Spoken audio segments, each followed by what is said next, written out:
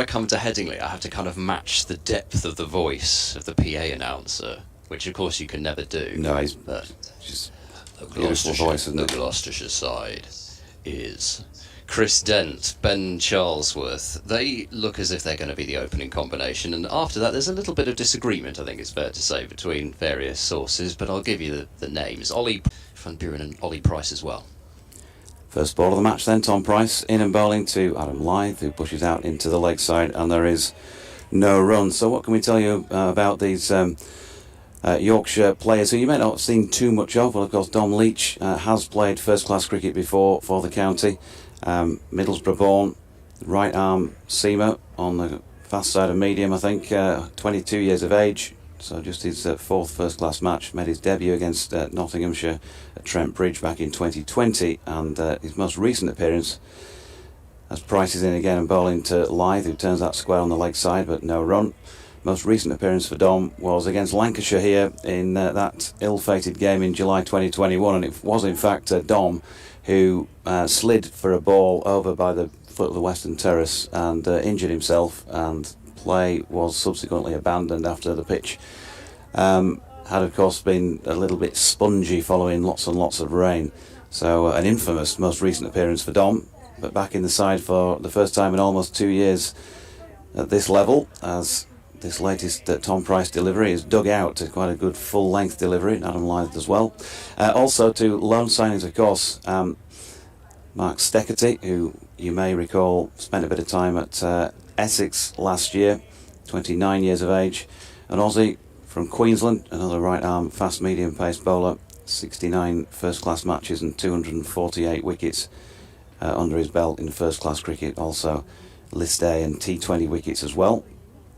As Price comes in once more to Lyth, who plays down the original line of a ball that leaves him, dot ball, and then Dan Moriarty, who I think we've seen in action against Yorkshire before, but as you know, those of you who watch and listen regularly, my short-term memory is not the best. He's Reigate, Surrey born, and comes on loan from Surrey for the next 4 matches, 24 years of age. He's spent some time, of course, with other sides such as Southern Brave, and 9 first-class matches and 42 wickets. He bowls left-arm spin, so we should see him as the game develops. As Price is in, and the first runs of the day come off the bat of Adam Lyth, who just angled that into the ground, nicely played, using the pace of the ball, and it beats Gully and races away down to the Howard stand end for 4. I feel like it's just me talking at the moment, Ed, so come on. Come on, do a bit of work. Well, yeah, I mean, you know, you take us through the Yorkshire side. I think that was fair enough. Yeah, I mean, the pitch isn't probably quite as green as if you're watching on the live picture feed.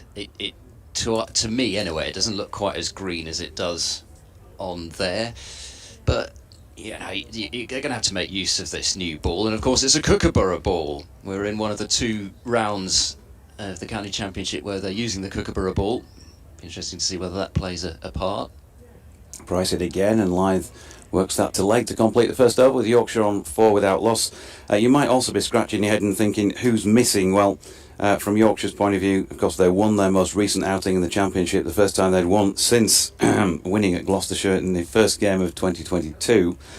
And those 3 changes are the reintroduction of Dom Leach, and then the 2 loanees, Mark Steckerty and Daniel Moriarty.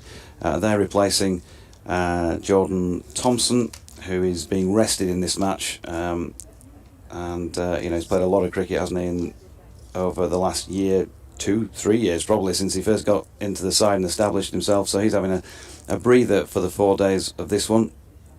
No Dom Bess as a result, I guess, of the signing of Daniel Moriarty. And who else did I say was missing?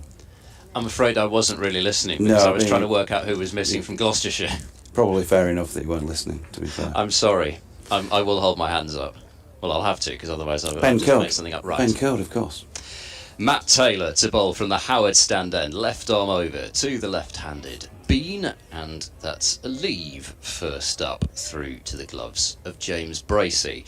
So Taylor, who was rested from Gloucestershire's last T20 encounter at the local derby against Somerset just 2 days ago, it was a fairly clear signal that Matt Taylor was going to play in this game, and he himself was rested for Gloucestershire's last championship match against Leicestershire. Taylor goes in now to bowl to Bean. It's outside the off stump, and once more left alone, dragging the length back a touch there was Matt Taylor. So from Gloucestershire's 13, the two players missing are 19-year-old Joe Phillips, who has yet to make his first team debut, but somebody who I think quite a lot is thought of. Cornish lad originally, but it's been part of Gloucestershire's academy for some time now. In goes Taylor and bowls, bit tighter to off stump, but again Bean can allow that one to go through to Bracey on length. And Josh Shaw, formerly of this parish, the other man missing from the 13. I suppose there was a question about whether Shaw might potentially play instead of, you'd guess, more likely to be Zaman Akhtar than anyone else, given that Akhtar played in the last T20 match, but Akhtar's likely to be the point of difference, you feel, in this Gloucestershire attack. In goes Taylor and bowls very full, drawing Bean into a shot for the first time, and he doesn't particularly time it, squeezes it out on the drive to Chris Dent at mid-off, and there is no run. Looks, it's got a green tinge to it, the pitch, but that's been the case with the games here this season, and they've played absolutely, superbly, to be fair. So sometimes looks can be deceptive. Yeah, I think that's the case with a lot of pitches around the country. Bristol's the same. In goes Taylor, bowls tight to off stump, maybe a little bit of shape on it, and goes through to Bracey once more. Yeah, what you would say is that even at that, there's just usually something in this first session at Headingley, on Headingley days, even on the most beautiful bright day. Just in that first hour in particular, but maybe stretch that to first session, you're going to have to just be a little bit more watchful than you do if you get to the afternoon and the sun's still shining. Yeah, which probably isn't quite the same as Bristol. In comes Taylor. He bowls now to Bean, back of a length, and Bean drops the hands underneath that one and allows it to pass through to the keeper once more. So it's a maiden over to start with from Taylor. 4 without loss, Yorkshire after 2. Well, Bristol, or Lake Bristol as we knew it when we were down there in April, because we didn't see a ball being bowled. And it was pretty obvious, really, wasn't it, from the moment we arrived? Probably Yes. from before we arrived, that we weren't going to see a ball bowled. Yeah, and then they had those, I don't even know what you call them, they're just those heaters that you see on football pitches, actually, more so than cricket pitches. But we could have just had a nice little barbecue out in the middle with the heater and grill some sausages and some steak. That would have been quite nice, but no cricket was going to be played, that was for sure. Now here's Tom Price bowling to Adam Lyth, 4 runs. Beautiful shot by Adam Lyth, just leaning on that, and he's timed it sweetly between the bowler and mid-off, up towards our commentary position in the pavilion end of the ground, the Kirkstall Lane end. So he's started here, 8 without loss, and all of them to him. He's pitched it right up there as Tom Price, looking for some swing, but didn't really find it. And like I was saying, to do with the grass on the pitch, so often it just means that the ball comes on quite nicely onto the bat. Yeah, Price again. Lyth plays a similar shot, this time a little wider, and it's fielded there by the rolling Chris Dent. No run, the crowd still making their way in. A scattering, as usual, around 3/4 of Headingley, but the Western Terrace, I presume, is left closed. And a sea of blue seats over there. Overcast at the moment, but there's plenty of blue sky around overhead, plenty of brightness. I think the forecast is that temperatures will get up to 27 degrees today, and it's going to be humid, so there could be a bit of swing if that's how things work, as Lyth drops one into the offside and Zafar fields, and there is a single in that. Zafar, of course, Ed, last year when Gloucestershire came here and won to take Yorkshire down with them almost. As it a turned wow of a out. game, didn't it? Yeah, as it turned out. Yeah. Of course, we didn't know that at that particular point in time. Yeah, I actually was in Leeds for day 4 and just thought might as well stay over now that I'm here, and was going around Leeds Art Gallery. Every time I looked at the phone, Liam Norwell had taken another wicket. Price in again, and Finley Bean. He's looked like he was going to get off the mark there. Thickish inside contact on it towards square leg, but decides not to go. Yeah, it was 5 in the first innings, I think, and 4 in the second for Zafar. He had such a prolific finish to last season. 5 wicket hauls in his last 5 matches, at 10 for against Northamptonshire at Cheltenham. But yes, even 4 in that second innings at Yorkshire. They're going to need him to go on a similar run this year. Here's Price again. That's pushed out into the offside by Bean. And there's no run. The 2 umpires today, by the way, not just today, but for this match, Neil Malander, who's standing at square leg at this moment in time, so standing at the Howard stand end of the ground, and with his back to us in a moment as he turns round at the Kirkstall Lane end, his former Yorkshire all-rounder, of course. Quality player he was as well too, Peter Hartley. Yeah, 2 very experienced officials. Struggled to find 2 more experienced. Price coming in again. It's full and driven down the ground by Finley Bean. Not dissimilar to the shot already played by Adam Lyth. Might not quite have the legs of Lyth's push, but it's still going to make the same number of runs, 4 of them. So a handy little start. 3 overs gone. Bean on to 4 and off the mark, and Yorkshire on 13 without loss. And I should, of course, mention at this early juncture that it's not just Ed and myself who are going to be in the box during this next 4 days. On this particular day, just for day 1 only, we're welcoming back Jason Dizzy Gillespie, formerly of this parish, as both a player and, of course, highly successful coach. Coached the 2014 and 15 championship winning sides for Yorkshire, so delighted to welcome back Dizzy when he makes an appearance, probably in about 20 minutes or so's time. And DT, who's been his chauffeur, I think, around the country in recent times. We might slip him on for a few minutes here and there as well. He's also made his usual appearance. And then, as the game progresses, other third voices include Nasser Hanif, Katie Levick and Andy Giddins of BBC Radio Sheffield. Here's Taylor bowling to Lyth, who presses forward off a full delivery on a roundabout off stump, and he won't get a run out towards cover point. Yeah, well, I mean, a cast of many, and the more the merrier, as far as I'm concerned, given you do enough games, especially in the Championship, with just the 2 of us. It's quite nice to have a bit of variation, never mind with goodness knows the insight that Jason Gillespie can provide. In goes Taylor bowls. There's a bit of a nibble at that as Adam Lyth. I think the one in the first over, he very much played inside, but that one, the hands did follow the ball. So the first time that the ball has beaten the outside edge, I would say, this morning. Again, it just looks to be a little bit of shape away from the left-hander from Matt Taylor. Yeah, you say it counts to thousands. I mean, it is 1 person a day, so it's not like we've got a Surrey budget here at Yorkshire. Here comes Taylor, bowls angled away, down through the gully by Lyth. Should pick up a couple of runs here as Zafar goes into the slide down towards third man. In fact, they've only picked up the single because it's not the longest boundary down there. So Lyth moves on to 10, 14 without loss. There are going to be some short boundaries, and I think it's going to be interesting to see which end Zafar Gohar bowls when he comes on, because he's going to have to come on, well within this first session, given the makeup of Gloucestershire's bowling attack. It's a bit difficult to know which end to choose.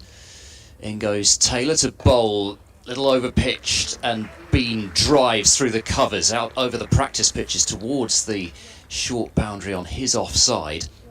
He'll pick up 2, and that will be that. Bean moves to 6, 16 without loss. Because if he's going to come on bowl against the left-handers, you might feel that the Howard stand end would be the better end, in that you're hitting to the longer leg side boundary. But then you're probably hitting to the shorter straight boundary. So, which end do you choose? Taylor in to bowl and dabbed into the covers by Bean for a quick single. Well, I say a quick single, it was a pretty comfortable one in the end, with Zafar coming across from backward point. Big gap between backward point and mid-off. Bean is up to 7, 17 without loss. Ed Seabond, you should know better than to judge people by your own standards. I mean, that was a cruise of a single. He might have been quick to you. Yeah, well, you see me move from the hotel to the ground this morning. Full race pace it was. Past all those tempting-looking cafes. In goes Taylor. He's there now. Bowl short pulled by Lythe. He's got plenty of that. Out through mid-wicket and for 4 runs. Testing out the middle of the pitch, Taylor, but not finding a great deal of joy. And after his first over, which was a maiden, that one has gone for 8 runs. He did beat the outside edge, but Lythe, pardon me, there with a dismissive pull shot, 14 to him, 21 without loss. I saw on my travels on the way in a peanut butter and turmeric smoothie. Does that sound up your street? As you do. Well, I just thought, am I back in Bristol with something like that? But listen, very, very cosmopolitan around these parts, Clearly. Well, of course, Headingley, big student area, lots and lots of students for the various universities around Leeds, so very cosmopolitan. You don't want to spill one of those, I don't think. You don't, no. Turmeric in. Wouldn't have thought so. Here's Tom Price continuing to coast to lane end, shirt hanging out, number 53 on his back, and full first delivery to Finlay Bean, who pushes it up to mid-off. There is no run, 21 without loss then. It's been a handy little start. You mentioned that Adam Lythe pull. That usually gets me sounding like a cat because I tend to purr about it. Although it wasn't the full Adam Lythe pull, having looked at the replay, it was more of a short-arm jab, really. But when he really gets round on that shot and pulls it a little bit back of the square, there's just certain pleasures about cricket, and Adam Lythe's pull shot is very much one of them. Price in, nicely played by Finlay Bean. He was on top of the bounce there and has just pushed it away in front of square on the offside. Zaffer gives Vane chase, and it's another boundary. So Yorkshire dealing in quite a few of those so far this morning. Tom Price has gone for 17 now from just his 14 deliveries so far. He's got time to settle in, of course he has. But slight concern about Yorkshire getting away here, 25 without loss. Yeah, and the worry is that, particularly that ball there, you could argue that the couple which were driven down through mid-off were maybe a little bit over pitch, but then you're trying to make the ball swing first up. That one, he's driven that off a full length, but by no means a half volley, and the ease with which he's done it is already going to be a bit worrying. Short ball pulled by Bean. Now, I dare say that would have been sailing into the east stand for 6 had Adam Lythe been facing. He's not quite got it right, Finlay, and it looked as though he might have even got the Q end of it to mid-wicket. 15 wickets for Tom Price in the campaign so far. 3 bowlers on 15. Tom Price has the best average of the 3 at 29. Ajit Singh Dale is another of those bowlers, but he's not playing. He's had a bit of a knee issue, so I think they're trying to work him back. He comes round the wicket here, Price, and same sort of result really. This time he's bowled it a little bit wider of off stump, and that is a beautiful shot by Finlay Bean. Exemplary, just leant on it, and he's got it away sort of wide of mid-off towards extra cover. Just a little punch, but that really did travel, and that was much more fluent than the boundary hit down beneath our feet a couple of minutes ago. 29 without loss. Again, it was pitched right up by Price, and it's just not seeming to do anything for him at the moment. And I was reading an article on the Yorkshire website actually about the Kookaburra ball, talking to Matthew Fisher about it. Price round the wicket again, short ball pulled by Bean. That's going to be 4 more. It's not good bowling, you've got to say, here by Tom Price. He's been full and driven down the ground bowling over the wicket. He's bowled it a little bit wider and been driven through extra cover coming round the wicket, and now he's dug in the short ball, and that's also gone. So he just needs to settle into some sort of a rhythm here, Ed. 33 without loss. Yeah, short and down the leg side, that really is a ball that's going to be put away every time, or certainly should be. I'll come back to that point at the end of the over. Price again, and Bean this time better delivery from Price, just tightens things up, straightens things up. Dot ball to complete over number 5 with Yorkshire having got a flyer here, 33 without loss. He was saying about the Kookaburra ball that it tends to swing straight away, unlike the dukes, which takes a bit of time for the lacquer to come off. And as a consequence, what you don't want to be is 5 overs into your bowling innings and Yorkshire have already got 33 runs on the board. But because we all know, I say we all know, I mean everyone who follows cricket enough, and if you don't, the Kookaburra ball swings less than the Duke's ball, and particularly it does it, stops swinging, I should say, far sooner. So you've got to make use of the new ball. In goes Matt Taylor to bowl. That is off the bat and caught at second slip as Lyth tried his best to leave, but he couldn't do so, and Ollie Price taking the catch away to his left-hand side. That is a huge wicket for Gloucestershire, not just because of what I was just saying, but because it is the ever so dangerous Adam Lyth, and he just couldn't get his bat out the way in time, dug in back of a length by Matt Taylor, and he's just effectively given a bit of slip catching practice to Ollie Price in the end. Down to his left hand side, pouches the catch, and Yorkshire are 33 for 1. It very much was, wasn't it? The feel of catching practice. Yeah, unfortunately, too late attempting to pull out of the shot. And I tell you what, I think he'll be absolutely sick, Adam Lyth. 14 off as many deliveries. It looked like he's striking the ball really nicely out there. It looks like it's a good deck. We just talked about the Kookaburra not swinging around as much.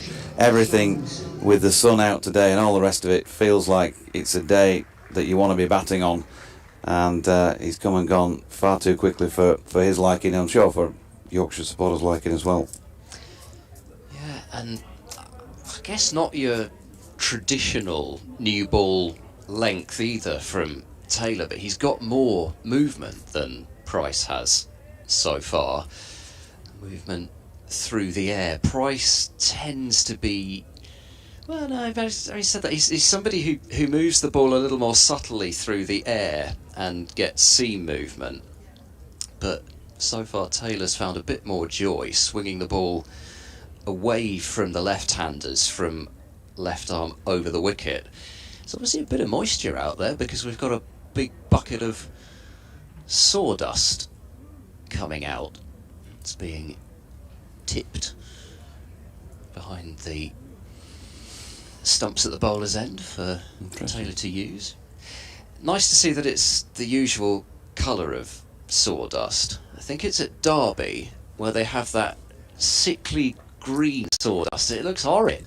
No, right. It's like these green slimy patches. From a distance it looks like over the landing areas. Yorkshire have got about as much chance of playing in Derby as they have in Queensland because they always take Yorkshire to Chesterfield to Derbyshire.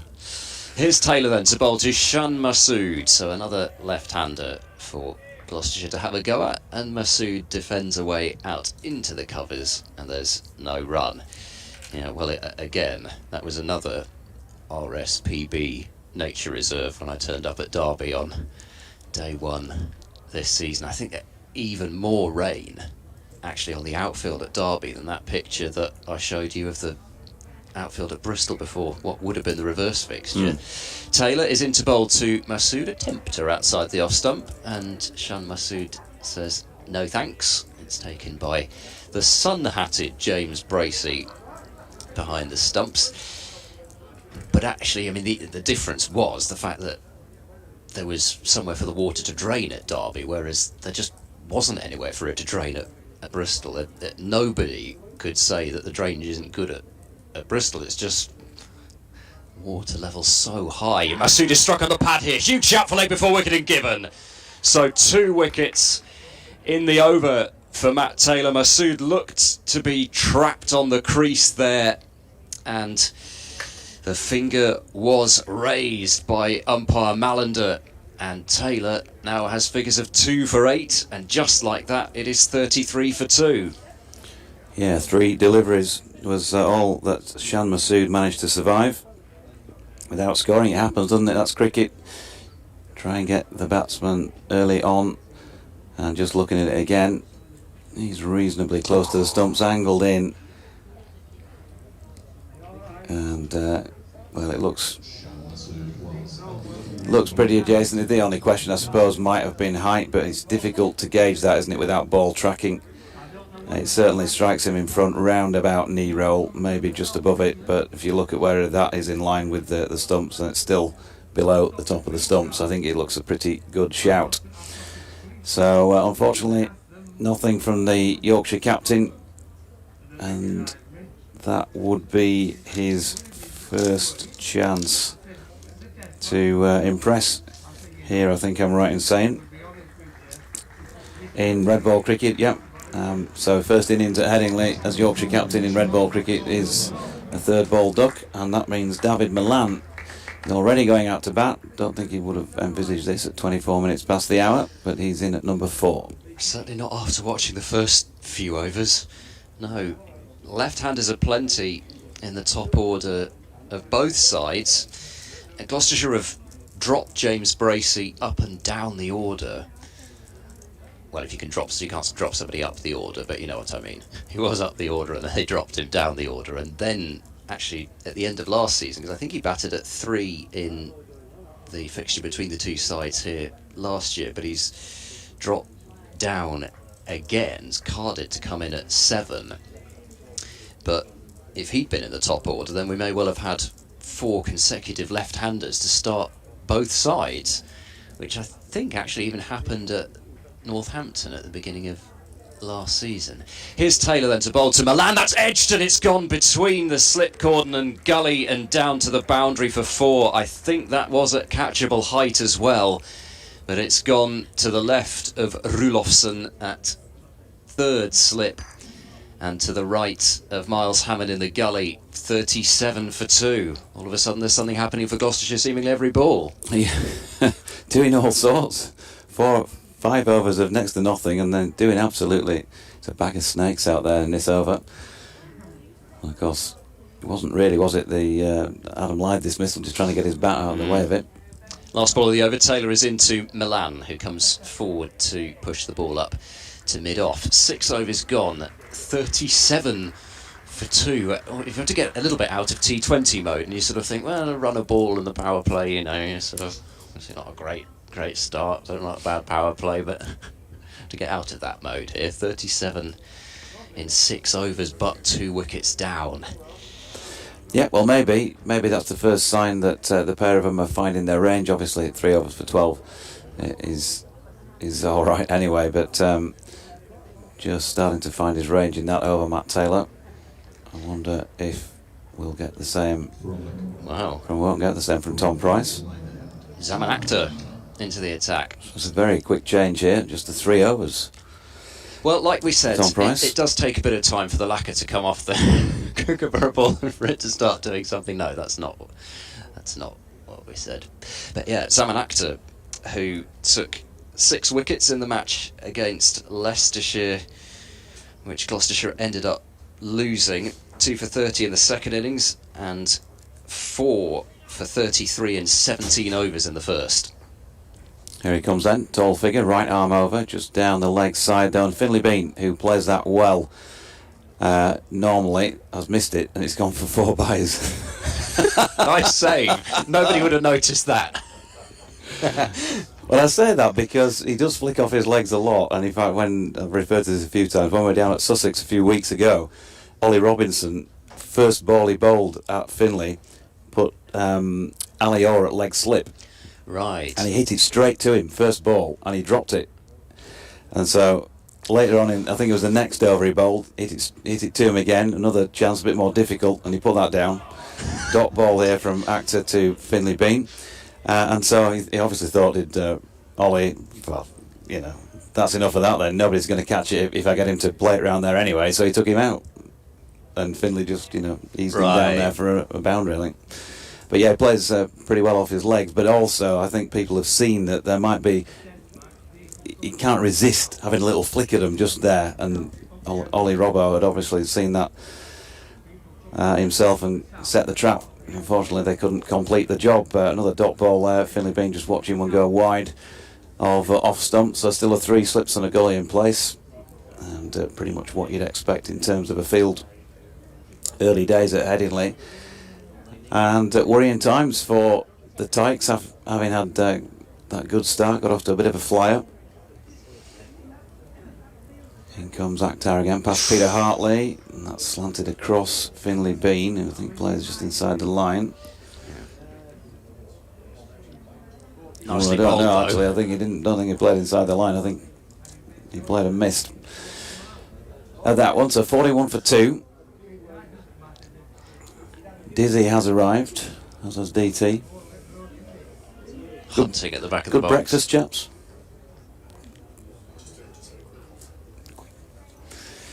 Akhtar in again, I should say, and that's full and flicked off his legs by Finley Bean. Going to be 4 more to him.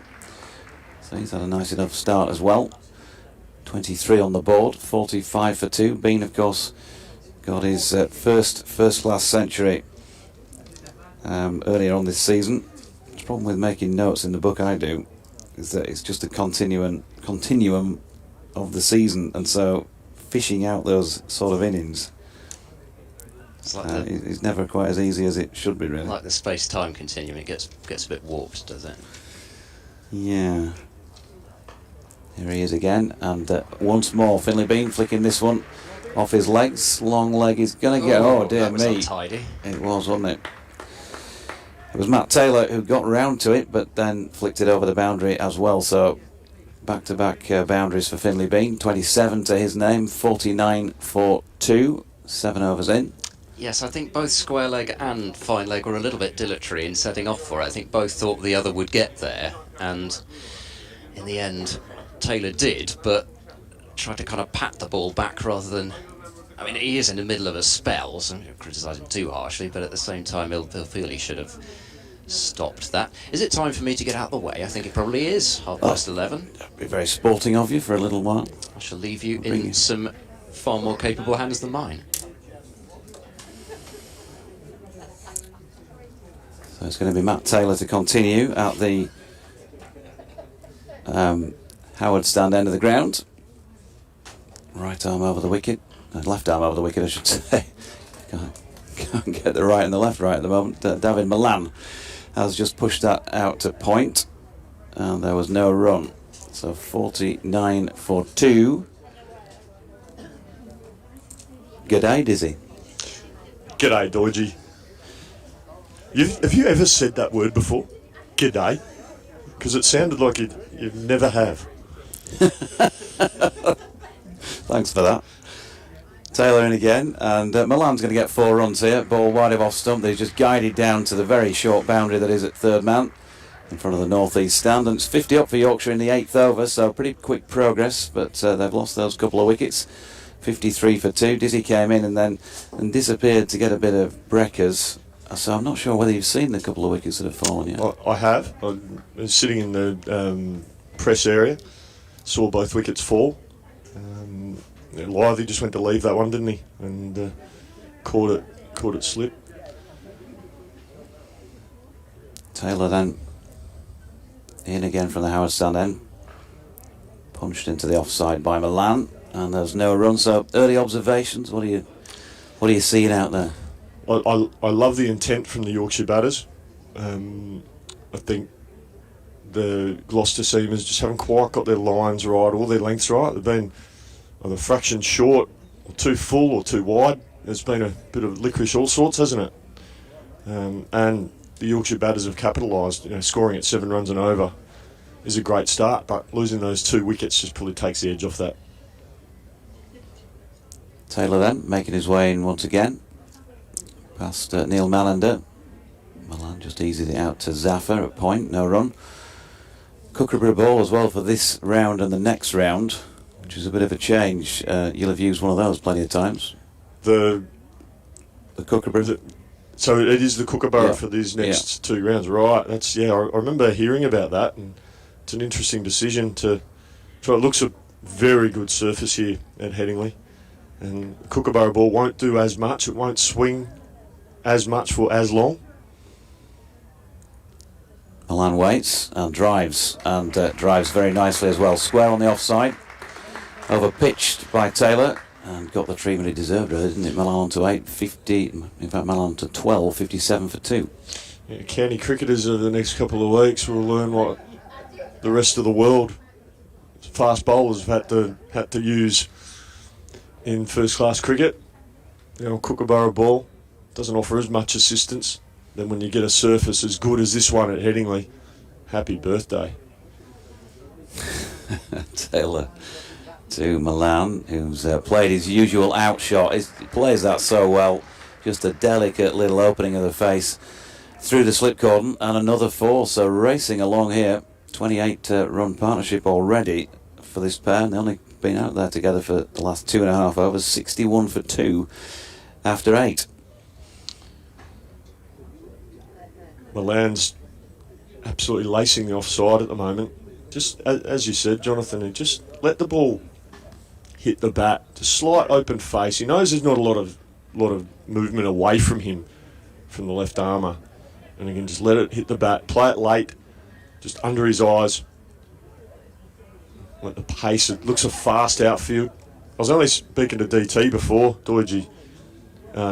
This is the first time I've been to Headingley since they've had all the surfaces all the way across the ground. It reminds me of the Oval. Basically, if you hit the ball through the field, it's 4.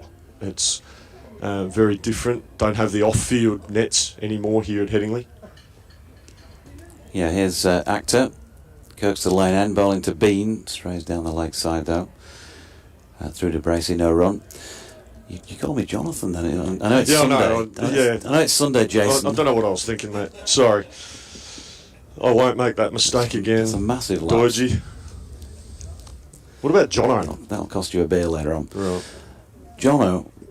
We had a mate at home called Jono. Nice fella.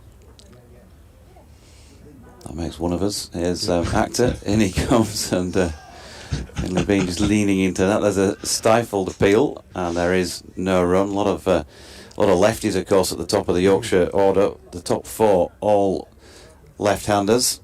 Is that a positive when you're out there bowling, that you're able to settle in against the same type of batter, or does it not really matter too much because every batter's different anyway? Well, yeah, all batters are different.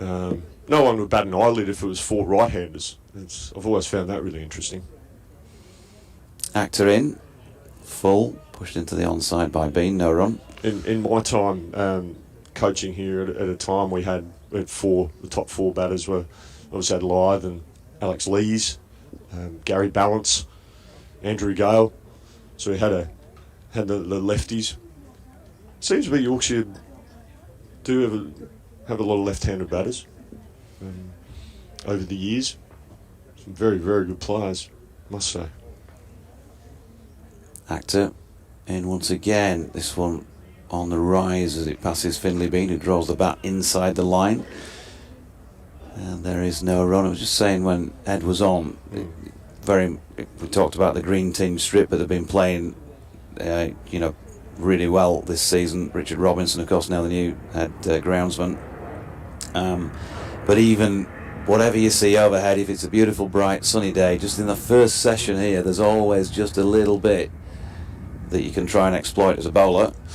Actor in again, and this is full and flicked off the legs wide of mid-on by Finley Bean. Another nicely placed shot, 31 to him, 65 for 2. This is as fast an outfield as I've seen at Headingley, Doidgy. The ball's racing off. I mean, obviously the Yorkshire batters are hitting the ball well, hitting it in the middle of the bat. Gloucester seamers, as I mentioned, just haven't quite got their lines right or their lengths right. It's margin for error on a really good surface. With the Kookaburra ball, it's probably just a little bit less. Here comes Actor once again, past Peter Hartley, wide of off stump this time, and Bean leaves. That will complete over number 9, with Finley on 31, David Malan on 16, 65 for the loss of 2 wickets. Good to be back. It's lovely to be back. It's brought back some lovely memories. Walked in, and we tried to get in this end, but the lovely lady at the reception desk informed DT and myself that we needed to, with our media passes, we needed to walk around to the other side of the ground and have our bags checked. And DT wasn't overly wrapped, but young lady was just doing her job, Doidgy, So we wandered around, got a bit of extra extra walking in, which, you know, DT needs, so it was all right. So. DT certainly does. But no, look, fantastic to be back. You know, obviously our night last night at Rawdon, caught up with some old friends from here in my time coaching Yorkshire. Here's Matt Taylor. Left arm over. Malan has a flash at this one, wide of off stump and misses. Strange, David Malan. He's so compact, knows his own game so well. Occasionally will just have that little dart and miss, and then he'll be back in the zone again. I think he's identified that this is a really good surface to bat on. The Gloucester seamers are not getting much movement either off the pitch or through the air. So he feels that with the fast outfield, he can really have an impact if they miss their line of length. Taylor again. Oh, now the Malan has a little fiddle at this one, and that was a little more uncomfortable. Little victory for Taylor. Yeah, it was a good day last night at Rawdon Cricket Club. Dizzy having a chat and answering questions from the floor. Good morning to a few of the boys. I said I'd give them a mention from last night. So Roy, Dools, Richard Painter, Simon and Miles Pickard. Hope I've not forgotten anybody. Obviously Debbie and Julie Brown, who I think might be popping across to the box at some point today for a pick that they missed out with you last night, as Malan drops that into the offside and there's no run because remember they had to leave the room last night to get the bus home. That's proper Yorkshire, isn't it? Can't stay, Dizzy. You've got to get the bus home. No, we can certainly, if they want a photo, we can certainly do that. As you mentioned, I haven't been back here for a while, Doidgy, and I had never seen the Howard stand, so that was still the old stand when I was here. It's wonderful. It looks absolutely fantastic. Here comes Taylor again. Oh, Malan has a lash at this one once more. Just living slightly dangerously in this over. He's got an inside edge on that to Zaffa, who's come in from mid-wicket. No run. Yeah, in fact, you need to go have a look at that today if you get the opportunity. Just have a wander around and go in the middle part, just underneath. Does it open up to both sides? Yeah, it does. Yeah, superb facility. So good, brilliant for both the cricket club and the Rhinos. It's wonderful. No, it's lovely to be back. It's a beautiful cricket ground. This. Taylor in again, and Malan this time plays that one sensibly, just dropping it down to third man. He does regularly, and one run, 17 to him, 66 for 2. Just beneath the IG, the cinch, Radox signs there, you can see the concourse where the bars are and that sort of thing. Right. And you'll see one or two people there now. Occasionally when the Rhinos are playing at home in the evening and the cricket's been on all day, you'll get those early speckies with a pint. So that's often lined, I say often, a couple of times a year or whatever, when there's a bit of crossover, with as many people in there as there will be around the ground, sort of thing. Catching a bit of cricket. So 66 for 2 as Taylor comes in for the final ball of the 10th over, and Finley Bean pushing out into the offside, and there's no run. So I remember as a player when the change rooms for both teams were in that stand at the other end, the old stand, and I remember there would be a Friday night, we'd be in the middle of a championship game, and you'd come off the ground, if we got tickets to the Rhinos, come off the ground, go in, have a shower, get changed, and then literally walk out the opposite way, and you're in the grandstand of the Leeds Rhinos and of the rugby ground. So yeah, it was that was great fun being able to do that. You'd see some of the Rhinos players would wander in, as you said, some of the speckies would do it, but also some of the Rhinos players would actually come in and watch a little bit of cricket. As I know, a lot of the Rhinos players are actually big fans of county cricket. So, yeah, too right. I think there's just that respect between professional sports people as well. Yeah, no question. Actor then is going to bowl here to Malan for the first time since David Malan went out there. 17 to his name. 3 slips in place. And in he comes, and that is driven square on the offside and will be 4. Just over pitching, a little bit too much width. Can't bowl there to David Malan. Nice shot. Don't think Akhtar did much wrong there. Just looking at the replay now, just if you're critical, it's just a little bit of width there The length I thought was okay. It was about knee roll, top of the flap of the pad, but I think it was just that width that allowed Dale Malan to be able to play through the line there. 70 for 2 then. Malan on to 21 already, and he's trying to flick this one off his legs but misses out. No run, and somewhere over there between the cinch and the seat unique sign. Yep. Remember the old rabbit hutch that we used to have to do radio? Yeah, you remember Callie being in there before he moved over here? Yeah, I remember sitting with Callie a number of times. Yeah, because back in the days when you were coaching, I came up and was working for a different station, more in a moment, because actors turning to come in past Hartley again, and Malan, solid defence, back to the bowl and no run. And so I'd be kind of dispatched over there because I wasn't working for the BBC at the time. And, Right. and I was, a little bit green when I used to have to walk around here, and I'd come in here. There was often Callie. I seem to remember him with Richard Blakey a couple of times having his chat. And I was, still go over there, Doidgy. You're in that box over there. It's still freezing cold over there in the rabbit hutch. Always a very cold spot. Never got warm because the sun never got to it. As Malan flicks this latest delivery into the leg side, and there is no run. But we went to pay our respects to the old boy the other day. We did indeed. It was, got a bit. I'll be honest. I got a little bit emotional. Seeing it, because obviously passed away March 2018, and we were all devastated. Actor coming into bowl to Malan, who has a flick at another one wide of him and misses. But it's a it's a lovely Weatherby Cemetery there, lovely gravestone, lovely tribute to David Bernard Callahan, wonderful man, great friend of us all. Doidgy, he's obviously sadly missed. Think about him quite a bit. We became really close mates, and certainly in my time at Yorkshire, spent a lot of time together. Actor to Malan, another flash. Dear me, he's having a real go at these, and as Dizzy says, he's seen something out there that he's interested in, and he wants to get on with things. But he might be walking off fairly soon if he gets one of these wrong. 70 for 2 at the end of the 11th. I'm liking the look of Akhtar. He runs in. He's got a nice rhythmic run up and looks like quite a simple action. And just that last ball that you described, it really carried through to James Bracey, who's rocking the floppy hat today, wicket keeper. That really carried through. It went about head height. The length was just probably a fraction short. It was wide, which is the reason David Malan really threw the kitchen sink at it. But yeah, there is some bounce and carry in this Headingley surface, that's for sure.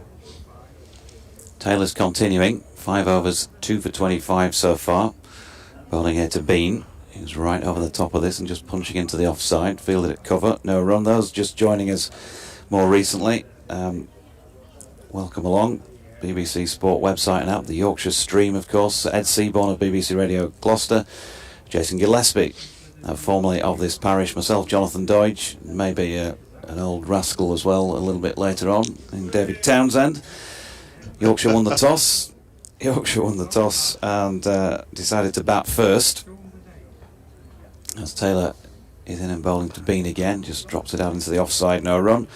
The Yorkshire line-up 3 changes from the team that won its first championship match since beating Gloucestershire at Bristol in the first match of 2022. Long gap, of course, long time between drinks.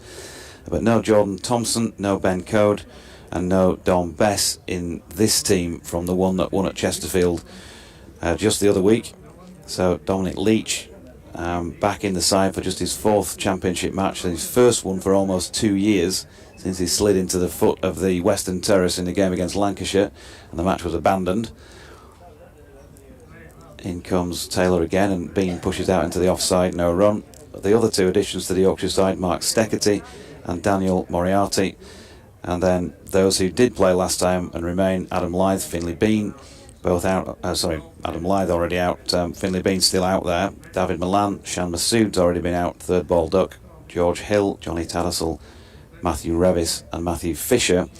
And Gloucestershire, Chris Dent, Ben Charlesworth, Ollie Price, Miles Hammond, Graham Van Buren, Grant Rulofsson, James Bracey, Tom Price, Zafar Gohar, Matt Taylor and Zaman Akhtar. And it's Matt Taylor bowling here to Bean, who drops it down towards gully, third slip, and again no run, so 70 for 2.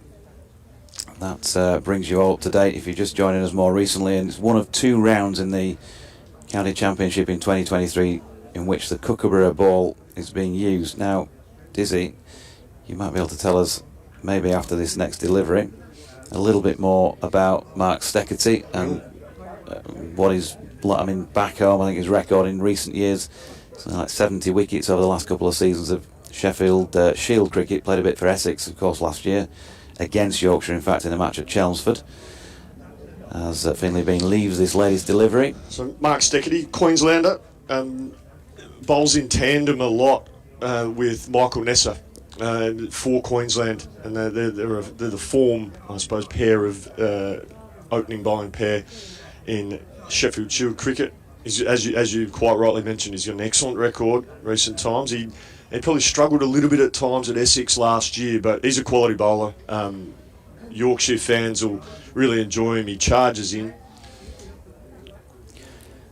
Taylor again, and Beans flicks onto the leg side this time. Zafar Fields completing over number 12 at 70 for 2. Yeah, I think it's a fantastic signing by Darren Goff and Otis Gibson. I'm certain Steckety will do a really good job for Yorkshire. Yorkshire supporters will really enjoy his work. They'll enjoy the fact that he... I think what you want from an overseas pro is that they care, they put in, and that's exactly what you'll get with what Yorkshire will get with Mark Steckety. So I think the Yorkshire faithful will be very happy with his work. Very good player.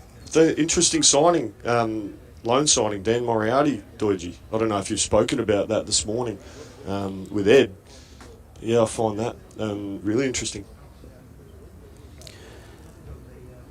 Akhtar coming into bowl here to Malan, who clips it onto his pad and out into the offside, no run. We'd really just mentioned his record thus far, because I was saying my memory's not the best these days, Dizzy, so I'm almost certain he's played against Yorkshire during my time in the chair, but I can't remember much more than that, I'm afraid. Have you seen anything of him? Dan Moriarty yet? Yeah, certainly have. We'll just watch this ball, Doiji. Yeah, Akhtar and Malan again has him in a flash of the ball, angled right across him, almost towards first slip, no run. I first came across Dan Moriarty on a pre-season tour to Cape Town with Sussex, and he came to bowl in the nets, and we had some practice games, and he bowled, and I loved his competitiveness. He got stuck in. He wasn't afraid to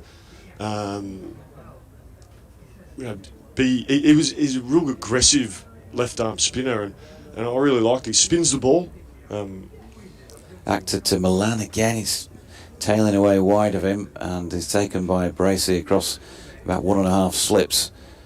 No run. I think he gets decent shape on the ball. He can spin it. He's probably had more of an impact with Surrey in the shorter forms of the game. But I think when conditions suit and when there's a bit of wear and tear on the surface, I think he can have an impact. So I don't know. Where does that leave Don Bess with Yorkshire?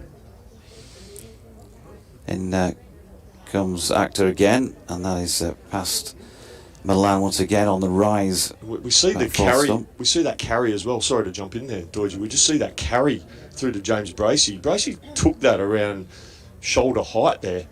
Zaman Akhtar is bowling with decent petrol here. He's getting the ball through. I think when he gets his length right, he's just been a little bit wide. He's been a bit too straight at times. His length's been a bit here or there, but when he gets it right, he looks quite dangerous.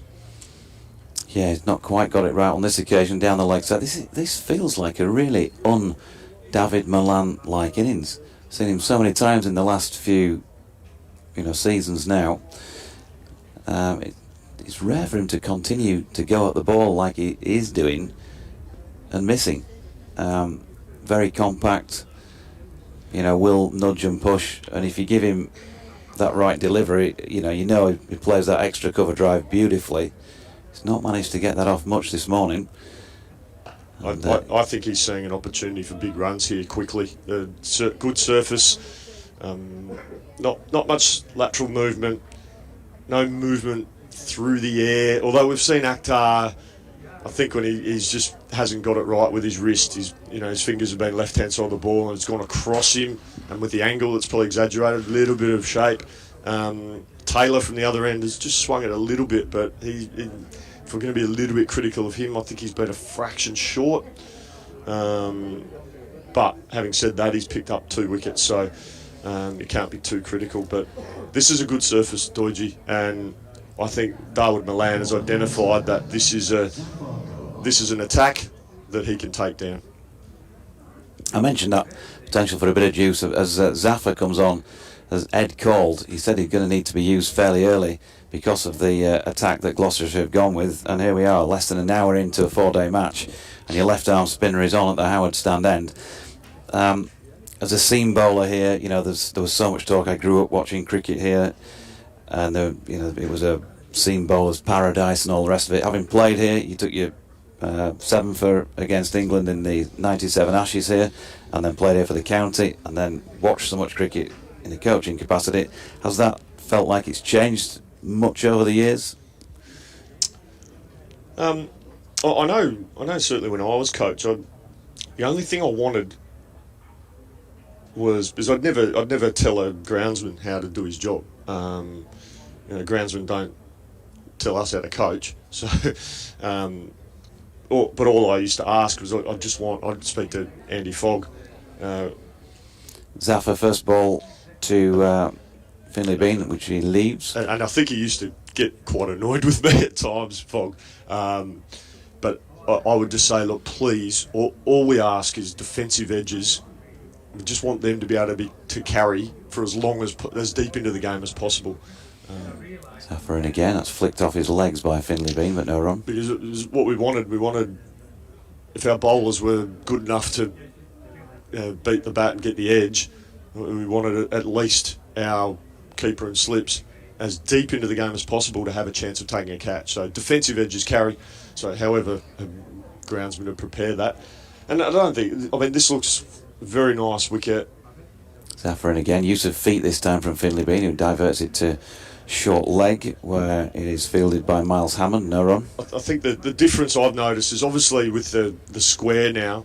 Well, it's not really a square, it's just the pitches are all the way across the ground now.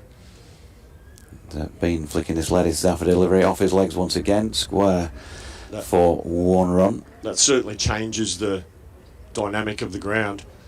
As I said just a few overs ago, if you hit the ball square of the wicket and you hit it past the inner ring field, that's 4. And so Headingley, I think in time and will be a potentially a high scoring ground, particularly if the surfaces are prepared like this one. Yes, you add in this round of fixtures with the Kookaburra ball. The ECB have decided to do that. It's going to make it a bit more challenging for bowlers, but that's not necessarily a bad thing. Zafar in again, over the wicket, flicked into the leg side by Malan, who's going to take the quick single, and has the beating there of Chris Dent in doing so. 1 run, so 72 for 2, Bean on 32 and Malan on 22. 1 to come in the 14th. I'll do 1 more after this and then bring Ed back in with you as Bean punches this out into the covers. Final ball of the over, so it's a tidy enough start for Zafar. Tidy start, just a fraction short, probably for a couple of deliveries and a fraction straight on another. But yeah, decent start. I don't think there's going to be much on offer for the left arm spinner on day one. It'll probably be more of a defensive role, a holding role. As Ed mentioned earlier, with the nature of this attack that Gloucester have got out there, he has been brought on early. I suspect he'll bowl quite a few overs. He could bowl as many as 20 today. Won't bowl as many as maybe Nathan Lyon bowled day one of the Test match, but he'll bowl a few. It's taken 28 minutes to mention the first Test. Here's Actor, and that's dropped out square on the offside by David Malan. And it's taken 10 seconds for me to mention it again. Australia 1-0 up in the Test series going into Lords. What a Test match, all jokes aside. What a wonderful advertisement for Test cricket. It was brilliant. Absolutely fantastic. And I know there was so many discussion points. Zach Crawley smacking the first ball to the fence off Pat Cummins. You had the declaration on day one. Yeah, Actor in again, nicely flicked off the legs here by David Malan, who's going to pick up 4 runs wide of mid-on. He's just lent on that, Yeah. Georgie, isn't he? He's a great player to watch, honestly. It's a joy to do the job when he's playing like he can. Just to paint a picture for our listeners, it was a length ball by Akhtar on about middle stump, and David Malan it was almost a defensive push through the vacant mid-wicket region. There's a deep square leg, there's a mid-on, and neither were anywhere near it when it hit the rope. It was quite extraordinary. He timed it beautifully. That's prompted Actor to switch round the wicket, and he again bowls a straight one which Malan flicks off the legs for a single. Worth noting, by the way, folks, that Don Bess, who is not playing in this match with Dan Moriarty playing as a Yorkshire spinner on loan, has gone on loan himself to Warwickshire and is in the team at Essex. It's either a 2-week or 1-game loan, whichever phrase you prefer of those. I reckon watch that space, Dodgy. I reckon watch that space. Actor in again, shorter of length this time, and Finlay Bean just drops that down into the pitch in front of him, no run. It's interesting, it takes me back to 2012. We had Johnny Bairstow going away to play for England. We had Gerard Brophy as the keeper, and the decision was made to bring Andrew Hodd in from Sussex. You were ruthless, weren't you?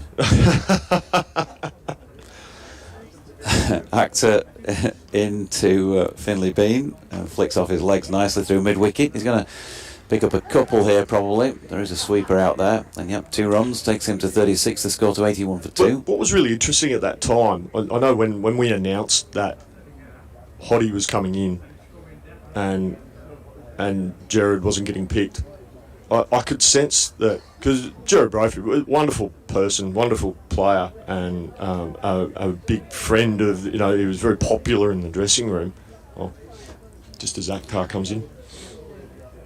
Bowling again to Bean, who's this time beaten. There is an appeal, and we've just lost contact with the BBC. Not quite sure what's gone on there. Let's get that back up again.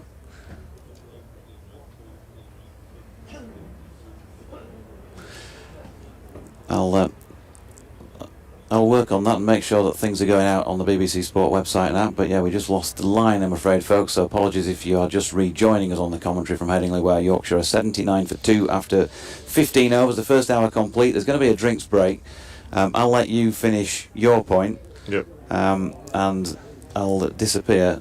And while you're finishing your point, Ed can come in and take over from me. Beautiful. Yeah, I was just talking to Doidgy listeners about the time when we got Andrew Hodd in, and look, the players, obviously, when you first make a tough decision or a decision for a club or for the team, there are a few question marks saying, "Oh, why?" There were a number of reasons why. I won't go into those, but ultimately, we felt that Andrew Hodd was going to make the team better and improve the side. And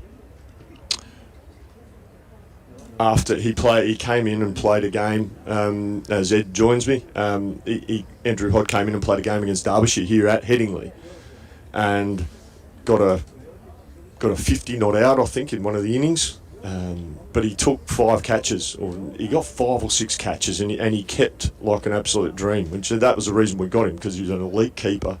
Got him on, and I think the players, while they loved Gerard, Brophy, who, great lad, they realised that Hod made the team better and made their team better, and it turned out to be a very good decision in the end, because Andrew Hod was a really important cog in the Yorkshire team, Yorkshire squad, because Johnny Bairstow was obviously playing a lot for England, so Andrew Hod became an integral member of the Yorkshire team in those years.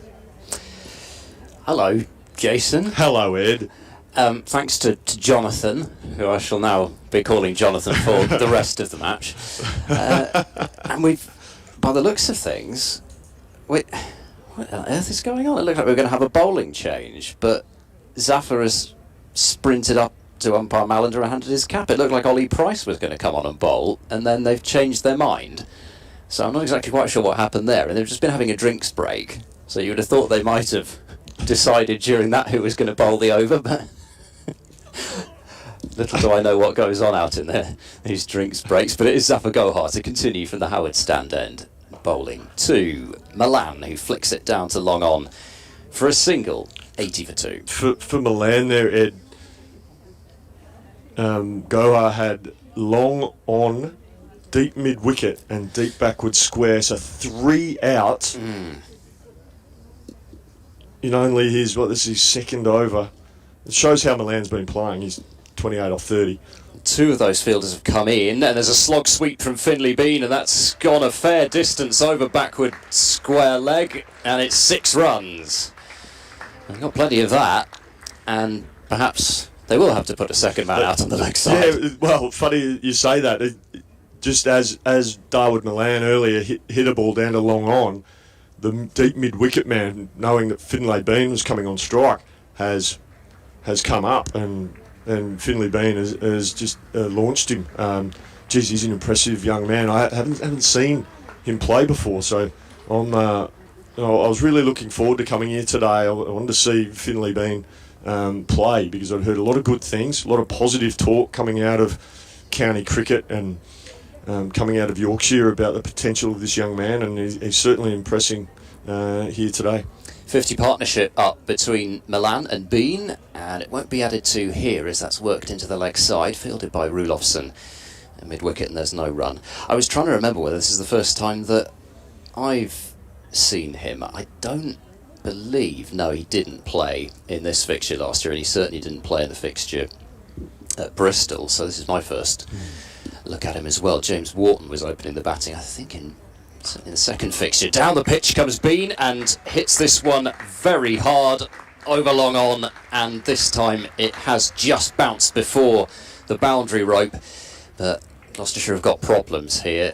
90 for 2 with Bean on to 44. Excellent use of the feet, but if they're going to get to Zafar with only the 3 frontline seamers, this is an issue. I was just about to make that point, Ed. This is really clever batting by Finlay Bean, because the Gloucester captain will be relying on Gohar to bowl plenty of overs, as we alluded to earlier. His go-to to hold an end thing, whereas Finlay Bean is attacking him. The Gloucester captain will have to rethink his strategy. Long on's gone back, and that's just tucked away out towards mid-wicket, straight mid-wicket. Dent does the fielding. It's interesting, no deep mid-wicket. He's got mid-wicket up. It's almost like challenging Finlay Bean to play that slog sweep again. Yeah, and the deep backward square and the long on, but the deep mid-wicket not out as he was for Malan, and reaching forward to defend this one up the pitch this time.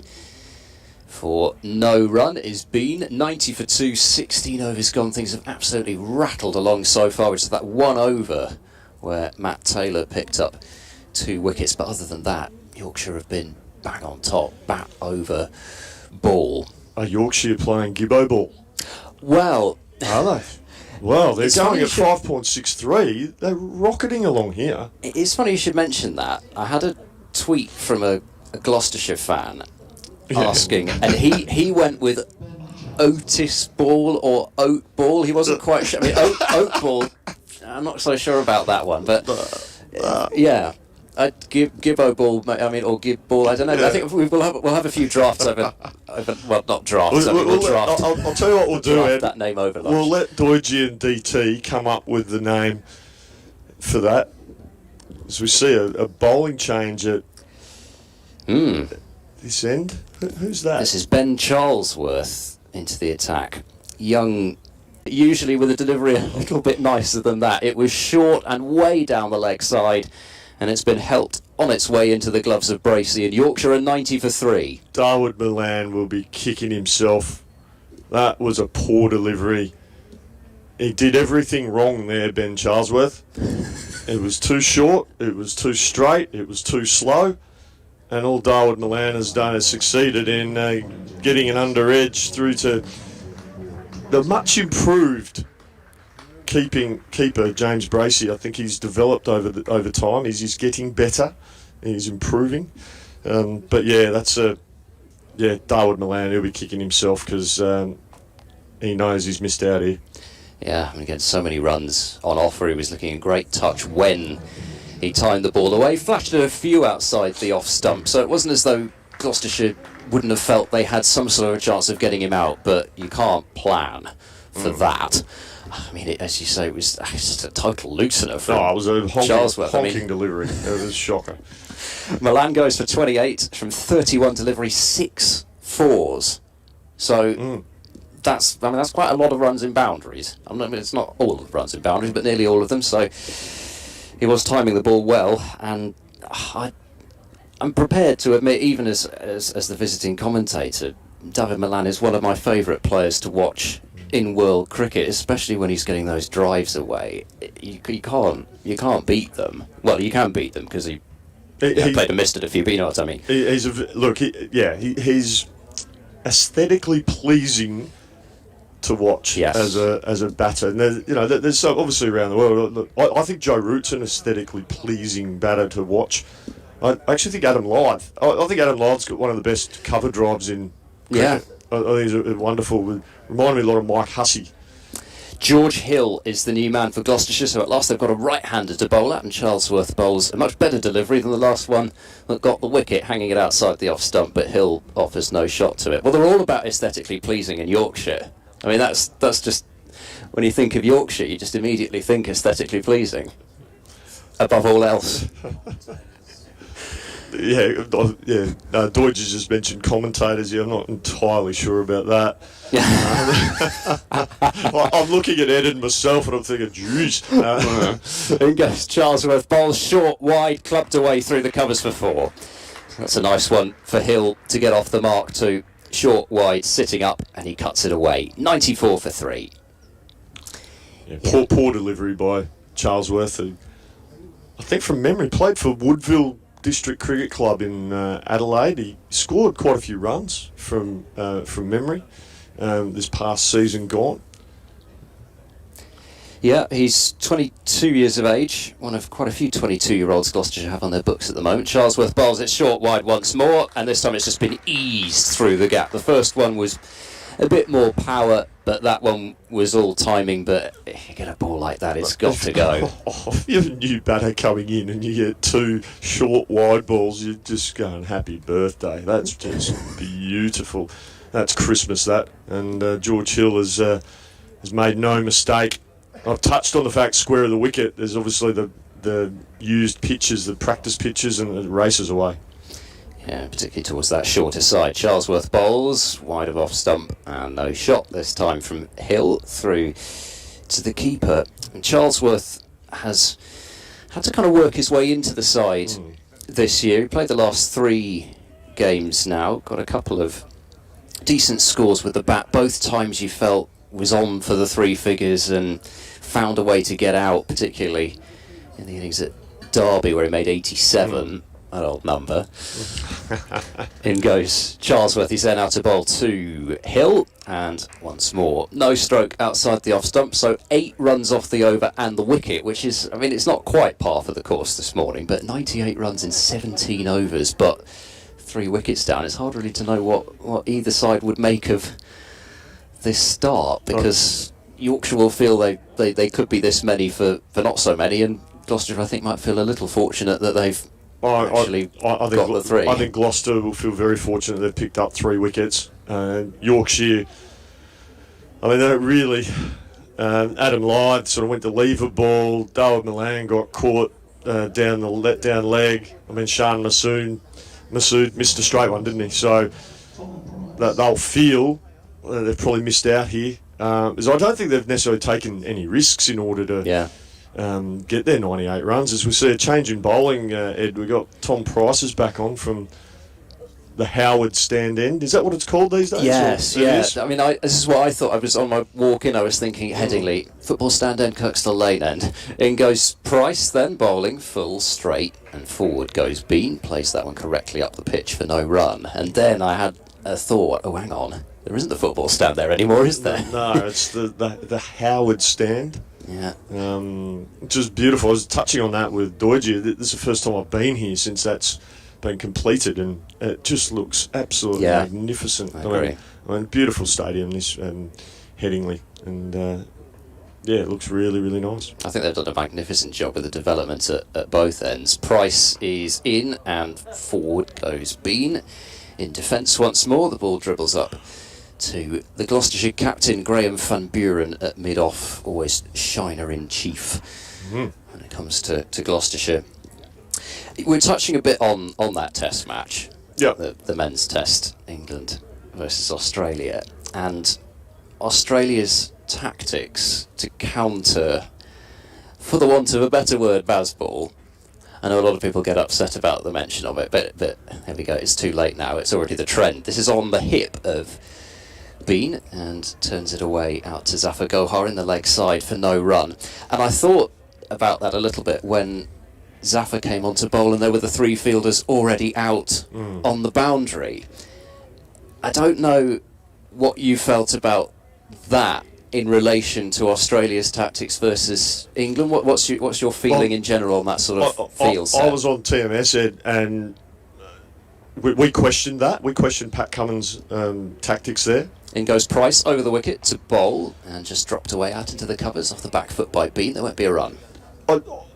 We were discussing this at length, and I think the overriding, like obviously with Australia, there's strategy planning meetings. I suspect they were thinking, you know what, this is a good surface.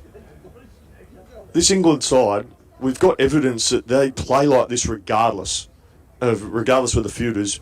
So they're going to go hard anyway. So we may as well have that extra fielder just to save it. They could be a positive fielding position. It could get us a wicket if they try to go over the top. But you just felt, being there at the game, that there was probably one too many fielders out on the boundary. Gloucestershire have dropped a deep forward square out while we've been chatting, as back of a length this time from Tom Price, and Bean is a tall man, and he stands tall to get on top of it easily to play it up to mid-on. So for and I reference this on TMS, Ed, I don't mind the tactic of having obviously fine leg out and deep square leg out, because at least it allows you to attack the stumps and it gives you an option of a short ball. Mm-hmm. Whereas a deep point, you're kind of hedging your bets a little bit. So if you're having, say, a third man and a deep point, and you're bowling a foot and a half outside off stump, that's a legitimate tactic. I get that. That just you're looking to slow the scoring rate. You might have a couple of slips in place to invite a nick, but both sides of the wicket, I think you're just hedging your bets. Price running into bowl. He's there now, and Bean plays another defence out into the covers. It's the end of Tom Price's comeback over, and it was a maiden, so potentially the change of ends doing a bit of good. The score remains 98 for 3. How many maidens have there been today, Ed? Well, sorry, it's a question without notice there, Pat. Oh no, that's all right. That's all right. We've got the technology. Four. That's the fourth. So for 14 overs, Yorkshire have scored. So there's 18 bowled so far. So 4. Yeah. Take the 4 maidens out from the 14 overs they've scored 98. That's good going, isn't it? It's over 7, isn't it? Yeah, it's good going. Yeah, I mean, overall innings run rate is just a tick under 5.5. Charlesworth to continue from the Kirkstall Lane end. He's bowling to the right-handed Hill. Charlesworth bowls full. It's driven by Hill firmly, but they've got protection now out on that deep point boundary. And that will be a single, 99 for 3. Because I sort of felt, if this is the right way to put it, the Aussies had kind of parked the bravado of we've got to have fielders in here. You know, we're going to fight fire with fire. If they want to come out and hit boundaries, you know, fair play to them. And I actually quite admired the fact that they actually decided to put those fielders out there. And I thought, Yep. knowing what England like to do, Charlesworth bowls round the wicket, little leg side-ish, worked away through mid-wicket by Finley Bean. It's running out towards the boundary, but it won't get there. Tom Price cuts it off, and 2 runs to bring up the 100 for Yorkshire. One round of applause from the spectators for that. 101 for 3. Well, Ed, it's not the first time Australia have employed it. Nearly 20 years ago, we went to India in 04, and I remember the great Glenn McGrath having 4 fielders out on the fence first ball of the game to Virender Sehwag.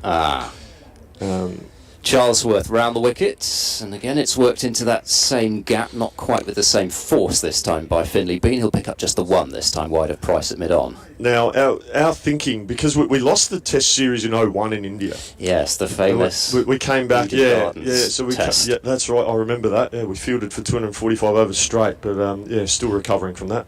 But we were 04. We learnt the lessons. We decided that we couldn't bowl the Australian way, so to speak. The 4th stump line, stack the cordon.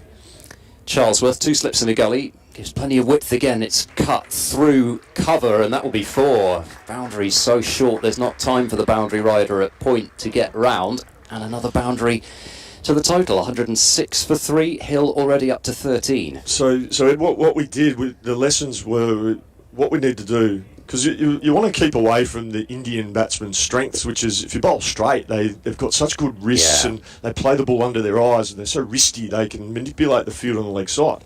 But we thought, let's attack the stumps because the ball's not bouncing as much rather than bowl the 4th stump line that we bowl in Australia to invite the nicks. The nicks don't carry. So we went straighter. We set a couple of attacking catching options. Charlesworth in, and another very wide delivery, sort of flash at that hill. He almost couldn't reach it, but there was a brief inquiry for caught behind, but only from, I think, Ollie Price at first slip, rather than too many others. I mean, that's very close to being a wide, has to be said. It certainly was.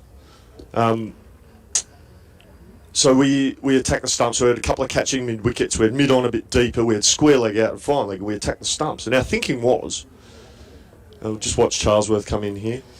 Last ball of the over. Charlesworth bowls very full. It's stroked away into the covers. Sweet timing, but Van Buren is there to prevent runs this time. Charlesworth through 2 overs, 1 for 16. You just wonder, despite the fact that he picked up the wicket, it was rather fortuitous fashion, whether it might be a short-lived experiment. 19 overs have been bowled. It's 106 for 3. So we felt that if we attack the stumps and we have a little bit of protection, we have a couple of attacking, like an in-out field that spinners employ. We thought the 2 mid-wickets for the little flick in the air, but we had boundary riders, square leg and fine leg. And what we wanted to do was prevent those boundaries because Indian players like to hit boundaries in the hot weather. Fast outfields. We wanted to test their fitness. We wanted to make them run 1s and 2s and keep challenging them that way. Tom Price in now to bowl to Bean, tucked away off the pads out towards deep mid-wicket. 1 more run, Bean moves on to 48. So in essence what we were doing was challenging the Indian players' fitness and saying to you guys as fast bowlers, it was McGrath, Kaspovich, myself, we're just going to keep rolling away. We've got Shane Warne at the other end. We're going to rotate from that end. We're just going to keep at you, bowl the stumps. Adam Gilchrist, his memories of that tour, he hardly remembers catching a ball behind the wicket because we bowled so straight. We were attacking their stumps and we made them run between wickets a lot, and we'd always throw at their end. We knew Laxman's knee was hurting him a little bit, so we'd always throw at his end. Probably from that innings in 2001. Yeah, maybe, because he got 281. He smoked him. We had no answers to Laxman in 01, but 04 we bowled a lot better at him, attacked the stumps and bowled to his strengths, which was bowling straight, but we ended up getting him. Price into Hill, angles that one into the stumps, and roll of the wrists from Hill to send it out to Rulofsson at mid-wicket. There is no run. Hill, sorry. Oh, sorry, go on. No, I'm just saying Hill, this is the first time I've seen him bat. He's been given a couple of gifts from Charlesworth outside off stump, but he looks a very organised player and very simple.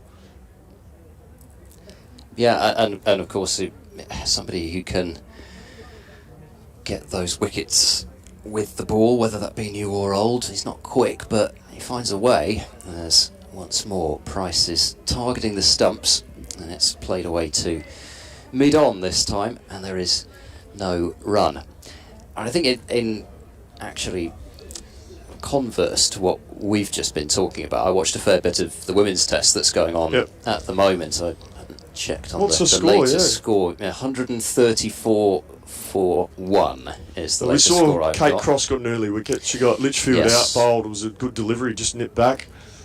In goes Tom Price. He bowls, and a very correct vertical bat defensive shot this time from Hill to meet the ball. Goes out into the covers. There's no run. So Beth Mooney 63 not out. Elise Perry 19 not out. Lead of 146. I almost felt in that first innings just a little bit, and particularly when Cross was bowling one of those spells, it was almost the opposite to that. They didn't want to push that cover fielder back to the boundary, and McGrath, I think it was especially, was just thumping cover drive after cover drive through there.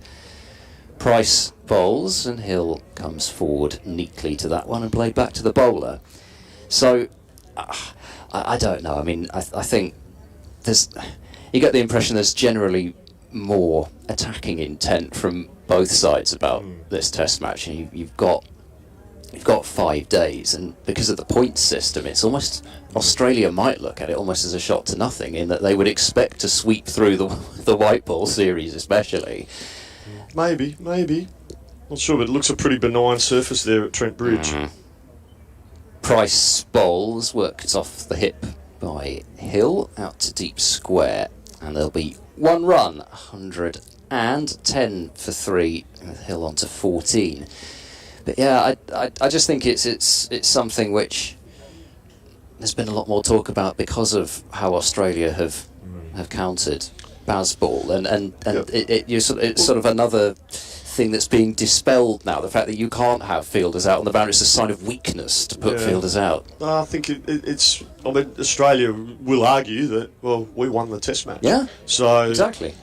You know, England had their chances, let's be honest, and had they taken all their chances, it would have made it a lot tougher for Australia to win that game. But what it did show, that Test match, is that you can win games of cricket in very different styles. Price round the wicket, bowling to Bean, who drives into the covers. This will be his 50. He'll get a couple of runs here out towards the boundary. Good effort from Dent to get there. He's quick and manages to haul the ball in, but that is a really nicely compiled half-century by Finley Bean. 59 deliveries, that's all it's taken, with 8 fours and a 6. He's been impressive, Ed. Yeah. His simple technique, he targeted the left arm spinner and knocked him out of the attack. Just mature innings from the young man. 50 off 59 balls. He looks a really well organised player. I mean, he's the one. I mean, of course, Lyth, Masood, Malan out, but I don't actually remember Bean being beaten once. I think there was maybe one time by Taylor early on. I don't remember many other times that his edge was passed at all. Charlesworth does get a third over, and once more is bowling outside the off stump on a good length. Through it goes to James Bracey. But yeah, he's just looked calm. He's played his shots. I mean, he took on Zaffer for a 6 and a 4 in that 1 over. He's certainly got the ability to hit the ball a long way, but mostly it's just been timing and placement. I'm sure he'll be feeling that there's every chance he should be doubling it up and more. In goes Charlesworth to bowl. That's another very wide delivery, but no stroke from Hill this time. Had a bit of a flirt with one of the previous Charlesworth over, but not that time. It's great to see a couple of young players in the Yorkshire lineup here. Obviously, you've got the experience of Masood, Lyth, and Malan. To 2 young players in Hill and Bean in the top 5. I think it's great for Yorkshire cricket going forward. Yeah, and Dom Leach playing this absolutely. game as well. Charlesworth bowls. He'll right behind that one in defence. Goes into the covers for no run. Yeah, and in some ways, Gloucestershire have actually been, in a way, pressed into playing some of their young players, particularly for the T20. But you've got the likes of Charlesworth and both Price brothers, and Zaman Akhtar's 24. He's a couple of years old, but he's not played much first-class cricket. He's come to it a little bit later. Charlesworth bowls, that's cut away over the top of gully and will fly away to the vacant third-man boundary for 4 runs. Grant Rudolphson would have needed to have been about double the height to get close to that one, even if it did go directly over his head. 116 for 3. Yeah, I like the fact that Gloucestershire have got a number of young players, as do Yorkshire. I know there's lots of train of thought. I know some people have differing opinions that you've got to have experience, and you can only have experience, or you play all youth. I like a bit of a mixture. Have experienced players, but ignore youth at your peril. In my opinion, I think young players haven't learnt what not to do. So Charlesworth bowls full. It's firmly pushed up to mid-off, and there is no run. Well, I'll execute a quick change this ball while you're no doing problem, that. mate. So what I mean by that, listeners, is young players, and we've seen it with the advent of 2020 cricket, is that they're not afraid to innovate, which I think's a great thing. And we want our players to continually look at ways to improve and get better and innovate. There's Charlesworth in again, and that's wide of Hill's off stump, and he chooses to leave. 21 overs gone, 116 for 3. I think you've got a coffee to drink, Dizzy, between now and lunch. Yep. We'll thank you for your efforts for now. Thanks, mate. Are we getting DT in? Or is Ed coming back in? DT then. We'll get DT in for a little while, and Ed and I will do the last little bit before lunch. Beautiful. All right. Well, thank you, Doidgy, and thanks, Ed. We'll see you. Good stuff. Nice chatting to you. We'll see you this afternoon. Right, mate. DT, desperate to get on air as ever. Finley been on strike. Remember, of course, he got that 441 in a second team match last year that really, if you like, got him back on the radar with Yorkshire, because he had been in and around prior to that. Anybody who shows those powers of concentration, I guess, deserves a much closer look. DT, welcome back. 441. Good effort, that, Doidgy. Bit of leather chasing. Good morning.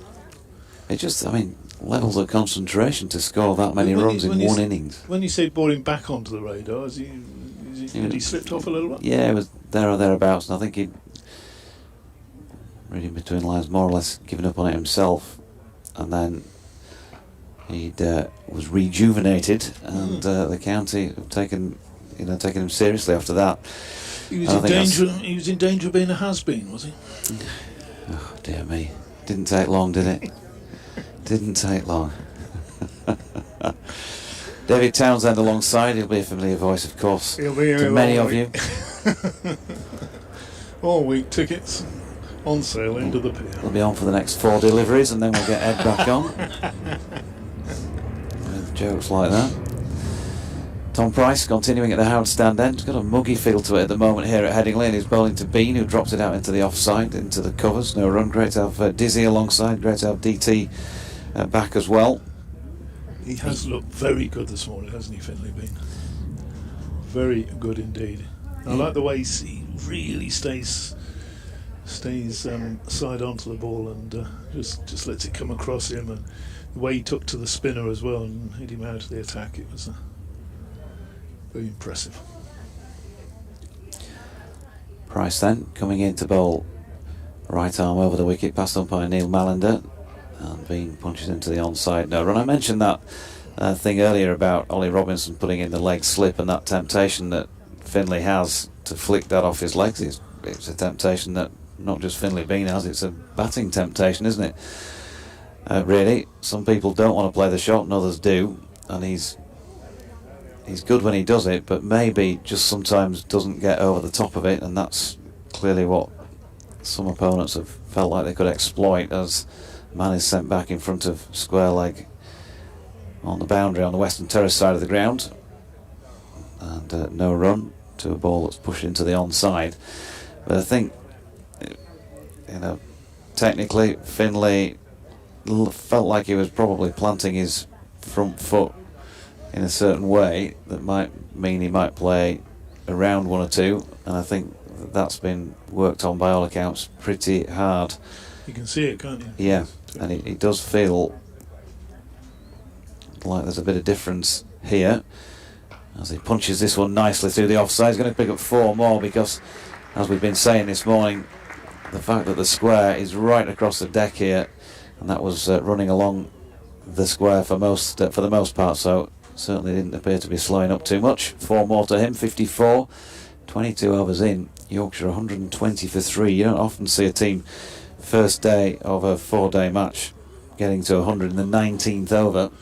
No, and well before lunch as well. Well, at the moment, if they carry on like this, you're looking at 150 before lunch, which is extraordinary. I'm sure there's days in the past here at Headingley, older members can remember listening to this when you'd barely see 150 runs in a day, sort of scratching and battling it out, balls seaming around and nudging and nurdling, and here we are. Look at that, 120 for 3, Doidgy.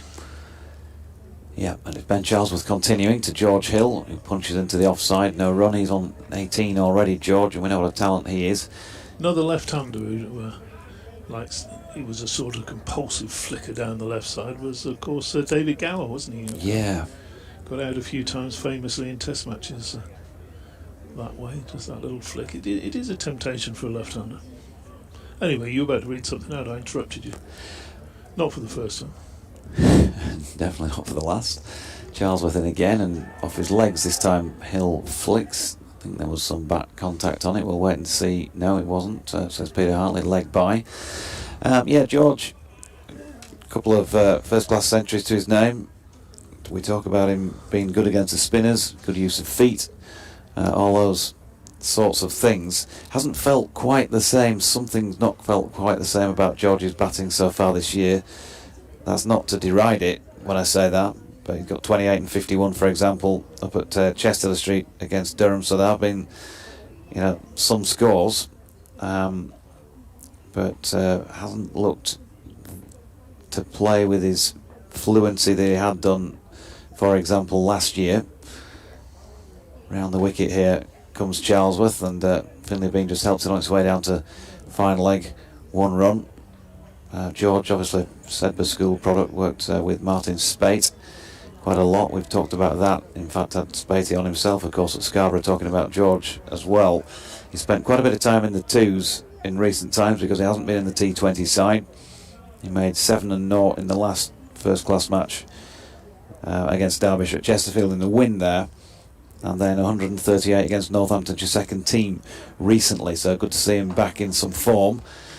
And he's cut that one out to point, and there's a shy at the stumps at the bowler's end. George, who was subject of a shocker of a run out by Shan Masood down at Chesterfield the other week, almost does it himself there. Yeah, that was just a little casual, wasn't it, really? Shouldn't ever have been a run out in that situation. I think he'd have been in there, Georgie. Charles was round the wicket to Finlay Bean. 123 for 3. Nice drive by Bean here, right over the top of it. Might not quite have the legs to make the boundary. Chased down by Tom Price. They're going to pick up 3. But the sort of shot that you'd see from a player who is seeing it well, striking it well, and I think Dizzy mentioned, Ed's mentioned, probably I have as well in this first hour and a half. There's some big opportunities out there for batters. Adam Lyth unfortunately missed his, trying to leave one off Matt Taylor and angled it to Ollie Price at second slip. Shan Masood was then out 3 balls later, LBW to Matt Taylor. It looked a pretty good decision. He was a 3rd ball duck victim as Charlesworth led his delivery. He's played slightly awkwardly by George Hill back at a point, no run, 23 overs complete, 126 for 3. And then since then, when the score was on 90, David Malan was caught by James Bracey down the leg side off a ball he really ought to have put anywhere around the streets of Headingley, to be honest. 28 off 31 made by Yorkshire's star player with a bat so far in 2023. So all those three have missed out on an opportunity on a really good batting day here against a team who've come to Headingley with 3 seamers and a spinner. And we've already seen that rotation because of the scoring rate. And Finlay, well, as I've said, we know he can bat long when he gets in. He's got that one first-class ton to his name. First game of the season here against Leicestershire, still very much in formative years in his first-class career. But he will not want to miss out here. And he's on strike, and he's facing Tom Price from the Howard stand end. Just pushes that out to the offside. No run. Not been around so much this year. Travels here, there and everywhere, DT. But I'm getting down to Worcester quite a bit these days, which is near where I'm living, which is I became a quasi Yorkshire fan, as you know, having spent a few years living in Leeds. So then you sold you sold Townsend Hall. Townsend Hall. Yeah. Yes, a couple of years back. Still love coming up here though, Doidie. Did you turn it over to the state for a stately home? Then comes Price to Bean, who flicks off his legs down to long leg, and they pick up 1 run. I'll never forget. DT disappeared off back to Thailand, and then I get a message saying, "Dodgy, would you do me a favour, please?" "What's that?" "Can you go to the estate agent in Headingley and ask for my key, and go to my house, get my coffee machine out, and wrap it up, parcel it up. Yeah, parcel it up and send it to me over here." I think, is this just a typical DT wind-up? But apparently not. So there I was, in the estate agent, just at the road in Headingley here. To be fair, I did say help yourself to a couple of bottles of wine as well. You did, and they were both, I think, growing in them, I think. Yes, I think they well, I wouldn't have offered if they hadn't gone off, you know. I'm joking. You did very well. And the coffee machine arrived in perfect condition. It took about 4 rolls of duct tape to get all that cardboard around the coffee machine. Perfect condition, because I've spent a while cleaning it. I thought, nobody surely can drink coffee out of this, as Hill pushes it into the offside and Zaffa feels, but he's turned slightly there, George Hill. He's thinking about playing that to the leg, and he just get a slight leading edge on it. Yeah, so enjoyed my years in Burleywood Crescent, just about a mile or so from the ground here. There's a blue plaque on over the door now. I'm sure there is. Just they tend to put blue plaques on the wall rather than the door, don't you? So. Well, on the wall over the door is what I meant. Price in again to bowl here to George Hill. They've put a man in just off the cut strip in a catching position, and also a man fairly close at short mid wicket, Miles Hammond, but neither comes into play in a catching sense here. Another dot ball. You know that when you live in an area, you get fond of various sort of, you got your favourite pub, your favourite fish and chip shop, Kirkstall Fisheries, which is still wonderful even after I've left. Any Gloucestershire fans coming up here, got to have a little trek down there for some proper fish and chips. Price to Hill, bangs one in short here, and George ducks under that one. And there was the other incident, wasn't it? The pub as well. During COVID, when you said to me, the DT disappears back to Thailand, COVID happens and he can't get back here. And he said, "Dodgy, would you do me a favour? Would you go around and see my next door neighbours and take them a couple of buns or something, from the local supermarket, and just say this is from DT, I'm just checking on you, I hope you're okay." They're probably worrying about me as well. Price is in and bowling to Hill, who's solidly behind it. No run to complete over number 24 at 127 for 3. So I go around there, knock on the door, and the fella answers the door. And what was his name again? Tony. Tony. Tony and Marley. I said, "Hi, Tony. I'm not quite sure where to start with this, but I've got 2 cupcakes in my hand. I'm Jonathan, and I've been sent round by a man in Thailand to make sure you're okay. I'm not casing the joint honest, but please receive these cupcakes with the good wishes of David Townsend. Obviously, I placed them on the floor and stood back from the door because it was going. Social, whatever it was. And he stood and looked at me, and there was a pregnant pause of about, it felt like a minute, it was probably 5 to 10 seconds, where he was weighing up whether or not I was probably going to produce I don't know. A kosh. Yes, something like that. And he just said, "Oh, that's very kind. Thank you very much, Jonathan. I'll tell David we're both still alive. Thanks very much, and we'll see him whenever he returns." Yeah, great man, great couple. I used to go around there for cups of tea, and it's that sort of friendly, especially around the good solid people around there.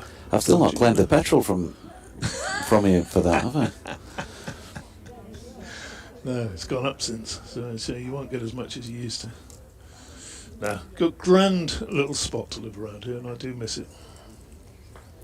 Actor in from the Kirkstall Lane end, and that is flicked off or attempted to be flicked off the hip by Finley Bean, misses out again. That's a couple of those so far today.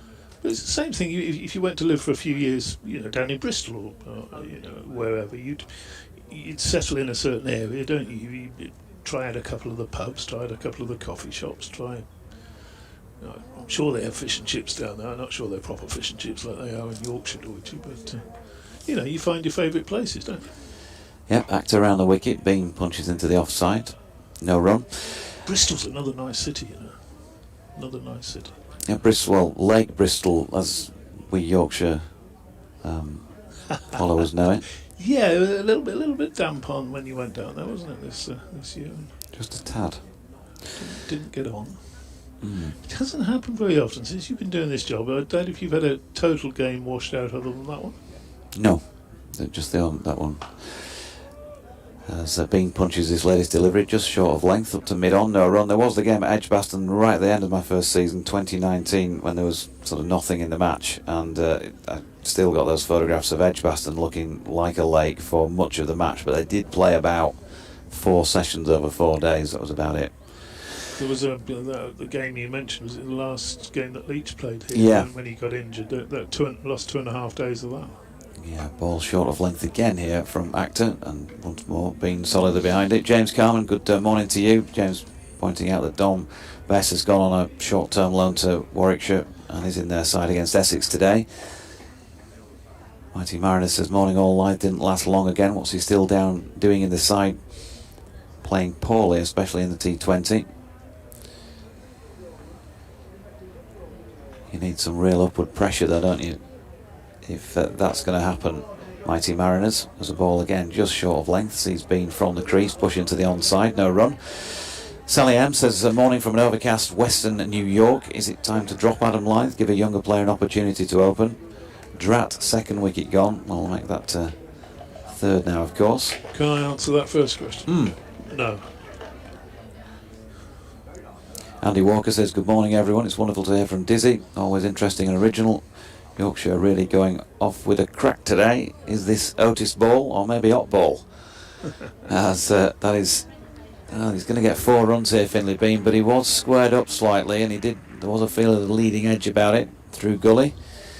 I think it's almost the first false shot he's played this yeah, he's been in control, hasn't he? But yeah, he's definitely trying to flick that to leg, and so a little bit unlucky. Actor, 6 overs, 1 maiden, none for 27 for him, 25 overs complete, 131 for 3. Mike Scott says, "Has the wicket ever been this far over towards the east stand?" It's about as far as you ever see it, yeah. My vantage point is directly above the test strip. I'm looking at the square leg umpire, he says, "Worth the 6 flights of stairs for this view nonetheless." Yeah, he's down at the Howard stand end of the ground. Afternoon to you, Mike. As Zafar is coming back on after 2 overs for 13 previously at the Howard stand end again. Greg Phillips says, "What do you think about Dom Bess going to Warwickshire?" I think Dom has clearly been struggling for a little bit of confidence with the ball. By the looks of things and the way that things have gone in terms of his figures this year, as Zafar strays wide of off stump.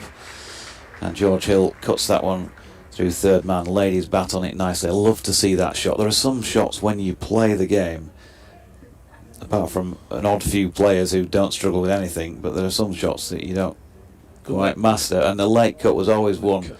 Yeah, you always play. I always wanted to play it harder than you than you need always to. premature on it, George, Indeed. weren't you? It was not that late a cut in my case. No. Usually ended up with the bat being tucked under the arm and first slip saying thank you very much.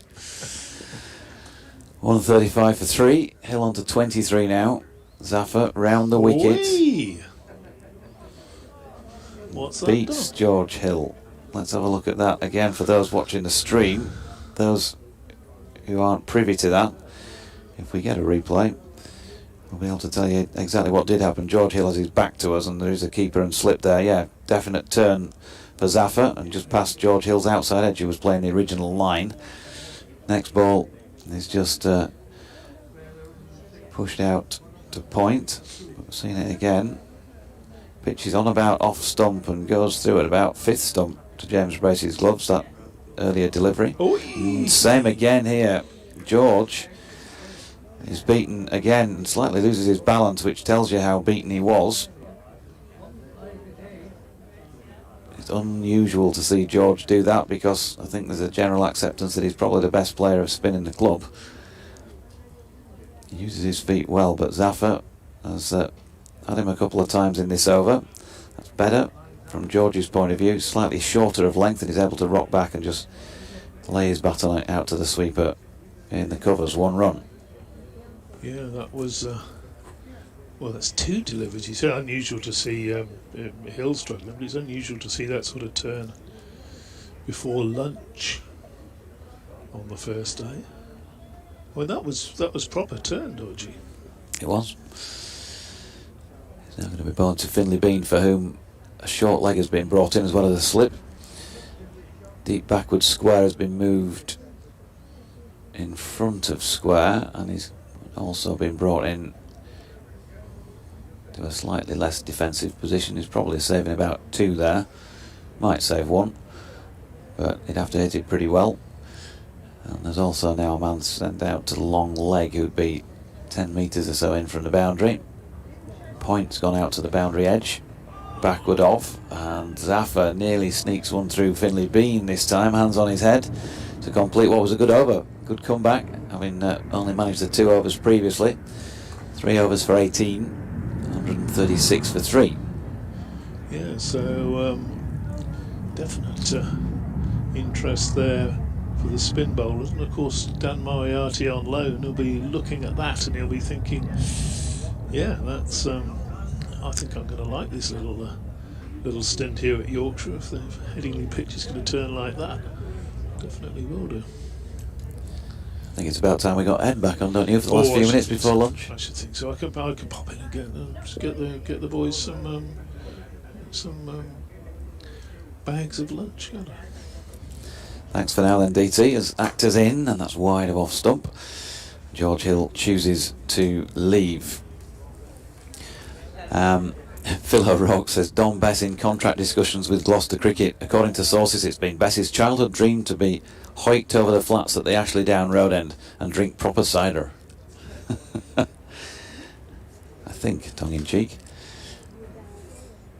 And he follows up by saying, any chance of informing the Gloucester bowlers they're not playing T20 as Actor is in, and George Hill's a little push at this one wide of off stump, no run. Savage mood, Phil, this morning. Goodness me. Brought out the talons. Both for Don Bess and for Gloucestershire. Well, yeah, I think if you'd have offered Gloucestershire 136 for 3, having lost the toss this morning, they'd have taken that for sure. I don't think they would have taken it off 26.2 overs, but then if they keep picking up wickets, then you know they'll be quite happy. Ultimately, yes.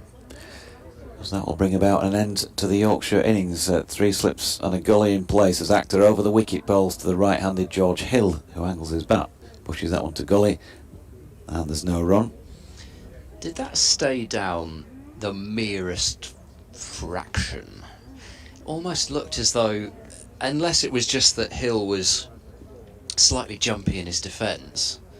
Just wondered whether that maybe did just stay down slightly. Nothing too much, but maybe just something to keep an eye on. Yeah, Actor in again. That one is fine, and true bounce, wide of off stump though. No run already, some footmarks, and that does again just suggest that there has been some moisture out there this morning. There's a couple of darker footmarks, as you'd expect in the follow-throughs, wider on the strip, but dark enough to say that it's been good weather. Yeah, clouds are just beginning to get a little bit darker as we look into the distance. Actor in again, and Hill flicks it up to mid-on. He was fielding at mid-on without the number on his back. I believe that will be Joe Phillips, member of the touring. Well, I say touring, I mean, if you can be touring, I mean Tour de Yorkshire, but yeah, I assume that is him. I thought well, actually, I don't know, he probably doesn't have a number, to be honest. Actor in again, wide of off stump, and Hill not tempted to play at it. 27 overs complete, 6 minutes to go before the lunch break. Yorkshire won 36 for 3, a very good 63 not out here for Finley Bean, and 24 to George Hill. Charles Kitching, good afternoon to you, says greetings from Spain. I've only just tuned in, but I've been wondering, what are your thoughts on the best move? Well, I think I've just given those really.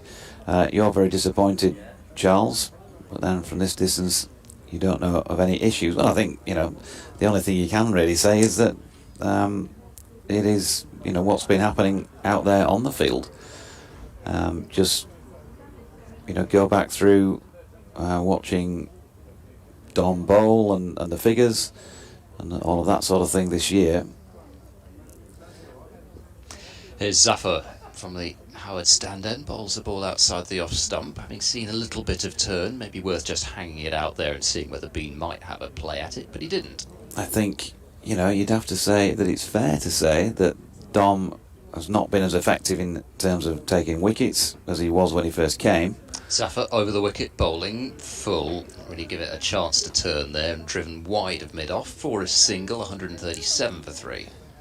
And I'm talking about the sort of performances you want from your main spinner. There have been wickets, and he got a 5 for here against Leicestershire in the first match of the season, but at what cost as well? There's all sorts of factors to take into account, and so they just want to try and have a look at somebody else. Zafar round the wicket to Hill, playing forward with the outer half of the bat. He kept it down, played it out towards Actor at backward point, but again that will interest Zafar Gohar, and having seen that short leg, it's going to move into a second slip. So Hammond under the helmet at second slip, alongside Ollie Price at first. Zafar bowls, worked into the leg side this time by Hill out towards mid wicket. For example, you just go back to the Derbyshire match recently, and you look at Dom's figures in that one. Zafar bowls, reaching forward in defence is Hill. Just checking back, I don't think he bowled in the first innings. No, he didn't, because of course Derbyshire was shot out for 111. It was all seam. But in the second innings, when you want your spinner to really have a major influence, Zafar bowls once more. Hill's covering up in defence, holding the pose for whatever photographers might be present. End of another tidy over from Zafar Gohar, just the one run from it, I think it was. 4 overs for 19. He's bowled now, 137 for 3. And just giving you a comparison, if you like, in the same match with the two Derbyshire spinners. So Alex Thompson, excuse me one sec, 22 overs, 1 maiden, 1 for 72. And Mark Watt, 5 for 83 off 25.5 overs. And I think, without being disparaging to either of them, they wouldn't be seen as the best spinners on the circuit, would they? And we flick round to the next innings of the match. Derbyshire's second, and Dom bowled 38 overs, 1 maiden in 38 overs on a pitch that was turning, because the spinners had already got wickets between them for the opposition. As Ollie Price is bowling here, by the way, from the Kirkstall lane, and first ball is wide of Finley Bean's off stump, and there's no run. 38 overs, 1 maiden, 3 for 190. I'm not saying it's all about that one performance, as Bean leans into this one and just flicks it into the leg side, and there's no run. But that's got to be, if you win the game and there's some assistance from the pitch and your main spinner's 3 for 190 from 38 overs, you would scratch your head, wouldn't you? As that's pushed out to point and there is no run. If he's not going to be able to exploit the turn with a stack of wickets, he's still done his job in the wickets column. He's got 3, so I'm not knocking that. But what's that? 38 overs at 190. Oh, let me get the calculator out. Well, close enough to 6 to be. There you go. You know. 6 runs and over, sustained for 38 overs. That's a lot of runs to leak, isn't it? When you want, as a minimum, your spinner to be able to hold things together, you've got to think about what he's not only trying to take wickets out there, but he's trying to give some breathing space to the seam attack as well, for obvious reasons, as Finlay Bean's latest shot is a misfield out at point and gets him 1 run. It's a misfield at the back of the box as well. DT's definitely misfielded that one. That's cost him a sandwich and a packet of crisps, I think. The entire commentary box seemed to be falling down for a moment. My suitcase is back there. Watch, there's some expensive stuff in there. BBC kit, no less. 1 o'clock has ticked over, by the way, as Price's latest delivery is turned backward of square leg by Hill. So this should be the final ball of the session. But that'd be the thoughts, just looking back at one match. And then you could go back and look at other ones, as well, including that first game here against Leicestershire. We know, that this has never been a Bunsen burner, and nobody's pretending that you're expecting extraordinary things on this ground by any spin bowler. As Hill plays that one square on the leg side, and they get a single final ball of the over. Hill finish on 25, Finlay Bean on 65, Yorkshire 139 for 3 at lunch. I suppose honours still with Yorkshire, even though they've lost the 3 wickets, because of the sheer amount of runs they've scored there. Yeah, I think for a few reasons, really.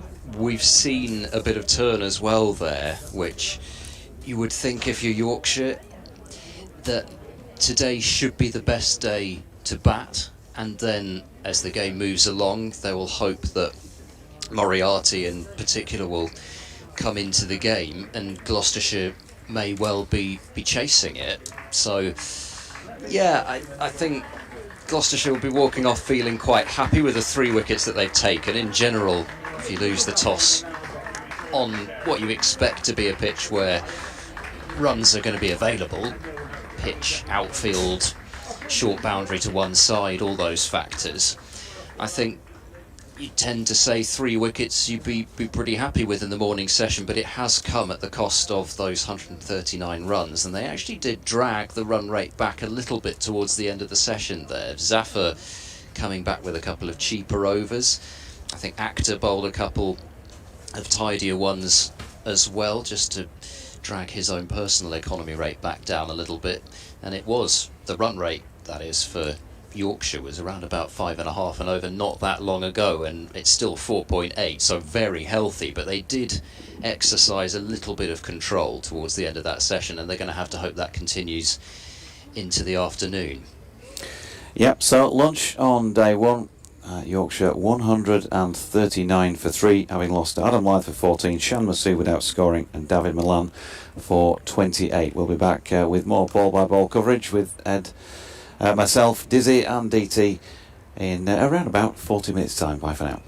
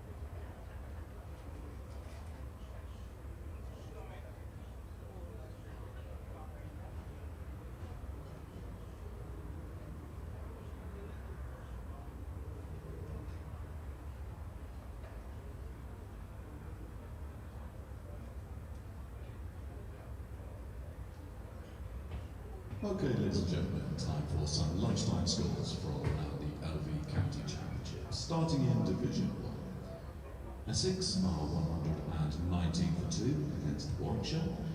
Hampshire are 92 for 3 against Middlesex. Northamptonshire are 104 for 4 against Kent. Somerset are 106 for 4 against Nottinghamshire. And Lancashire are 98 for 3 against Surrey. Moving into Division 2.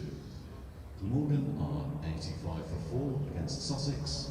Durham 150 for 1 against Leicestershire. And finally, Worcestershire are 105 for 2 against Derbyshire.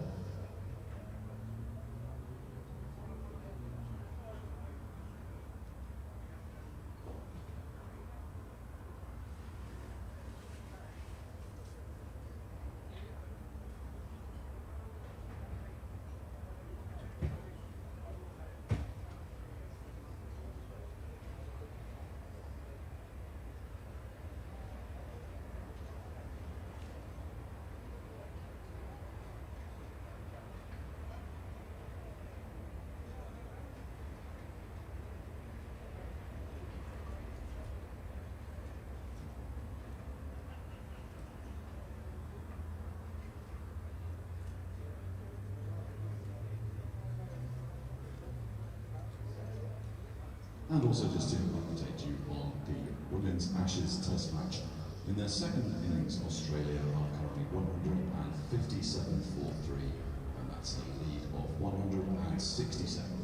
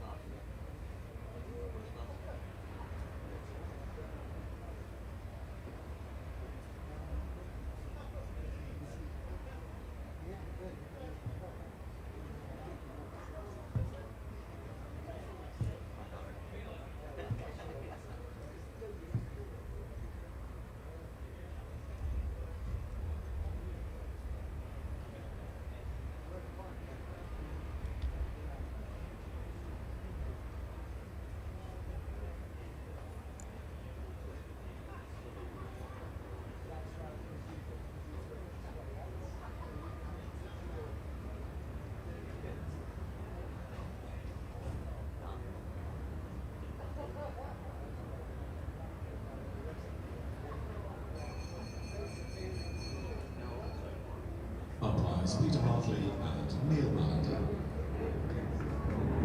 Graham Van Buren leading out Gloucestershire. Finley and George Hill continuing the batting for Yorkshire.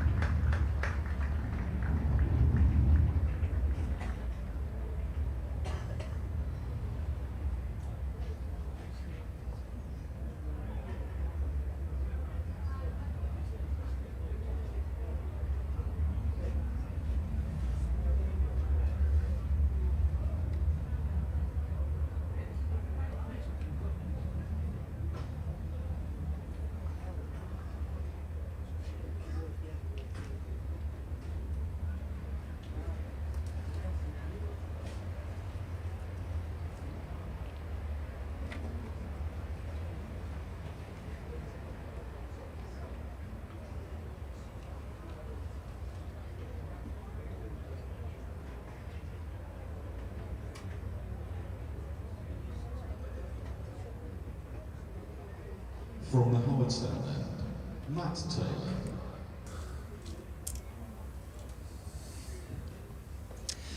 Welcome back to Headingley for the second session of day one of this Division 2 County Championship match between Yorkshire and Gloucestershire. Yorkshire 139 for 3 at lunch, with Finley Bean on 65 and George Hill on 25, going great guns in the morning session, a run rate of give or take 4.8 and over. Gloucestershire trying their best to attempt to drag things back in the second half. It was really the last sort of 20 minutes or so where they exercised some sort of control, but it's the man who's taken 2 of the 3 Yorkshire wickets to fall to start things off from the Howard stand end. Matt Taylor bowling to George Hill, a very full delivery which is jammed into the ground and stopped by Matt Taylor in his follow-through. There is no run. My name's Ed Seaborn from BBC Radio Bristol and BBC Radio Gloucestershire. Dave Townsend is alongside me to start off the afternoon session. Afternoon, Ed, yeah. A little cloudy. It is a little bit cloudy, isn't it? I don't know whether maybe a little sprinkle of rain later. It doesn't look as though it's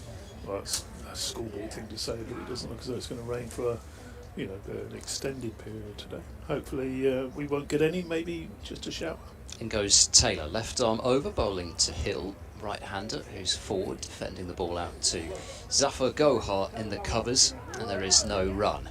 Yeah, I had a bit of a look at the radar. There are kind of blocks of showers passing through from the south, as of course, as we know, bad weather always comes from the south in these parts. Colleague Martin Emerson will tell you that.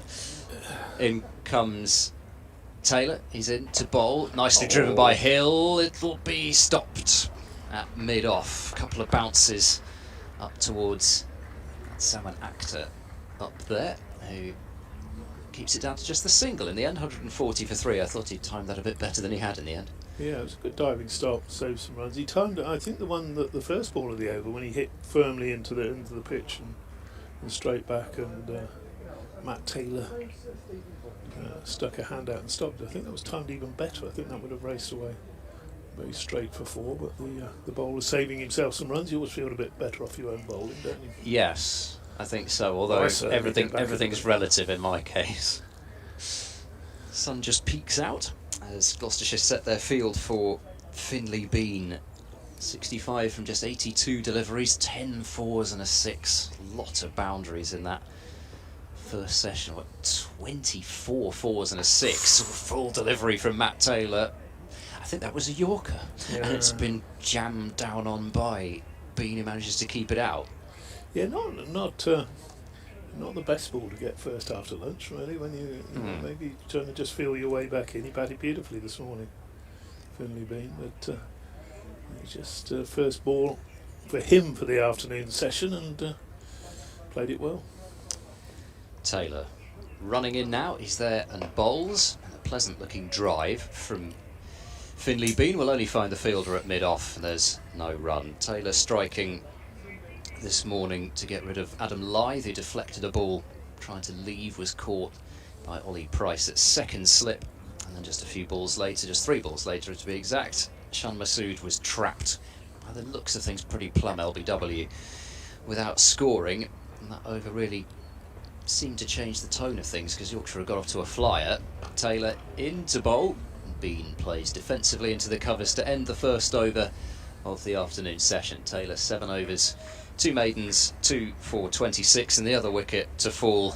Ben Charlesworth, to his first delivery, came on as the 5th bowler, bowled a filthy delivery short and down the leg side. It really was a really rotten way to get out for Malan, who's tried to swivel on it and helped it right into the gloves of James Bracey, and he was out for 28. But Bean and Hill, they put on 50 now for the 4th wicket, looking to settle things down after lunch. Looks as if it'll be Zaman Akhtar from the Kirkstall Lane end. Well, indeed, and I'm just here to summarise, so I'll let you carry on with the commentary. Well, as you like. Because you're doing such a good job of it as well. Oh, is that wow? Very informative. Is that right? I'm learning a fair bit about what's going on out there. I'll give you a fascinating fact during this over about Matt Taylor. Okay. Well, I'll bet it's one you haven't you've heard. Teed it up. I'll bet it's one you haven't heard before. Okay. Zaman Akhtar, right arm over, charges into bowl, and Hill keeps that one out, defends out towards backward point. I used to play club cricket with Matt Taylor's dad and granddad. Okay.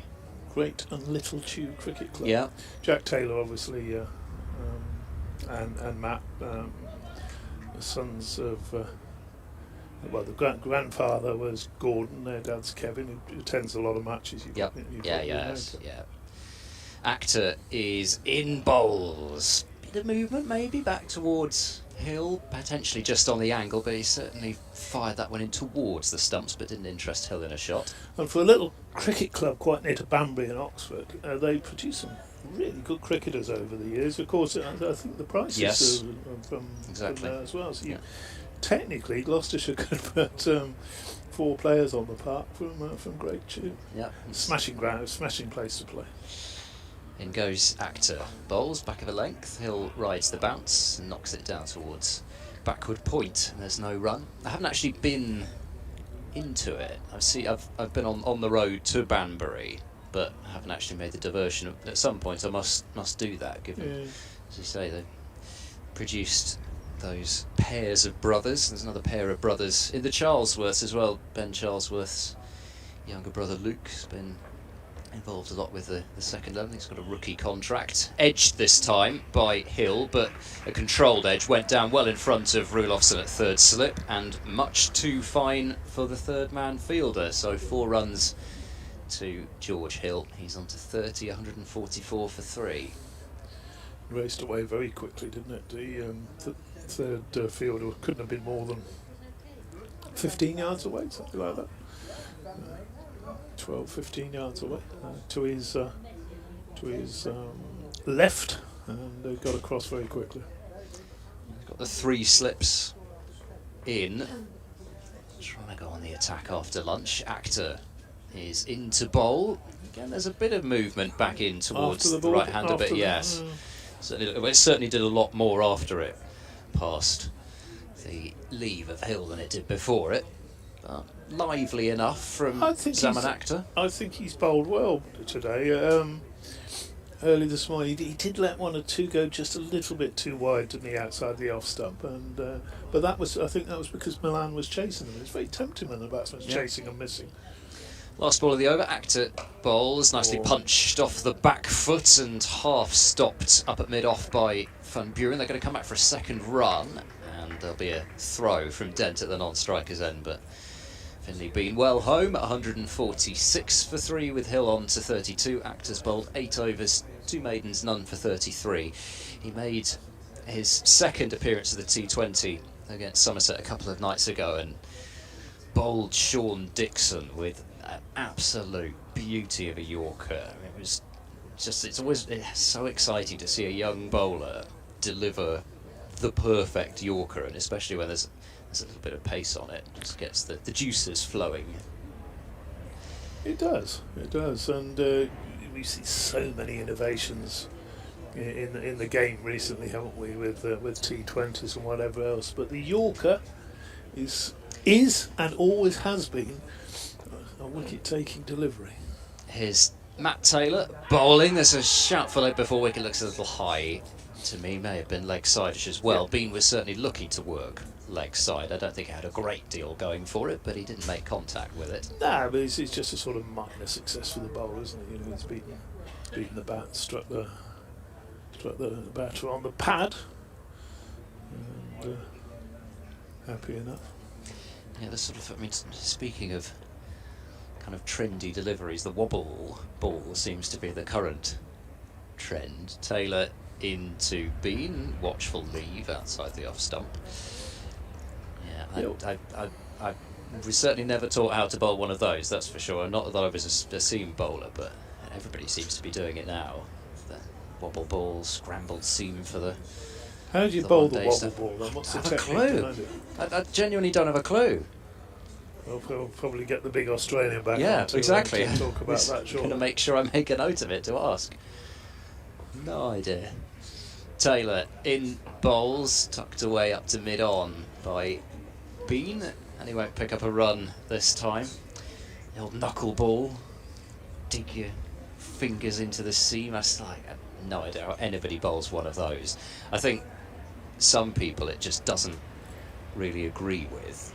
Some bowlers just don't bowl the knuckleball, but if you can bowl it, very effective in white ball cricket, and I suppose maybe even as a change-up in red ball cricket. Taylor bowls, has jabbed away down through the vacant region between the slip and the gully. Was that catchable? Well, I mean, sorry, it wasn't catchable, but was it at a catchable height? I think it probably was, because it's gone away quickly, and he was playing a firm shot at it, wasn't it? So probably would have been by the looks of things. You would suggest that would have carried. He wasn't playing it with a dead bat with soft hands. That's away for 4. Would have been low down. Just coming over a little bit cooler now, isn't it? Yeah. Maybe get a shower, perhaps. 4 runs bringing up the 150 for Yorkshire. As Bean works that one away once more to the fielder at mid-on, and there is no run. It would have been a slightly odd fielding position, that previous edge, but again, just a sign that there is still something out there for the bowlers, even with this Kookaburra ball. Last ball of Taylor's latest over, his 8th for the innings. He bowls now, and that's a flash and a miss outside the off stump. Attempting the back foot drive there was Bean. Got cramped up for him a little bit. Just a bit of a loose shot. We got, the atmospheric conditions have changed just a little bit since lunch. I wonder whether that's just affecting the ball a bit. I mean, the Kookaburra is known for not doing as much through the air or off the pitch, really. And those deliveries you were talking about, Bill, that are popular these days in white ball cricket. I think we're going to be seeing a few of those in these next 2 rounds of championship matches, with the Kookaburra ball being used for the next 2 rounds. Bowlers got to find different ways, haven't they? Actor bowls, that's come off, I think, just pad down towards fine leg as he'll try to help it away. Oh dear me, that is nasty. The fielder down at fine leg. I think it is Matt Taylor again, although it's a very, very long way away. He's basically jammed his foot into the ground as he went down to try and field it, and it's gone for 4. Yeah, he seemed to slip, didn't he? Or as you say, almost like it got stuck in the ground. An odd one, really. That was Matt Taylor. And he did have a genuine misfield down at fine leg in the first session, but that time, I mean, he seemed to be in a fairly decent position to try to stop it, and then it just seemed to catch his feet in the ground as he went down to try and pick the ball up. It's 4 leg byes, 154 now for 3. Actor in over the wicket to bowl, cut away, that will be 4 runs wide of third man. Plenty of bat on that. Using the pace of the ball was George Hill, and he's picked up quite a few boundaries in that region now. Moves on to 36. That was a poor delivery. It just sat up and said, "Hit me," didn't it? raced away for 4.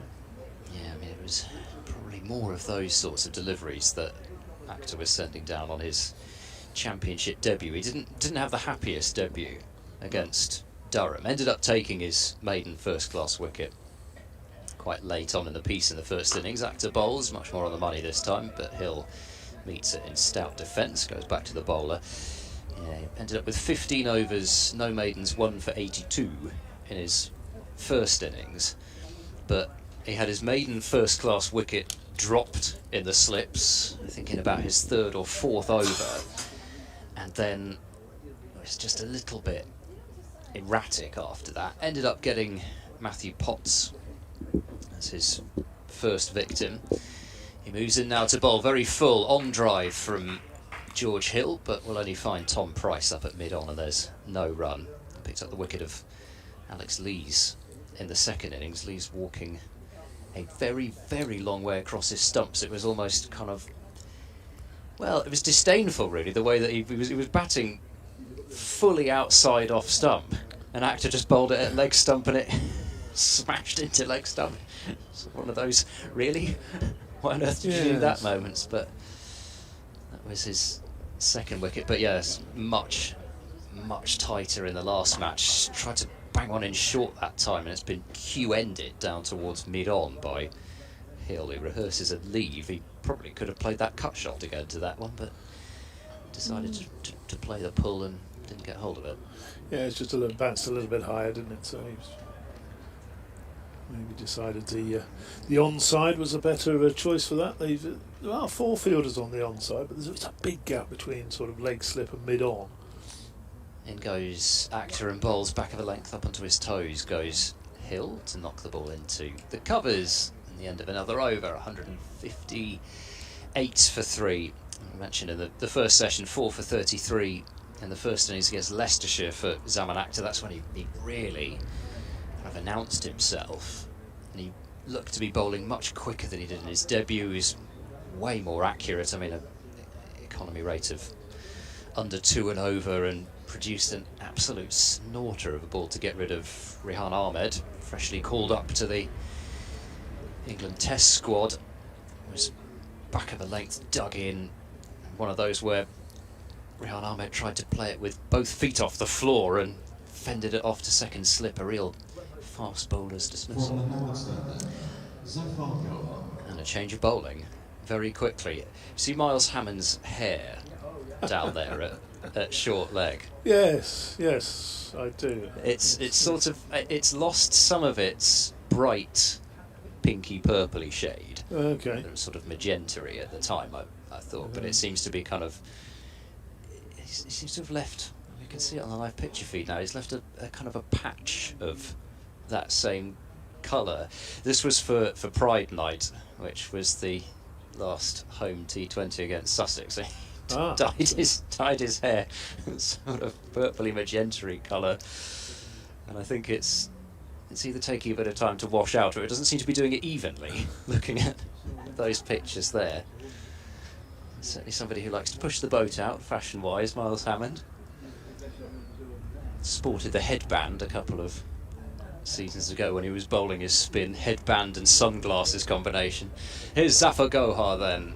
Spin into the attack, and Bean works that one away to mid-wicket for no run. Well, as they say, there's only one thing worse than being noticed, and that's not being noticed, Ed. So. I'm not sure I agree, actually. I'm quite happy not being noticed. Zafar bowls down the pitch. Comes Bean, plays with... That came off more the inner half of the bat, out towards Chris Dent at mid-wicket. There were some hands raised to the sky from bowler and close fielders, but safe enough in the end. Zafar bowls to Bean, tries to whip it leg side. Zafar Gohar is up in a solo appeal. Marvellously done. Keeper joined in eventually, to be fair to him. He's very enthusiastic, as Zafar, almost to the point sometimes of perhaps appealing a little bit too much for some people's liking, but everybody has their own interpretations of that. Zafar Ian bowls. That's a much better looking delivery. It's again struck Bean on the pad, but maybe it was just outside the line of off stump. Strangled shout again from certain members of the Gloucestershire side. To be a little bit of turn there. Some turn, definitely some turn before lunch, wasn't there? Desperately like to break this partnership. Zafar in, driven by Bean. Will be stopped by Zafar Gohar down to his right in his follow through. Yeah, got a couple of balls actually to rip past the edge of George Hill. When I say rip, I mean it turned a decent amount, not turning square, but turning more than enough for somebody on day one. Back goes Bean, works that one out towards deep square, and will pick up one. So Bean will keep the strike. He's on 70, 159 for 3.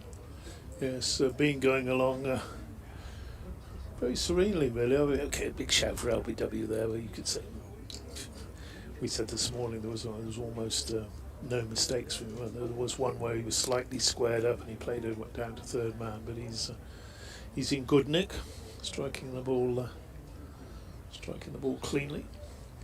Of course, we were talking about that Leicestershire match, last game for Gloucestershire. They've actually reached the halfway mark of their innings. Yorkshire are a game behind. The other thing that happened in that game was Louis Kimber out obstructing the field, or handled the ball as was. Did you see that? I did. It was shown on social media, wasn't it? It was a sort of almost an instinctive thing to do, I think, was the when it sort of popped up, and he sort of tried to catch and then was, oh, hang on, it was a little bit like a hot potato, and then dropped it immediately. But bizarre dismissal. I think Jonathan Deutsch is coming back.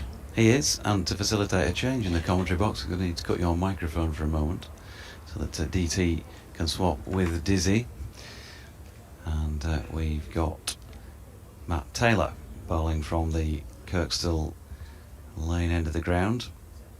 Left arm over the wicket, bowling here to Finlay Bean, who punches that up to mid-off, and there is no run.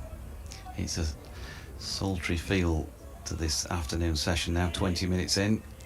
Cloud cover. It's certainly pretty humid. Welcome back, Diz.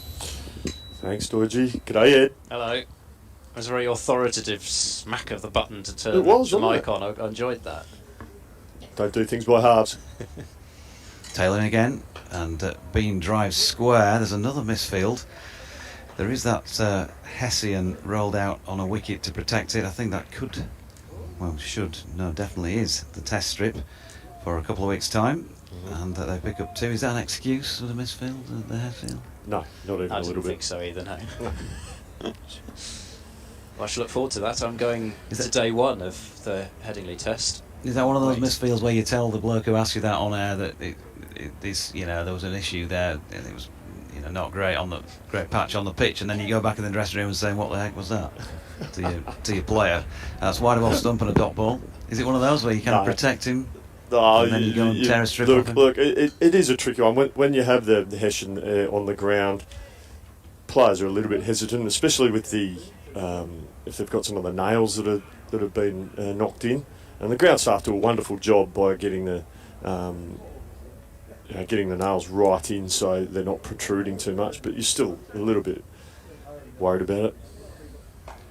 Taylor again, and Bean with control just pushes up to mid-off. Finlay Bean on 72 now, 161 for 3. So there's been some progress while I've been out the back of the box.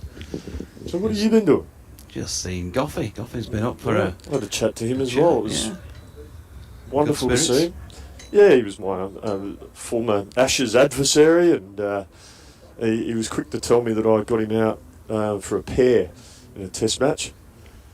Taylor in, and Finlay Bean works that one off his legs for a single to the sweeper out there on the east side of the ground. But that would have been probably his greatest achievement. Far from it. Getting a test double centurion out for a pair.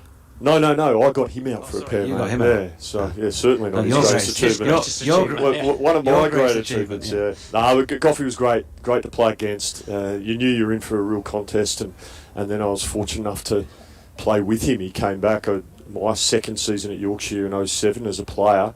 I did 06, 07. He was captain. Came back as captain after being at Essex for a few years. and played a season together, and that was a wonderful experience. And he's become quite a really good mate, and it was just really nice to see him. In comes Taylor again, and George Hill this time on strike, works it into the leg side to complete over number 35 with a dot, 162 for 3. We know what a player he was on the field and heart on your sleeve type character. What was he like as a skipper then? He led from the front. He was very good. I mean, he was obviously a little bit older, but by that time he was probably, it's fair to say, he was probably past his very best, but he still performed. He still took key wickets. He led from the front. He wasn't afraid to bowl his overs, because there's always a thing with fast bowling captains that I wonder whether, we had this discussion on TMS about how often you bowl yourself, and I thought Pat Cummins was brilliant. Bowled himself at key moments as the leader of the attack, and Goffey was pretty similar. He didn't bowl huge amounts of overs, but he did, if it was on the line, he would bowl his overs. Here's Zaffer starting his 6th over. Bean flicks that one off the shins, I think, of Miles Hammond at short leg, and the ball ricochets out towards mid-wicket, and there's no runs. Got the short leg and the slip. Ring on the offside, mid-wicket though, the only other fielder saving the single on the leg side. As the over pitched from Zaffer and driven away handsomely through the covers by Bean for 4 more runs. He moves on to 77, 166 for 3. The problem is, if you bowl it that full, it's not going to turn. The ball's just being fetched from the boundary. Sorry, Ed, we were just posing for a photo. We were posing for a photo, and it seems as though the phone was the wrong way up to start with, which always you were just helps. getting on the job getting on with the job as usual. Here's Zaffer bowling on the back foot. Bean jams that one down towards backward point. There won't be a run. We could just have taken a screenshot of the stream. Fair. Don't even need the picture. That's a fair point. Could pick and choose the moment as well. Well, I think DT wanted to feel useful, just when Jonathan was blinking, forward goes Bean to play that one up the onside of the pitch, and there's no run. This is the problem with these commentator cams, especially you go to some places and you don't actually know when the commentator cam is on even. Like at Grace Road, for example, you don't actually see what you're doing at the time they've decided to put you on. Zaffer bowls round the wicket now to the left-handed Bean, who flicks that one leg side. Round of applause for a single, 167 for 3. That is it's a bit of an occupational hazard nowadays. Far from it. Never used to have to deal with this when I started, all of 3 years ago. All those years ago, Ed. Back in my day, yeah. How old are you now, Ed? 22. No, I'm 29. Yeah, I loved how you had to say as you weren't sure. Well, I don't really think about it too much, to be honest. Zaffer round the wicket, bowls cut away out towards cover point, and there won't be a run. That completes the over 167 for 3. So I suppose around about that time, because we've been looking back a little bit to the 20th anniversary of 2020, or the 2020 Cup. Right. In this, because it started in 03, didn't it? Yeah, thinking about how much it's changed. Those the games evolved, Ed, hasn't it? Like it's wonderful. I think when it first started, I certainly know in Australia our first season of T20 in domestic cricket, we had Andrew Johns, played the rugby league legend, played for New South Wales, because it was seen as a real novelty and probably not taken seriously. I remember the 05 series over here when we played against England in a one-off T20 at the Rose Bowl in Hampshire. We had a 3-hour training session before that game. Here's Taylor bowling to Bean, who flicks off the legs for a single through mid-wicket. Joey Johns, he was good under the high ball. He was fantastic. He was fantastic under the high ball, Joey. But yeah, that's how it was. And we had nicknames on the back of our shirts. I was going to say, there was that strip, wasn't there, with like the sort of tight grey short sleeves and the yellow almost sort of tank top. So it was an extraordinary strip. I read it wasn't really T20 taken seriously in Australia until the advent of the IPL. Taylor in again, this time to Hill. It's a full length delivery which he pushes back to the bowler, no run. So it wasn't really taken seriously. And then once, I think I noticed that T20 was a thing in 05 when we played England. We got resold for 70 odd or something.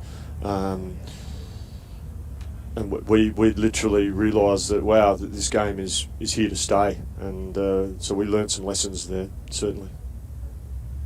Taylor in again, and George Hill working that one nicely through mid-wicket. They're thinking about a second, but going to settle on the one.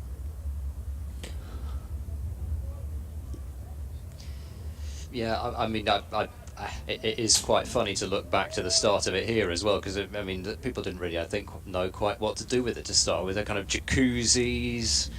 Who is it? Mystique, I think, was the first music act they got on the opening night to try and fire it up. There were all sorts of things going on in the early days. There was white t-shirts. You're mentioning wet bands. t-shirts. I said white t-shirts. Taylor is in, and that's flicked off his legs by Finley Bean for a single. 171 for 3. How exciting a white t-shirt! White t-shirt contest. Woo! Let's watch that. Barrel of laughs. Different washing up powders, you know. You know, washing machines on the boundary. Oh gosh. Yeah, you mentioned a couple of bands there that are way after my time, Ed. And mine. Yeah, I had no idea what he was talking about either, Dodge. Your bands, your heavy metal. Van Halen, Metallica, Led Zepp. And then a bit of old, I really liked Rock and Rod Stewart and Joe Cocker, because my dad, my late father, he would blast that in Saturday Night Fever soundtrack. He'd blast that on a Saturday night. Round the wicket now for Taylor to Hill. He pushes out square on the offside, no run. But yeah, I quite liked the 70s and 80s music. I do like some 90s music as well. So I'm kind of stuck in that era, really. Listening to tunes, little river band in Australia, a bit of Cold Chisel, Choir Boys, Aussie bands. Ice House. A bit of Ice House, yeah. Great album, 1987, Man of Colours. Very good, very good album. Ivor Davies, lead singer. Yeah. Great Southern Land. Hey little girl. Here's Taylor around the wicket and punched up to mid-off for 1 run. For no run. End of the over. I think I said 171 for 3, but they must have already added that run on to make it 170 prior to that. So well done, the scoreboard operators. Finley Bean on 80, George Hill on 37. Partnership worth 80. That last little chat about music, Ed had no idea what we were talking about, did he? No. Not even a Scooby. I was going to come up with, you're a Led Zeppelin fan, and you probably came up the stairway to heaven, the commentary box today, but knowing you probably took the lift.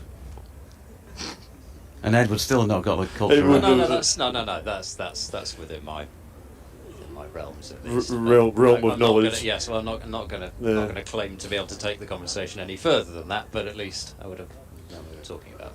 Deep cover's gone out, deep mid-wicket's gone out, as working onside once more is Bean with whatever turn there is. I'm sure there was much that time. Worked straight to dent at mid-wicket and there's no run. Sorry, my headset was just trying to leave my head then. It was a little alarming. Take on a life of its own. Zaffer bowls, and again it's turned to that short mid-wicket fielder. There's no run. Actually, the other thing they had at the start of the T20 they were talking about was motorbikes going around the concourse at the Aegeus Bowl delivering pizzas. Oh, heck, good. Exactly. Why can't we have that? Why can't we still have that? Zaffer bowls, paddle, sweep round the corner, nicely played.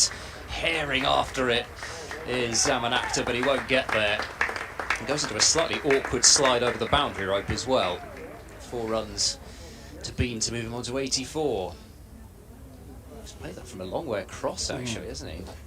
It's a very good shot from Finlay Bean, and Gohar is employing 4 men on the boundary. He's got a sweeper on the offside, and he's got the 3-man long on mid-wicket and behind square, and he got it quite fine, and touched on it earlier, just how fast this Headingley outfield is, Ed. It was only 20 metres to the left of Akhtar, and he just couldn't get there. Zafar switches to over the wicket to bowl to Bean, who can again play off the back foot, be fielded by Zafar to his left-hand side of his own bowling. Yeah, maybe perhaps not motorbikes though. Maybe they have to be e-scooters nowadays. You know, got to think about such things. Zafar bowls cutting powerfully is Bean, but he'll only pick up a single out to deep cover. 176.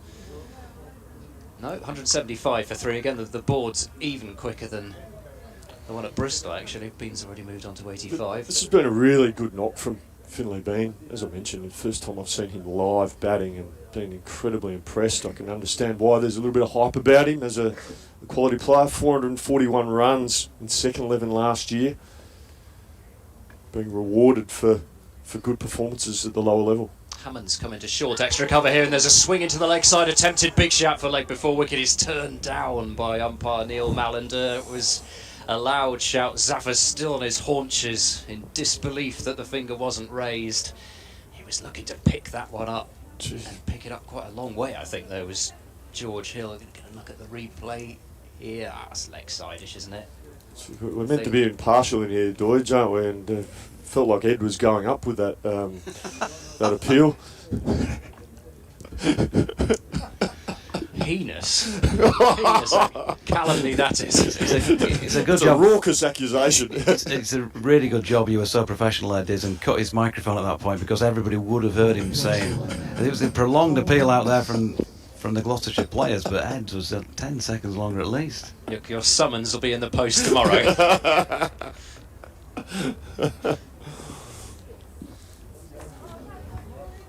I'm going to get you that innings up from Finlay Bean last year in the second team when he made 441 runs, because it's just worth having a look at once again if I can find it. In the meantime, the umpires are making disturbing gestures to each other in terms of gesticulating as to which direction this cloud's coming in. We've got a darker cloud just making its way overhead. Oh, there's a little bit, Ed, but it doesn't feel like there's going to be rain, Well, I does hope it? not. Yeah. You just always get a bit concerned when the umpires start gesturing like that. I see Tom Price at the Kirkstall Lane end. Here he comes. That's pushed into the onside by Finlay, and there's no run. I've not searched properly, have I? No, I've just You've still not got it up? No, the multitasking, it's starting to wear thin these days, I'm afraid, chaps. Let's just go back a little bit. It's sort of see the steam coming out of his laptop even. Having trouble with this. So it's not making multitasking. for great radio, is it, that? A search on the internet. Here's Price coming in again, and Finlay Bean pushing forward back to the bowler, and there is no run. Well, I don't know, I've always found something very soothing about the tapping of keyboard in the background. Almost like being in the northeast, isn't it? You've lived a very sheltered life, Ed. Yeah, and that's very true. Yes, brought up in the wilds of Lincolnshire. Oh, is that where you're from? Well, originally, yes, Yeah. grew up in Lincolnshire. Family connections with Yep. the West Country, but Nice. yeah. Price coming in again to Bean, who flicks off the legs to the sweeper out square on the leg side, and we'll pick up another run. Here we go. So It's better be good now. Oh, jeez, you've After wiped all this that. up. we're just about on the anniversary thereof, actually. It was the 27th, 28th, 29th and 30th of June last year. Nottinghamshire second 11 against Yorkshire second 11. Where was the game played? It was played, well, it says Nottinghamshire Sports Ground, so that's is it Lady Bay they call it, just down the road from Right. Trent Bridge. Yep. And Yorkshire's first innings featured 100 by James Wharton, who of course has been around the first team recently and got 100 himself in the T20 recently here. Harry Duke got 100 as well. He had his time in the first last year. I'm sure we'll see him again. Short ball, no, George Hill's got underneath this one. He's going to drop pretty lucky because he certainly did not get the contact on that he wanted.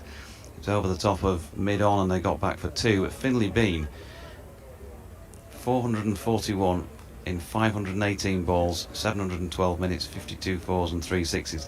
Just, you know, you just look at that and think, that's a bit special, isn't it? It's I know second team cricket.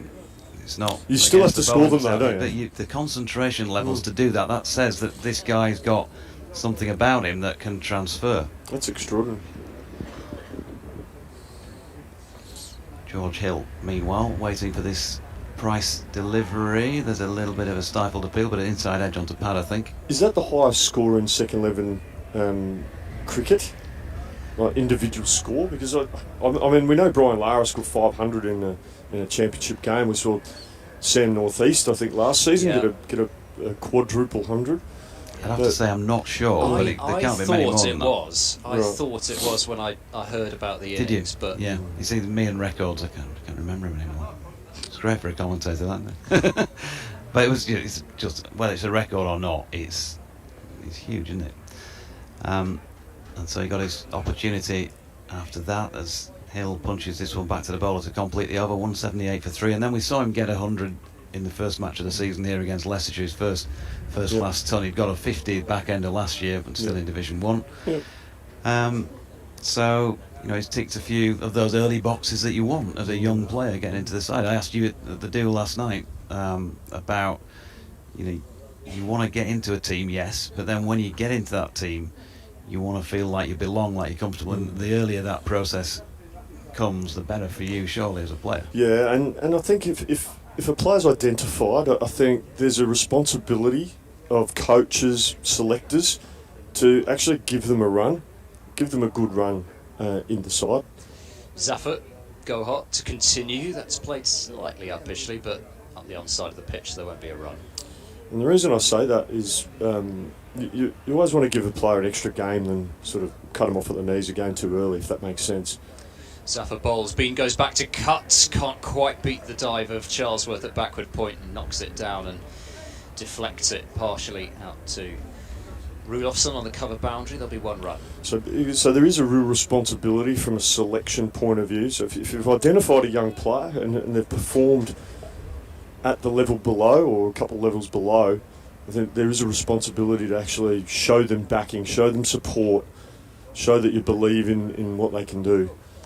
Zaffer round the wicket to Hill, who tries to cut, and it's gone down between the keeper and Ollie Price at slip. It'll be a couple here, down towards fine third man, but that's just somehow found a gap that didn't really seem to exist. Or he's chopped it. Did he chopped it down into the ground and through the keeper's legs? Yeah, he did.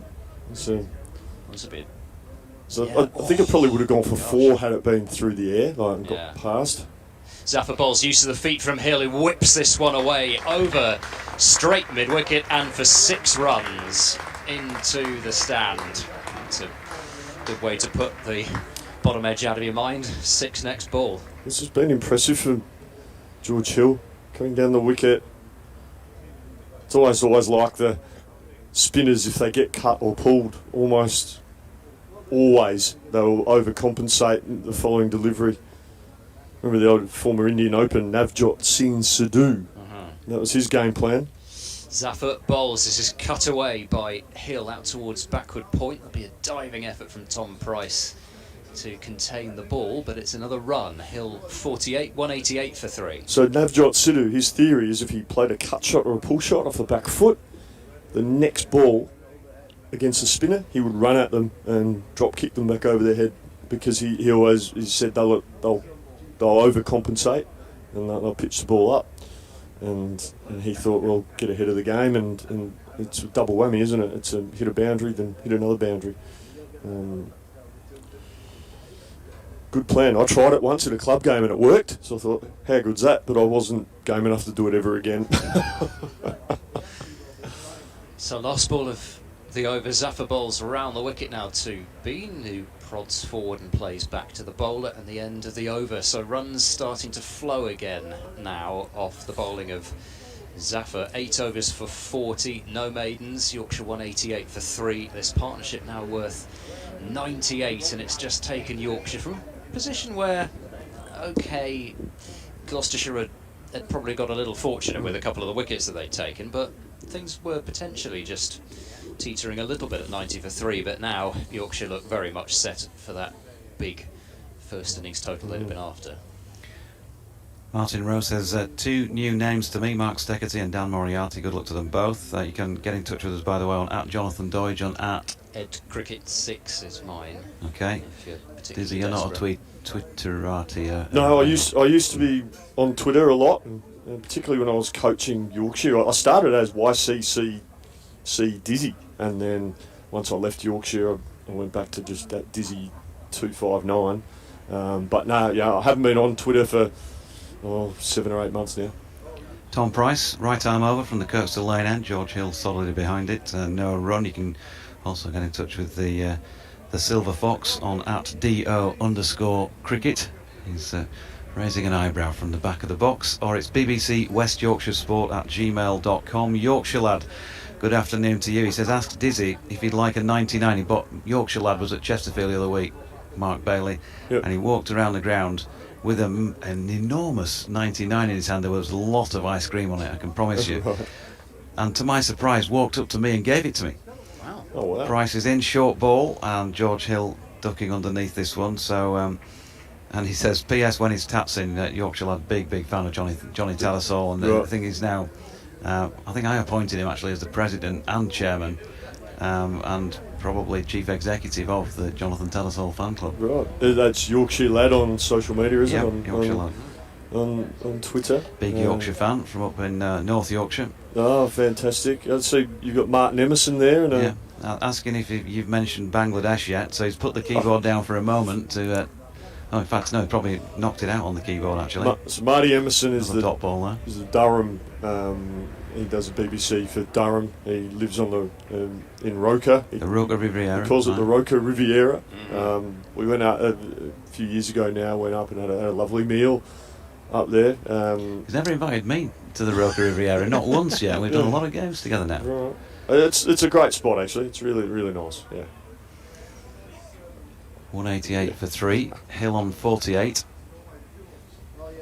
And Tom Price to bowl to him. Just the one slip in place now as Hill solidly behind that one and pushing back to the bowler, no run. Dizzy is one of the greats. Wonderful to hear him, says Peregrine Pocock. Dizzy is a legend, says Lily. Oh, Lily Alumi. Yes. And Hello, Lily. Asking what your favourite memory of being at Yorkshire is. Maybe that's one for the end of the over, Dizzy. Yeah, absolutely. Couple of balls time. Phil O'Rourke says Finley Bean's LBW shout looked fairly adjacent. He says, reckon he got lucky there. Adjacent to leg stump, maybe. No, I don't know. Nah, it was missing. It looked as if it was missing to me, but anyway. Price making his way in again, goes short once more to George Hill. Climbs on its way through to the fumbling James Bracey, but doesn't cost Gloucestershire a run. He's no balled it as well. Has he no ball that? Couple of runs onto the total. Yeah, I think it was for height rather than for the front foot. The second one for the over was signalled. Oh, that wind's getting up, isn't it? Gee, it is blowing a gale out there. It's happened pretty suddenly as well. I mean, the breeze was fairly gentle until a few moments ago, and it's almost busting the Gloucestershire flag off its pole over there. A round of applause for the 100 partnership following that no ball. As Hill is solidly behind this one, and there's no run. 149 deliveries it's taken them to put on that 100 together. David Malan, the last man to go. That was shortly after 12 o'clock. Caught by James Bracey off Ben Charlesworth for 28. It's been relatively plain sailing for the Tykes since then. You do start to wonder how much more play we get in today if some thundery showers begin. Depends how heavy they are, I guess. The cloud is high enough at the moment though as Price is in, and George Hill punches this one out to point, and that completes over number 40. 190 for 3. I'm just going to pop out for an over to do a quick recording for BBC Sheffield and send that to them, so back shortly.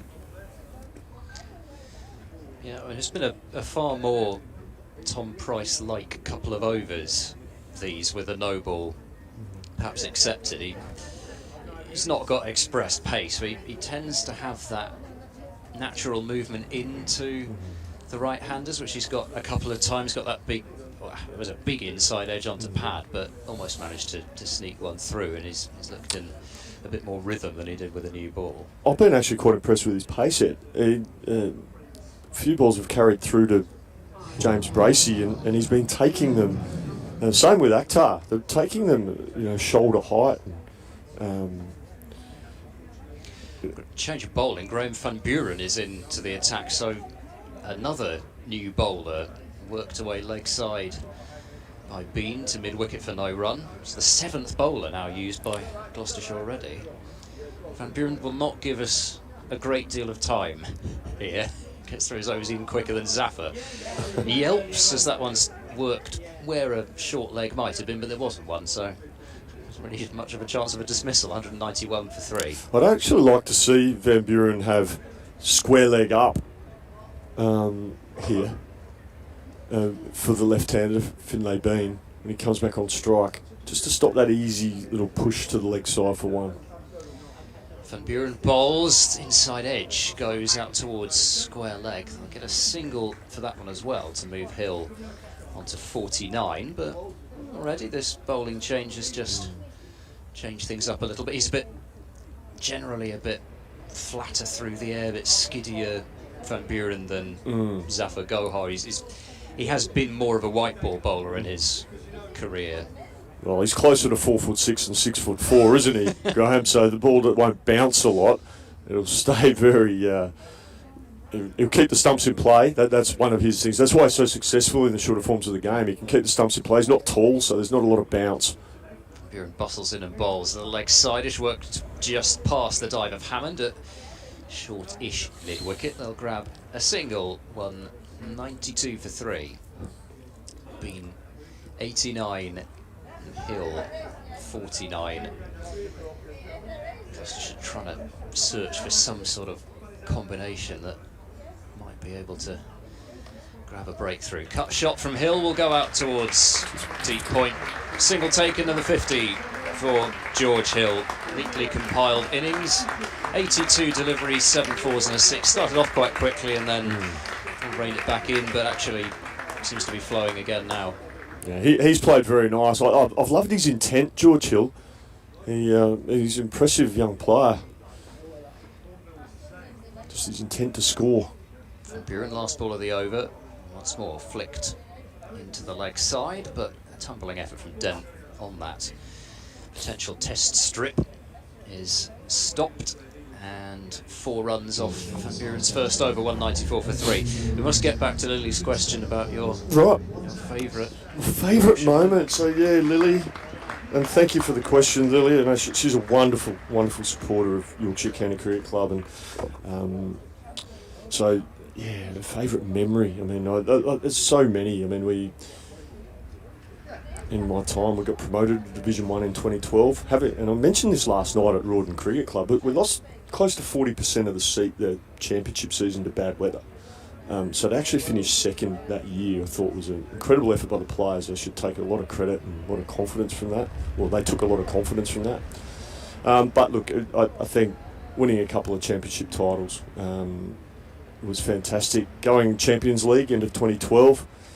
Here's Tom Price bowling to Hill, who turns that one away to mid-wicket. There is no run. It's a no ball, and that one's definitely for the front foot. So 2 more onto the total.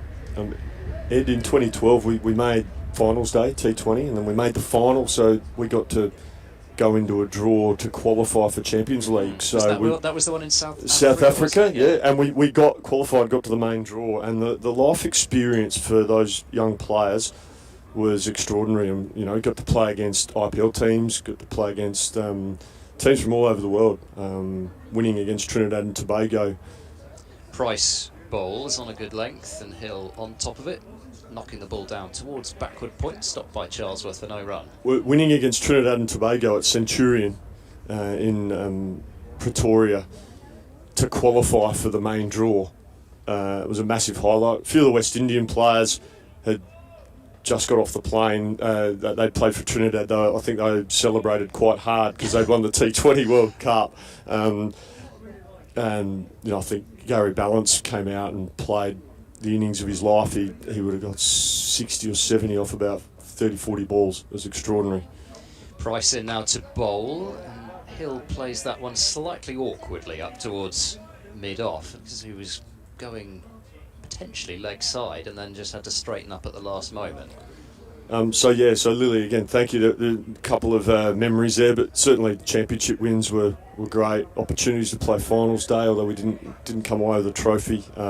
Going to Champions League, and obviously seeing players go on and be able to represent England was a real feather in the cap of Yorkshire County Cricket Club, and everyone at the club were very proud of the players for being able to achieve those goals. Tom Price goes in now to bowl to Hill. It's full and straight. Hill comes forward, guides out into the covers, but not into a gap, and there won't be a single to be had there. I actually miss the Champions League. I know I'm with you there 100%. were a lot of... I mean, it had its faults in that all the players just automatically went to the IPL teams, and there was no kind of give or take there, which is understandable given why the tournament was set up. But at the same time, I loved it as a tournament. I thought it was just great to see all the different sides from around the world go up against each other. I mean, I'm trying to think back to some of the editions in India.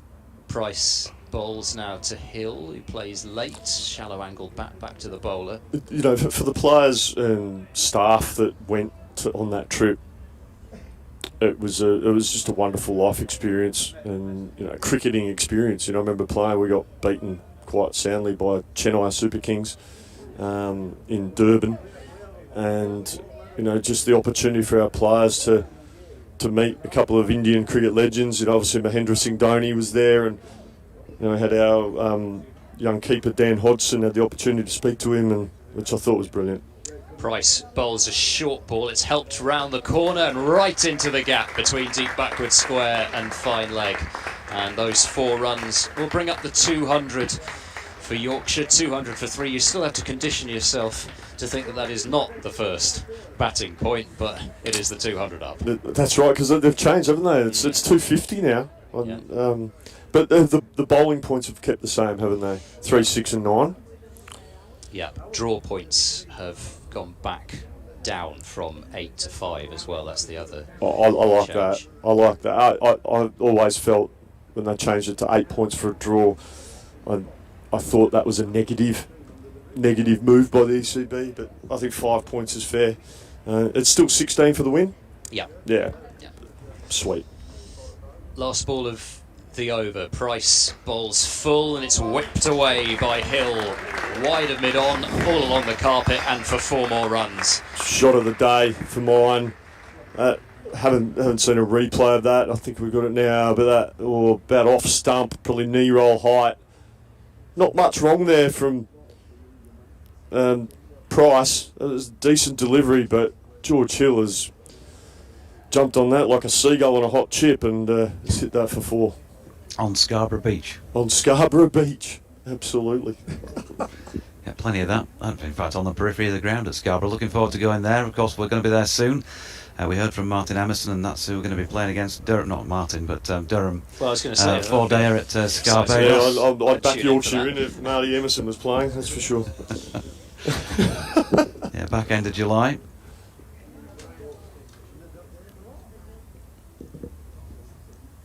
Zaffa. Is it Zaffa? No, it's not. It's Van Buren. It's Graham Van Buren. Shows how I was taking account of what was going on when I was out of the box at the back. Been a bit flustered. First delivery is pushed up to long on by Finley Bean.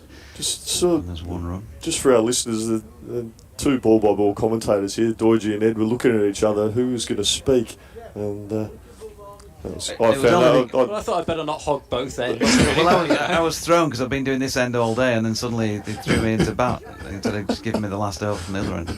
And so it's easy to confuse me as Hill pushes a single out into the covers.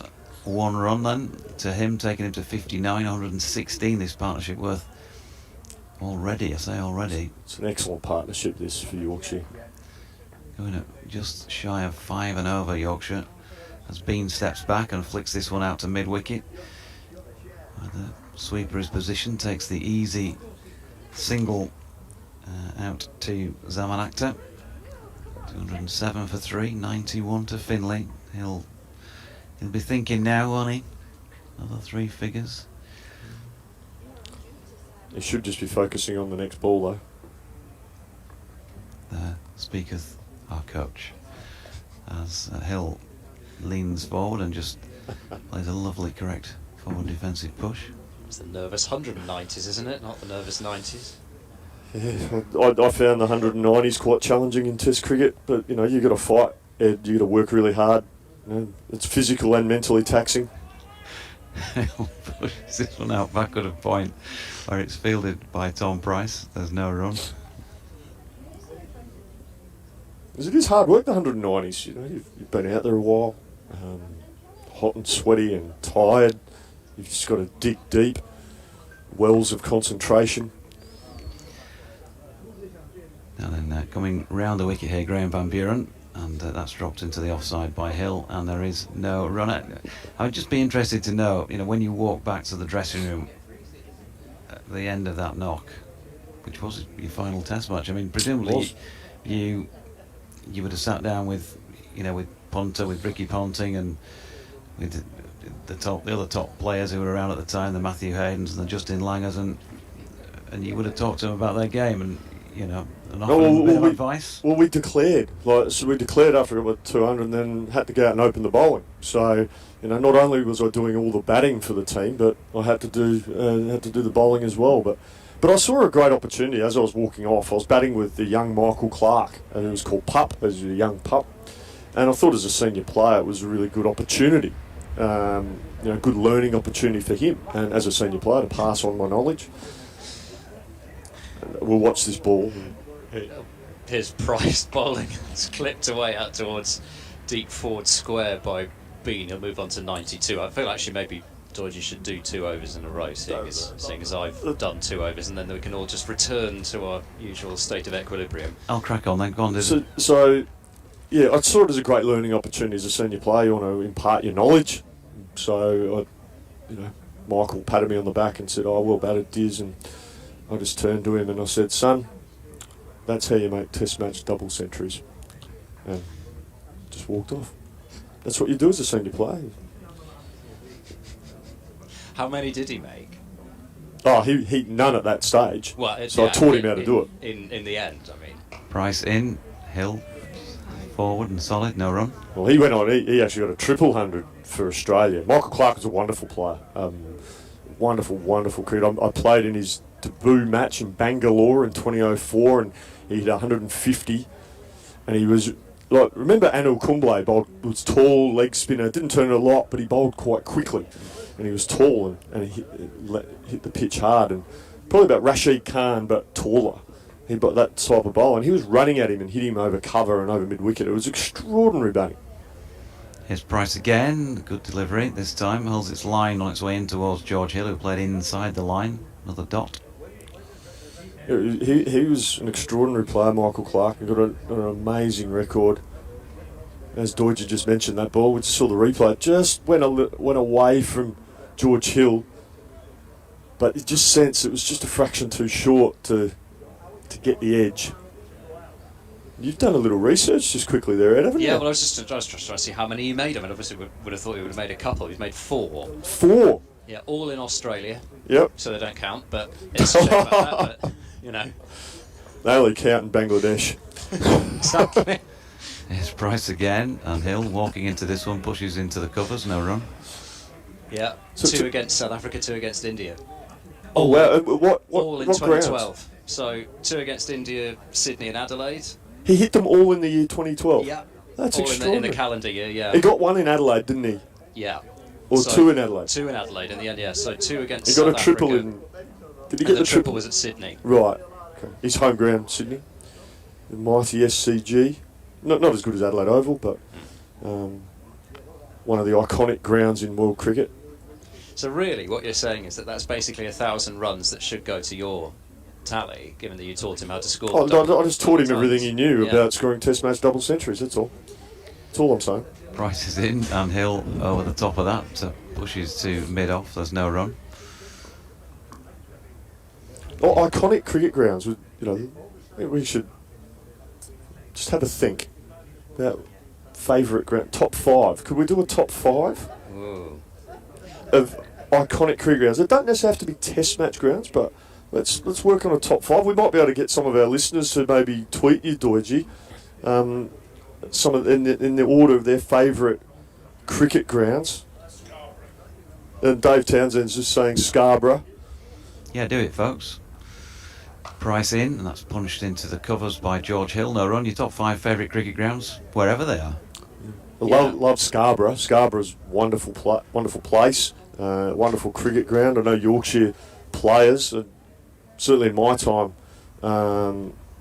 really look forward to playing in Scarborough. I think they just wanted to go and have fish and chips every night, but certainly the feel, the festival atmosphere, thousands of people are packed. And I think a lot of supporters, home and away supporters, really enjoy that trip. One of the iconic outgrounds in English cricket for mine. Yeah, and I think really, as any Gloucestershire follower or supporter would say, Dave Townsend's mouthing it at me, Cheltenham, for the same reason. Yeah. It's it's just the festival atmosphere. It's a terrific setting. You show any county fan a picture of the ground, and they would tell you it was Cheltenham. You'll always look forward to it, and we're less than a month away from it. Oh. Now it starts on the 20th of July. Oh, it's exciting for you. Exciting for Yorkshire, Gloucestershire supporters. Yeah, I mean, I'll be frantically busy because I'll be doing 9 days cricket in 10. Oh, you'll love that. Oh yeah, back-to-back championship matches. There's a Rachel Hayhoe Flint Trophy match as well there for Western Storm, so be there covering that one as well. And tickets are on sale where? Well, to make sure Like that they don't have to hear me CCC commentating, you mean? Just purely for that reason. Players have been taking a drink whilst we've been chatting away, but yeah, Cheltenham would be straight on there, wouldn't even have to think about. In your top 5? Yeah, definitely. Van Buren to continue, starting his 3rd over. He bowls 2 Bean. He goes back to quite a full delivery as the grunts and groans from out in the middle would tell you that Gloucestershire felt he should have been forward to that one, but he got the middle of the bat on it to mid-wicket. Van Buren moves in once more, worked away off about leg stump backward of square on the leg side for a single. He'll move on to 93. Will Bean 209 for 3. Going to counter the Gloucestershire commercial with a Yorkshire one then, because there are 10 days of cricket at Scarborough this year. Brilliant. 4 against Durham at the end of July, 4 in early September against Derbyshire, and then 2 one-dayers in the RL50 in between, and 2 days at York as well at the RL50. So if you like your outground cricket, 12 days of cricket in the summer months to go out there. And Van Buren bowls, forward in defence goes Hill. Atmospheres are great at both places. As you say, there's something special about Scarborough. York has been very well received in the last few seasons. They've had one championship game there against Warwickshire a few years ago, and then quite a lot of one-dayers. And it really is a cracking atmosphere if you get a chance to come there 1 year, Ed. Van Buren bowls, down the pitch comes Hill, getting to the pitch of the ball and driving it down to long off for one more run. George, have they done some renovations of York Cricket Club in recent times? Don't know enough about the longer term history to tell you that. I did go when I was much younger, but I can't remember too much about what the clubhouse was like. I mean, it looks a nice new modern clubhouse. Sorry. And worked away towards mid-wicket again by Bean with the turn. So probably yes is the answer to that. But it's just a lovely setup there. Big marquee at the side. Temporary stand at the far end of the ground when we're there. Forced off the back foot this time by Bean, nicely played. He'll pick up 1 down to long off, so he'll keep the strike at the end of the over. 211 for 3, Bean to 94. Of course, you always need the weather, particularly with those sort of outgrounds, because of the slightly... Yeah, you can stand on the concourse here, for example, if it's hammering it down, can't you? Yeah, at Cheltenham, the other thing about Cheltenham is you've got a couple of things. One, that it is on a slope, so the water tends to kind of drain off to one side of the ground. But the other thing is you have 2 squares at Cheltenham. There's the College Square, and then there's the square that's only used for the Cheltenham Cricket Festival. So the ground staff have basically got 2 squares to try to cover during a rain shower. So if you get something really heavy, it can be quite a lengthy interruption. They've got to weigh the covers down with those big concrete blocks. And there we go, immediately on the mention of Scarborough, Bill Mustoe, former chairman of the club. You'll know Bill. Yes, of I know course, Bill. from your time here. Thanks for the plug, Doige, he says. Good to see Dizzy. Here is Ben Charlesworth then. 47th over this Yorkshire first innings, bowling to Finlay Bean, who he's potentially one stroke away from bringing about a second first-class century. 121 this partnership with George Hill.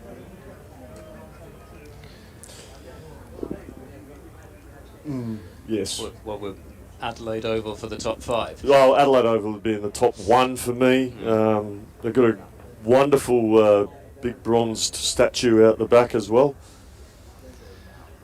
Charlesworth in, and that is punched square on the offside by Bean. It's a good attempt at a stop, but he's got something on it, which means that it's out of boundary. They've got a single. I would say that, and I'm afraid I have not yet managed to get out to Australia to watch cricket, but it's on the bucket list, as you can imagine. But Same here. Nearly everybody that I've heard that's gone out to commentate on cricket in Australia tells you that Adelaide Oval is their favourite ground. 100%. That's enough of an There's a endorsement. reason, because it's the best ground. And it's in Adelaide, in the best city in the country, so... In comes Charlesworth again. That's flicked nicely off the legs by George Hill down to long leg, and they're going to come back for a second run. Nicely played. It's good to see George Hill getting back into some sort of form. He feels like he's more fluent here than maybe we've seen him throughout the season so far. He got that 100 I mentioned recently in the second team. Well, he's been out of the side when the T20s have been on. His intent's been excellent today. He's looked to score. He's got into good positions. He's climbed in anything remotely short, and anything that's been over pitched, he's been looking to be really positive with. Charlesworth in again, and Hill pulls that one through mid-wicket for another single. Interesting when you hear other people talk about the younger players. So I spoke to Shan Masood at Derbyshire after one of the day's play. I'm just asking him about George, and he offered, rather than me asking particularly, he sees George as a future leader. I mean, I suppose that when you're that young, that might end up being a millstone around your neck, more pressure on you than you really need. But I think he's probably up to that at some point in the future. As Charlesworth's in, that's flicked nicely off his legs by Bean down to long leg for 1, taking him to 96 and the score to 216 for 3. Well, Shah Masood's been around a while, and he's obviously getting to know his teammates, squad members, and it's a good observation. I mean, George Hill, how old's George Hill? Is he 21, 22? He's got a lot of time in the game. But yeah, good seeing young players perform well is great. Charlesworth in again, and this is Hill just pushing that to mid-off. There is no run on this occasion. George is 22. Yeah, born down in these parts. So it's great. We've seen here Yorkshire, obviously they're 3 experienced batters in the top 5. Live, Malan and Masood have all missed out. I know Malan scored a few runs, quick, what did he get, 28. It's good to see the 2 young players step up and do the job. It's great signs for Yorkshire going forward. Brian Osborne messages, nice to listen to Dizzy. $1 million question, dare I ask if he'd come back to Yorkshire if offered? Van Buren bowling to Bean, he'll flick one down towards deep backward square. Actually, lucky that didn't go for 4. Actually, it should have been Doige's really, with Bean on 96, but he's off strike now, so on to 97.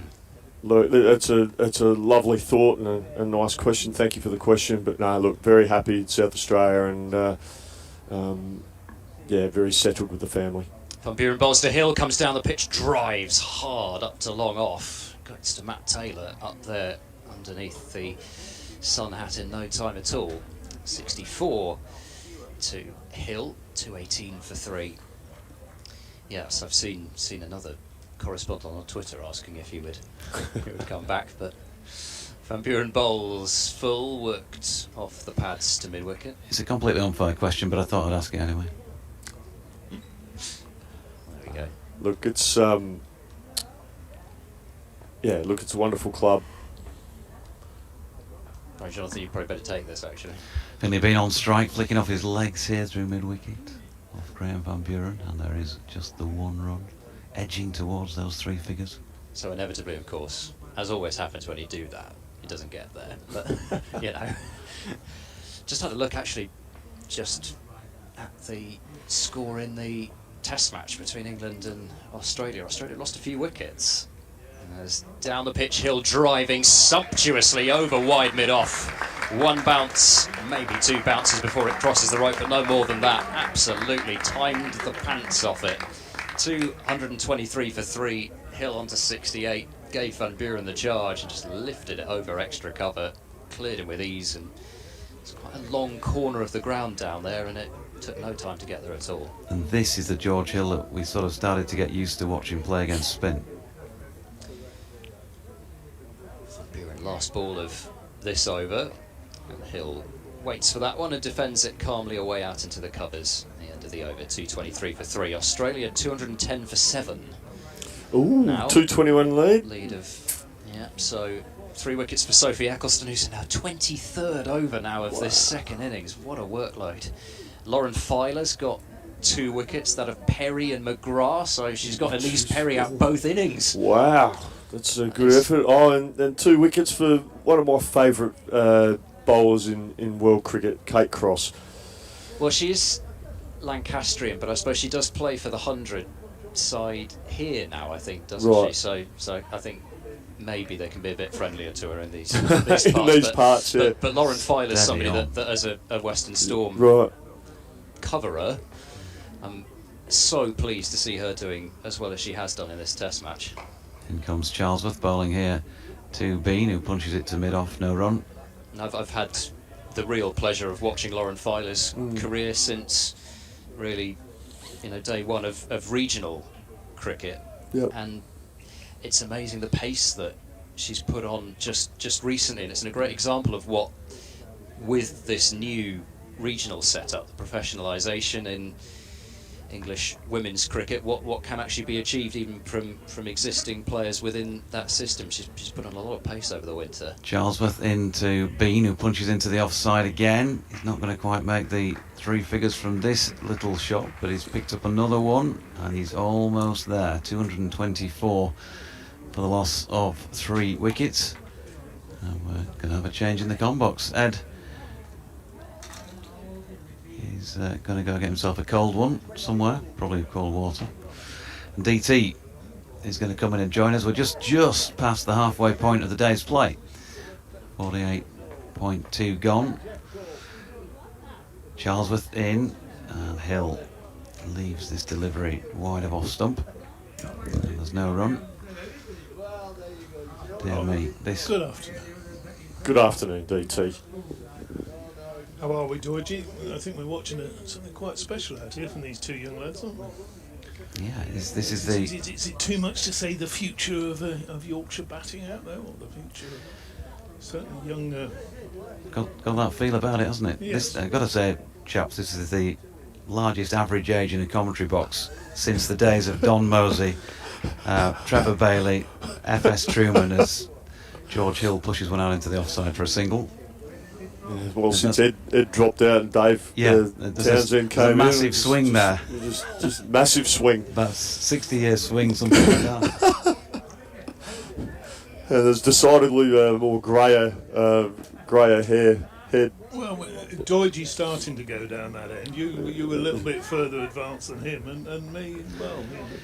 Charlesworth to Bean, short ball pulled, that's going to be it. Finley Bean with his second first-class century with a lovely pull shot through mid-wicket. And he milks the applause from those in at Headingley Stadium. Fine young player with a very promising future, just his 16th first-class innings, and he's already put up 2 tons against second division opposition this time around. 199 minutes, 140 deliveries, 14 fours and a 6. An exceptional knock. He climbed into that short ball from Ben Charlesworth. And he's Does done it it again. And just to celebrate that 100, that little bit more, he really did smash that one away along the carpet for 4 more. I don't think it's too much to say, DT, what you said just before about the future of Yorkshire batting. I don't think it's a stretch to say with these two out there that that could be the case. This has been some very, very good batting from these two young players. I think that they've been positive they've been fearless without being reckless. They've climbed in anything that was short, any width, and then when the good deliveries have kept those out. But the margin for error with these Gloucestershire bowlers has been very small. We've got to change of bowling now. We've got to go hard back on. Yep, Zafar 8 overs, none for 40 to his name so far on day 1 here at Headingley, which I suppose, given it's day 1 at Headingley, for a left-arm spinner, is no huge surprise. But he did get wickets here in both innings last year in Gloucestershire's win against Yorkshire as George Hill pushes his first ball to mid-on. So we know he can do the job. 233 for 3. He turned a couple, didn't he, in that first session? Quite significantly. Yeah. Against this man, George Hill. What has he got this time? Hill uses his feet and won't let him, or tries to not let him settle. He's just pulled that slightly wide of mid-on and will get 1 run. They've sent Long off as he was to George Hill back. He remains in the same position for the left-hander. There's a sweeper out on the cow boundary. Long leg is probably 10 in from the boundary down to our right. In fact, he's going to be now moved squarer. And they put a man in who would be just about inside the circle in a white ball game. And now he's been moved again. Zafar, it's a bit like the hokey cokey at the moment out there in the field setting for Gloucestershire.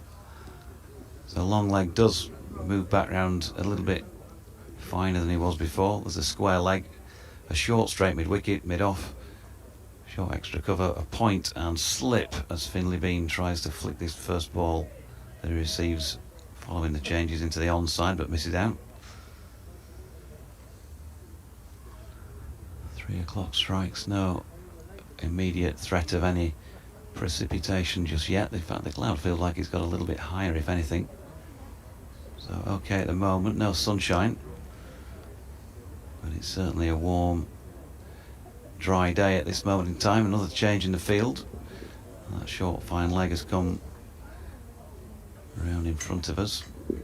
Left a big gap through the offside here with just a point, and Finlay Bean, like good players do, opens up his body, just exploits that with a push into the offside for an easy single.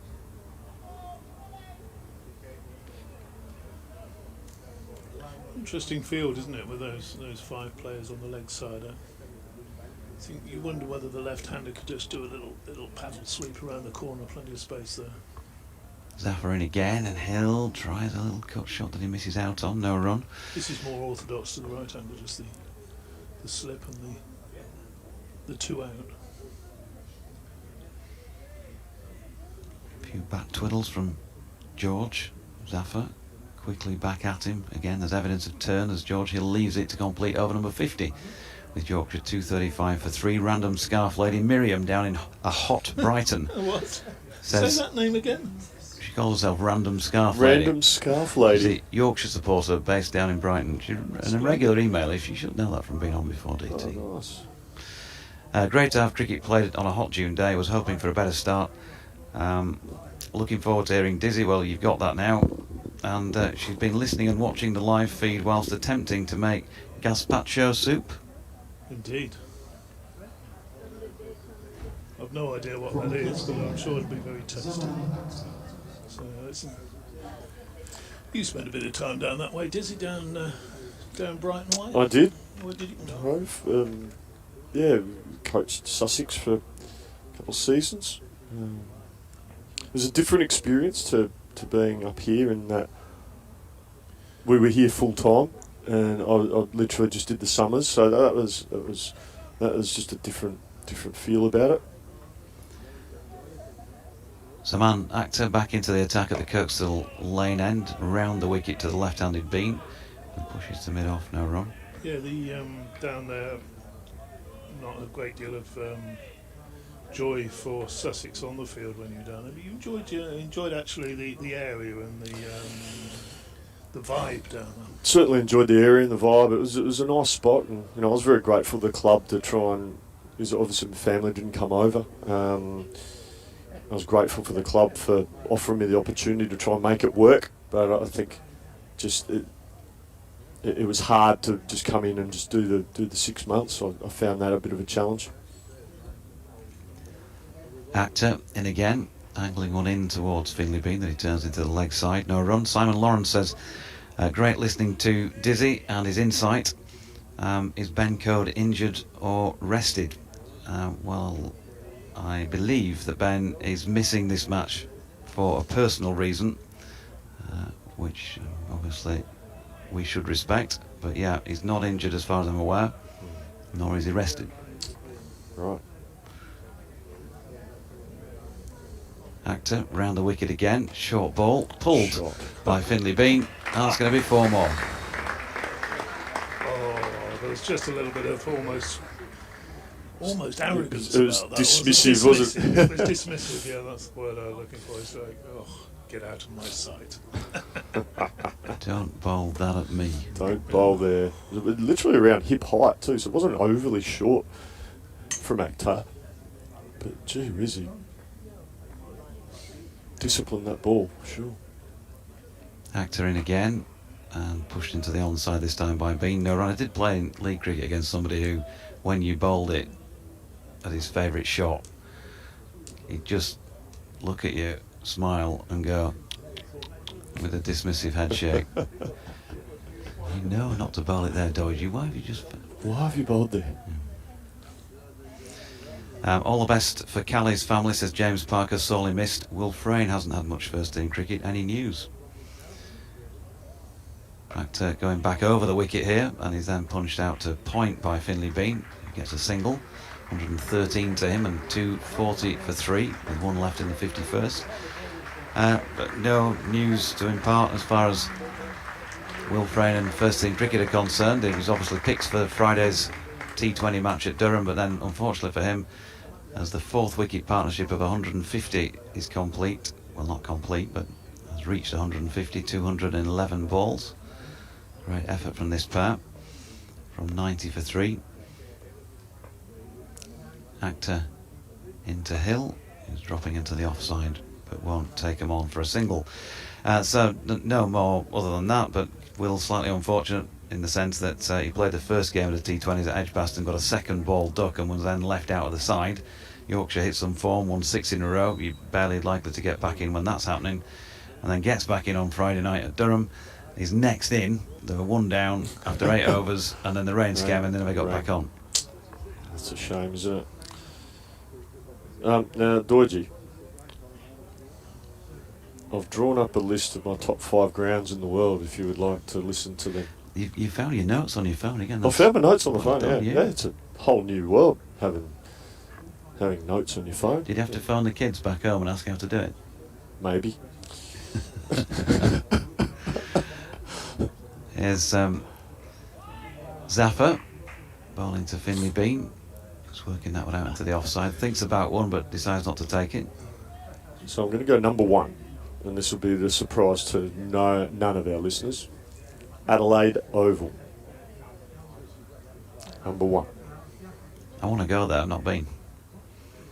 Zaffer in again and Bean punching into the onside. Now, there was a fairly useful batter who played there at one stage, wasn't that right? Adelaide Oval.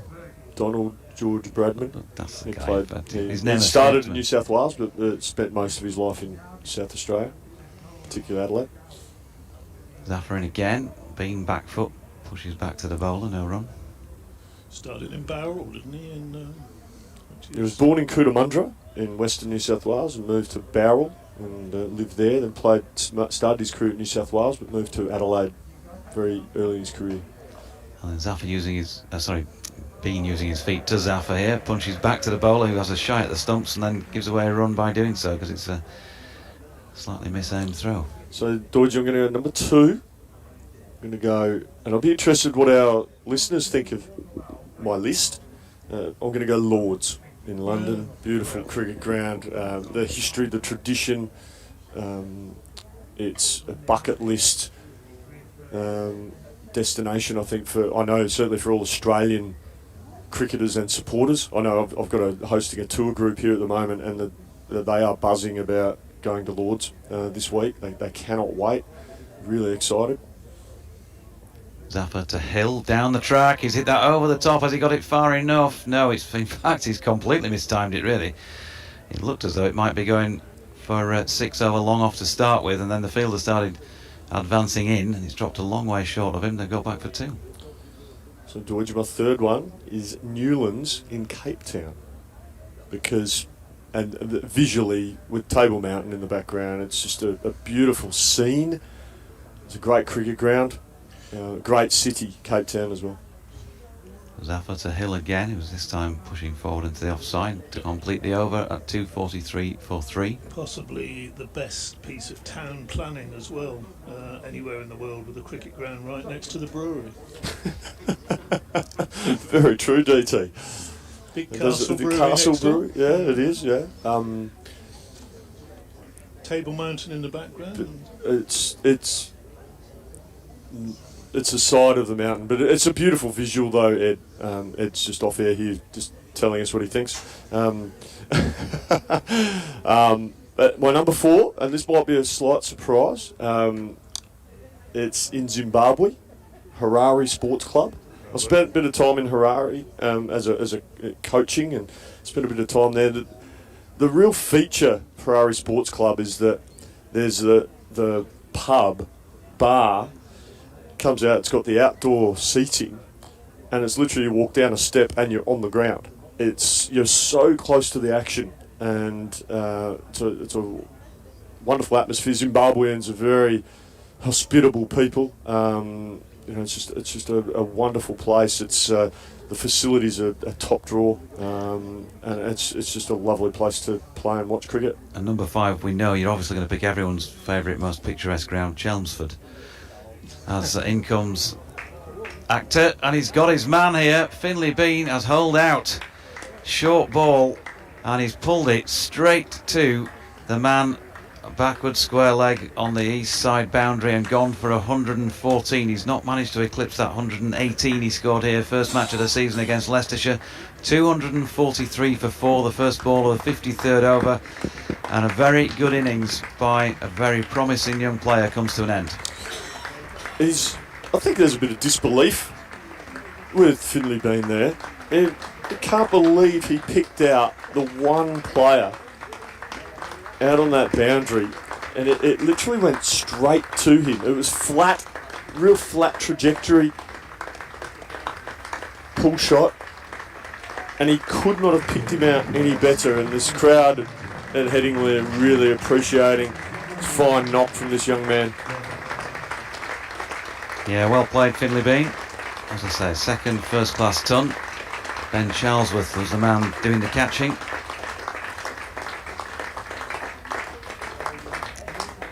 And it was the man, Actor, taking that wicket. 212 minutes, 153 deliveries, 16 fours and 1 6, and that probably ought to have been a second 6, but he just couldn't have picked him out much better than he did. So Jonathan Tattersall makes his way out at number 6 for Yorkshire to join George Hill. George taking on the mantle of the senior player out there in terms of runs, and he's looked increasingly fluent as this innings has gone on. So go on, number 5. Yeah, so I mean, just on your comment, you mentioned Chelmsford. I've got another list that I can put together, and I'm pretty confident Chelmsford will make that one. Doidgy. So number 5. Look, it's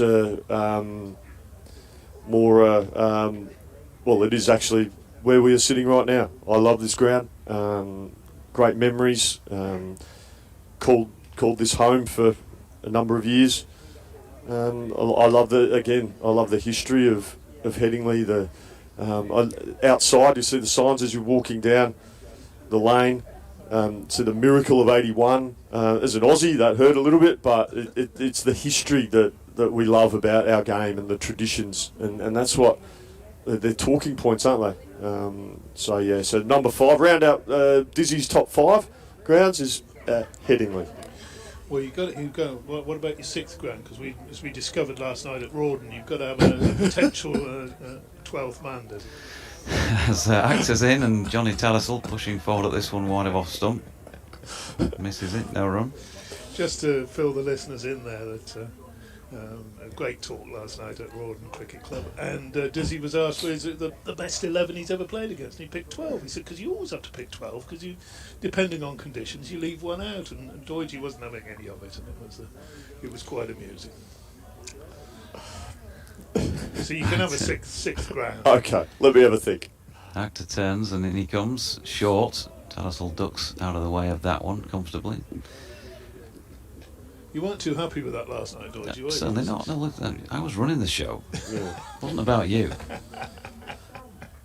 Yeah, it's a good thing you didn't carry on enough about it either. It barely got a mention, did it?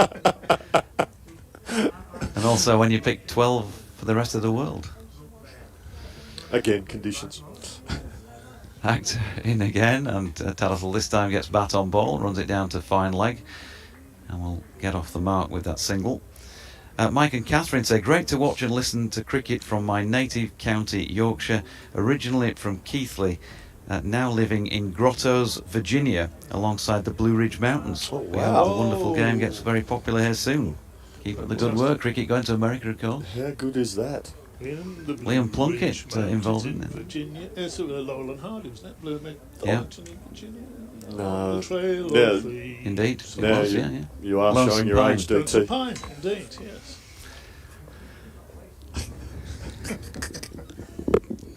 Actor in short, and Hill ducks underneath that one as well. No run. Yeah, it used to be sort of regular Saturday morning Oh, yeah. churned out, wasn't it? Again and again that, and Champion the Wonder Horse and that sort of things. Skippy, of course. Talking Skippy. talking in cultural references that Dizzy might actually know. What's that, Skippy? That man Gillespie wasn't as good as he thinks he was.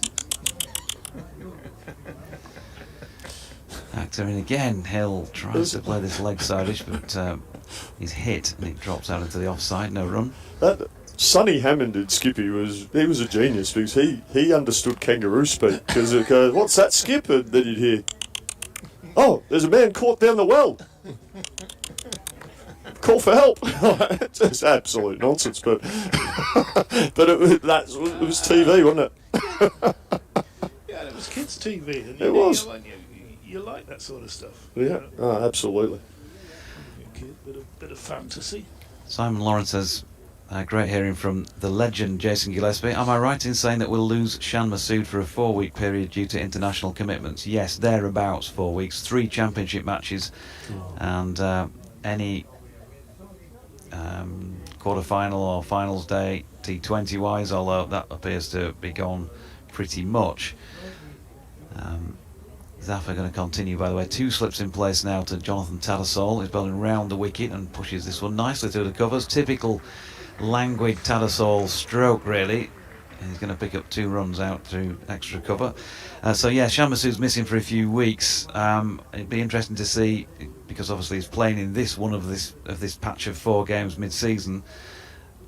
Interesting to see if in the next 3, which is Worcestershire away, Sussex here, and then Durham at Scarborough, whether or not the club does bring in another player, another batter to replace him on a short-term loan, as that's pushed out by Tattersall to mid-off, no run.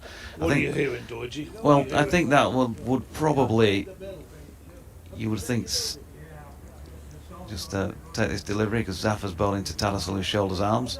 You'd think that they'd probably, if Tuesday's sanctions include points deductions that mean that doing that would be futile, you'd go with what you've got and give somebody else a chance, as Tattersall pushes this out towards point and there's no run. But if there was still a chance after Tuesday's sanctions that they could get promotion. If they win enough games in the back half of the season, then they probably would look to bring somebody in. I would read it something like that. Here's Zaffa. Tattersall pushes that one out to point. Nicely stroked again. They get 1 run. I've got my 6th ground DT, Yeah. the Wacker in Perth. Just because it's a great place to bowl. I'm putting it over my fast bowler's cap on. Great place to bowl, great place to play cricket, great viewing ground. It's going under a bit of a reconstruction at the moment. Don't play international cricket there anymore, male program. Zaffa in again, and a missed attempt at a cut shot by George Hill to finish the 54th over. 247 for 4, Hill on 72, Tattersall on 4. Jeff Marshall's come up with 5 favourite cricket grounds. Has he? Adelaide Oval before redevelopment, when the cathedral was visible from the Bradman stand. Controversial. It was lovely before, but it's So much better now. It's fantastic now. They've redeveloped it in such a tasteful, sensitive way there that you've still got one end open, you've still got the old scoreboard, you've still got the. They've kept a lot of the original brickwork and the western stands, members areas. Here's Actor at the coastal lane end with a Tattersall leave. The one thing I don't quite like as much with Adelaide Oval now is it's not as ovally as it used to be. It's rounder than it used to be. And you probably chased a few balls back to the boundary there, and they would have run 5 or 6 whilst you were doing so. Yeah. It was a very long way, wasn't it? It was a very long way. Very, very long way. And they have. I also have drop-in pitches, which I'm not a huge fan of. As a cricket fan, I prefer to see a cricket square. Actor in again. Tattersall flicks off the hip, but that is okay. There was a stifled appeal, but not out. Trent Bridge, he says, is his second choice. Nice. Nicest ground in England, is his comment. Yeah, no, that's not bad. Trent Bridge is a beautiful cricket ground. He concurs on the Cape Town front. Yep. Yeah. Nice. Table Mountain, Hagley Oval, Christchurch. Ooh. Such a pity the city's been devastated by earthquakes. You could go a bit further south and go down to Queenstown. That's very beautiful down there as well. Well, short of length here, Tattersall takes that top of the bounce and just punches it out squarish on the offside for a lovely boundary. Actually, one ground I didn't mention, and it's probably alongside Cape Town, one of the most picturesque grounds in the world, is Dharamshala in Kings 11 Punjab, or Punjab Kings in the IPL play there. It's north of Chandigarh, up in the foot of the Himalayas, and it's absolutely picturesque. In comes Actor again. That 4, by the way, got Yorkshire their first batting point. As Tattersall pushes out into the offside again here, no run. And then number 5 for Jeff, who's down in Ware in Hertfordshire, but hoping to be here tomorrow to watch Yorkshire live, is Scarbados, where he says he lived after marriage in 1966. Fantastic. He's got a very good ground. Well done, George. If you were picking a big squad, you'd probably have that as your 7th team. Of course, all of these foreign grounds I've never been to anywhere, because as a mere domestic commentator, I'm not on that circuit, so I still have to watch them on TV at home as Tattersall pushes that one up to mid-ons, no run. Just for our listeners, Hagley Oval in Christchurch is in an open parklands, and what they've done is they put up temporary standing, so it's public parks, and they put up these stands, and it creates a wonderful atmosphere there in Christchurch. As I said, it has been devastated in the past by earthquakes. Actor is in again, and Tattersall over the top of that, punching out square on the offside once more, no run. Ken from Norwich says, afternoon JD, good to hear and see Dizzy. Good day, Cobber, he says. Good day, Cobber, wow. But he hasn't said that before either. This was obviously a little while ago, because it says Finley and George have rescued a potentially sticky situation and steering us towards a bonus point. Talk of Scarbados and gulls is making me long for our annual visit to the SCG. No, Dizzy, the SG, the Scarborough Cricket Ground. It'll be the September game this season, as we saw Durham at Chester Street earlier in the season. Looking forward to it. Brilliant. I'll throw another ground in a minute. I thought you might throw goal in there, DT, because you've certainly banged on about goal quite a bit. You've just stolen my thunder. Zaffarin and George Hill, George Hill even, yes, tries the cut shot and misses. Couldn't make out who was in for a moment then. Having said that, they do have some very impressive thunder in Gaul. So when it rains there, it really rains. This time George creates a bit of space outside off stump, but his cut is straight to point. Not necessarily your favourite cricket ground in Sri Lanka, though, does he? You quite like Kandy? I've got mixed feelings about Kandy. I love it. It's up in the mountains of Sri Lanka. I love Sri Lanka as a country. As George Hill gets an edge on this one, but soft hands means it rolled along the deck to slip, no run. As a country, it's probably one of my favourite places to visit on the cricket circuit, and the grounds are wonderful. But I did break my leg in Kandy in 1999. I made the cardinal sin of running into my captain. Zaffa to Hill, who works it up to the incoming deep mid-on, 1 run. So I ended up in an ambulance, and taken to hospital and then airlifted to Colombo. Sanath Jayasuriya had a contact in the army, the Sri Lankan army, and got us a helicopter and transferred Steve Waugh and myself to Colombo Hospital, where I had my leg reset and put in a big plaster. Interesting experience. Zaffa to tattersall, pushes back to the bowler, no run. One of the few occasions in your career when perhaps you shouldn't have kept your eye on the ball. And, yes, that is very true. I broke my leg, my right leg and right wrist. Stephen broke his nose. Zaffa to tattersall, runs it down to third man. They're going to pick up a couple here to complete the over. It's 56th over at 254 for 4. Hill 73, Tattersall 10. I'm just going to step out for the last few overs before the tea break and bring Ed back in with you two renegades. Well, DT, I'll tell you the story while Ed's coming in and Dorji moves out. We're in hospital in Colombo, and Steve Waugh and myself are in adjacent beds, and this very attractive young Sri Lankan nurse, she comes in with a little bath, and she said, Mr. Gillespie, because for some reason Sri Lankan people have trouble saying Gillespie, so she said, Mr. Gillespie, it's time for your sponge bath. And I look at this young lady, and I then look at Stephen, and Stephen sort of said, oh, you lucky duck, so to speak. And I'm thinking I'm pretty good at this stage. And then she's sort of laid down the towels and all this sort of stuff, and then she's left the room. And I'm sort of pretty happy with myself, going, well, I'm going to get a sponge bath here. How good is this? And then I've gone to open the drawer or something and put my book. I had a book beside the table, put that in the drawer, and then I just hear this laughter, and it's from Steve Waugh. And I turn around, and in walks the nurse, but it's not the young lady. It's a portly older male nurse with a big moustache and big curly hair. And he said, Mr. Gillespie, it's time for your sponge bath, and I would be administering it. And Stephen, by this stage, is crying with laughter. And I'm kind of, are you sure? Are you sure? I think I'm okay. And that must have been good. I'll do that bit myself. Yeah.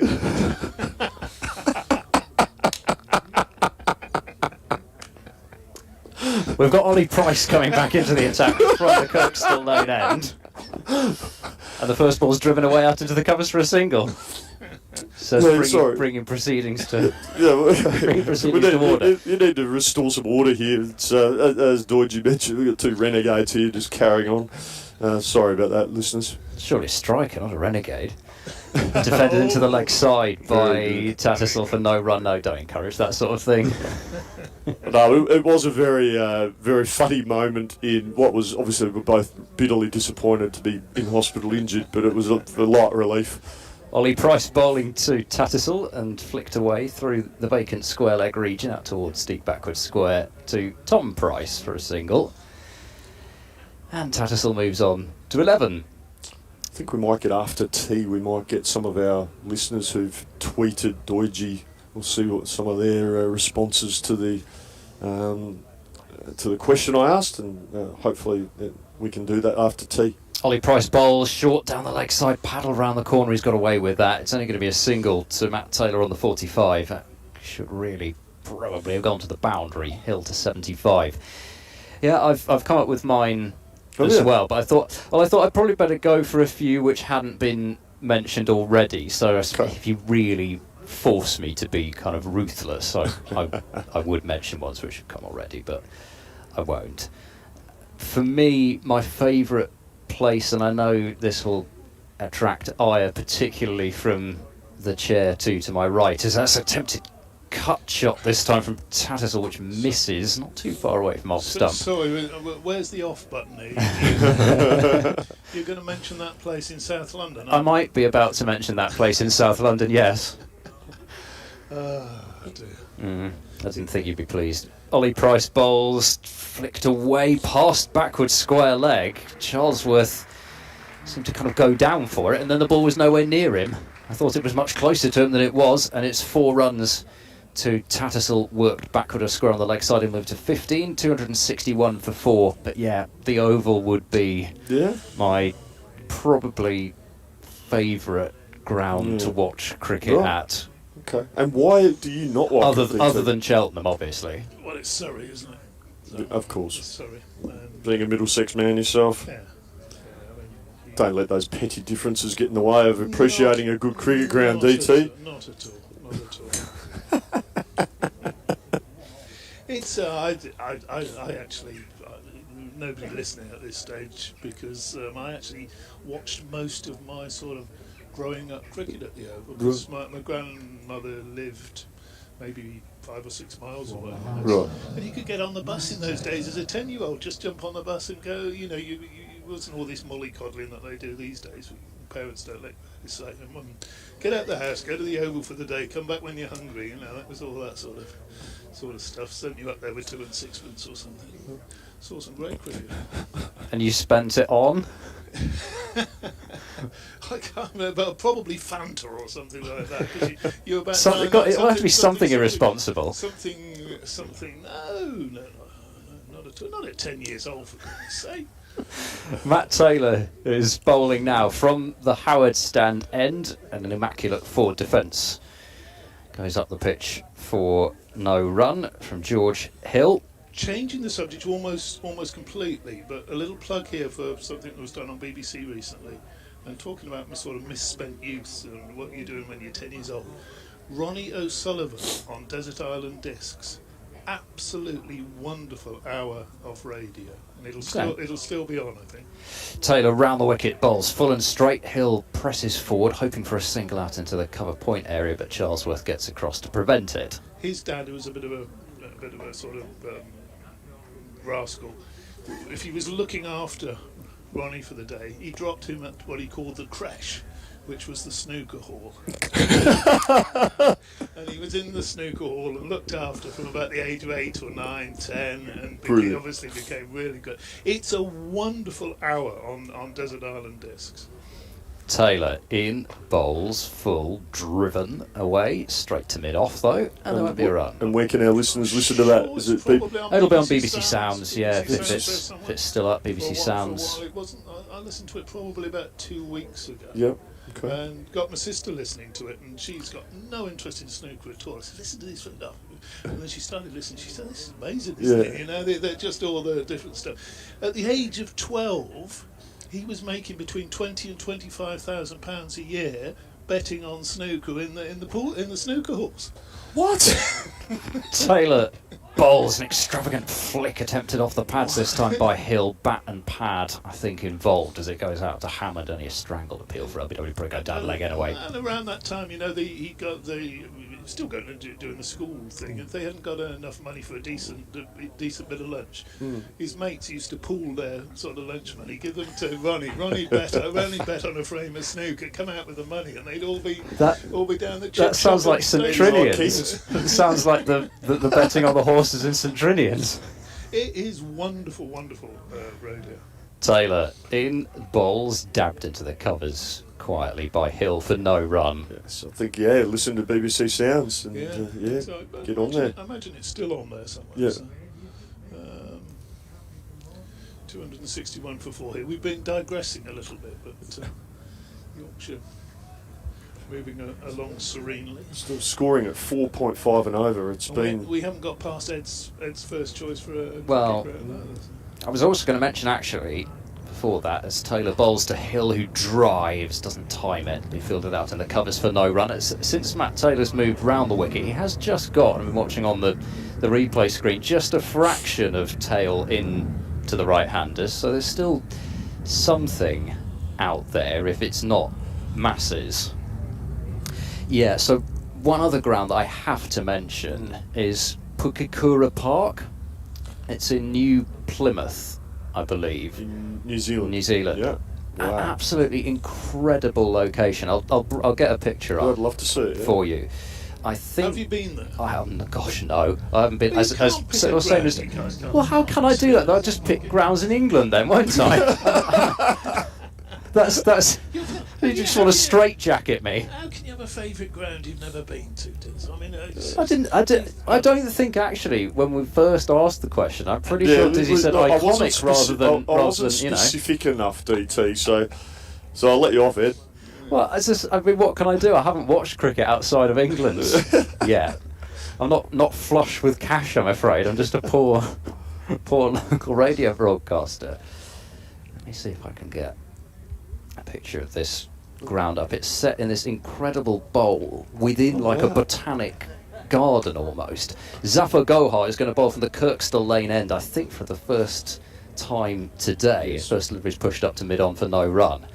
But it's just this incredible setting with these almost like banked terraces of seats built into the hillside on either side of the ground. Zafar bowls, bit of turn, it's chopped away past second slip out towards Taylor at backward point, and they decide against coming through for a single.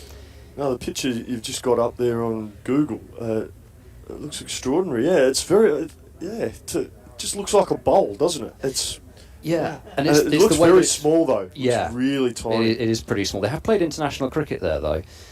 As working round the front pad is Tattersall, sending it backward a square on the leg side. They'll pick up a single, 262 for 4. Board is so quick it gets me every time. It's already updated every time I've even looked up. Yeah, it's just the way that it's built into the setting as well. It's just incredible. And you don't sit on seats, you sit on sort of edge of these terraces. Zafar bowls to Hill, who leans forward into a defence. Zafar will move across to his right to pick up. So what's third on your list of interesting looking cricket grounds that you've seen on the internet? Well, well, what am I supposed to say? Chelmsford's going to make the list then.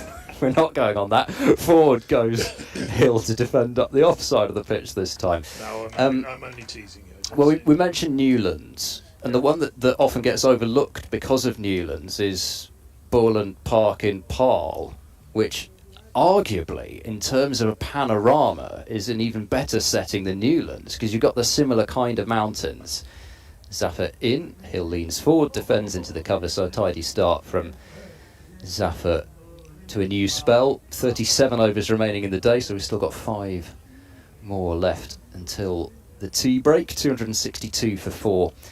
But yeah, because unlike Newlands, and it's I believe it's as pedantry at its best, but I think it's actually Devil's Peak that you can see from Newlands rather than actual Table Mountain, because that's over on the other side of the block. But as I say, this is proper pedantry, which I can see Dave Townsend is smiling. Well, to be fair, I have actually been to Cape Town. I haven't been to see the cricket there, unfortunately, but I have been to Cape Town.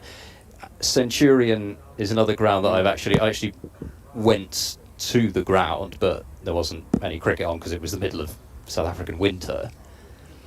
Taylor continues from round the wicket to bowl and has nicked off Tattersall. No, he hasn't. Gloucestershire thought they'd got him.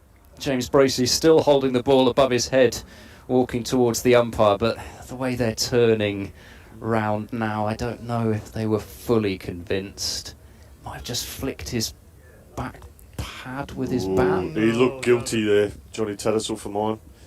He had a little look around, instinctive look around. I do think I can see the pad move. I don't know.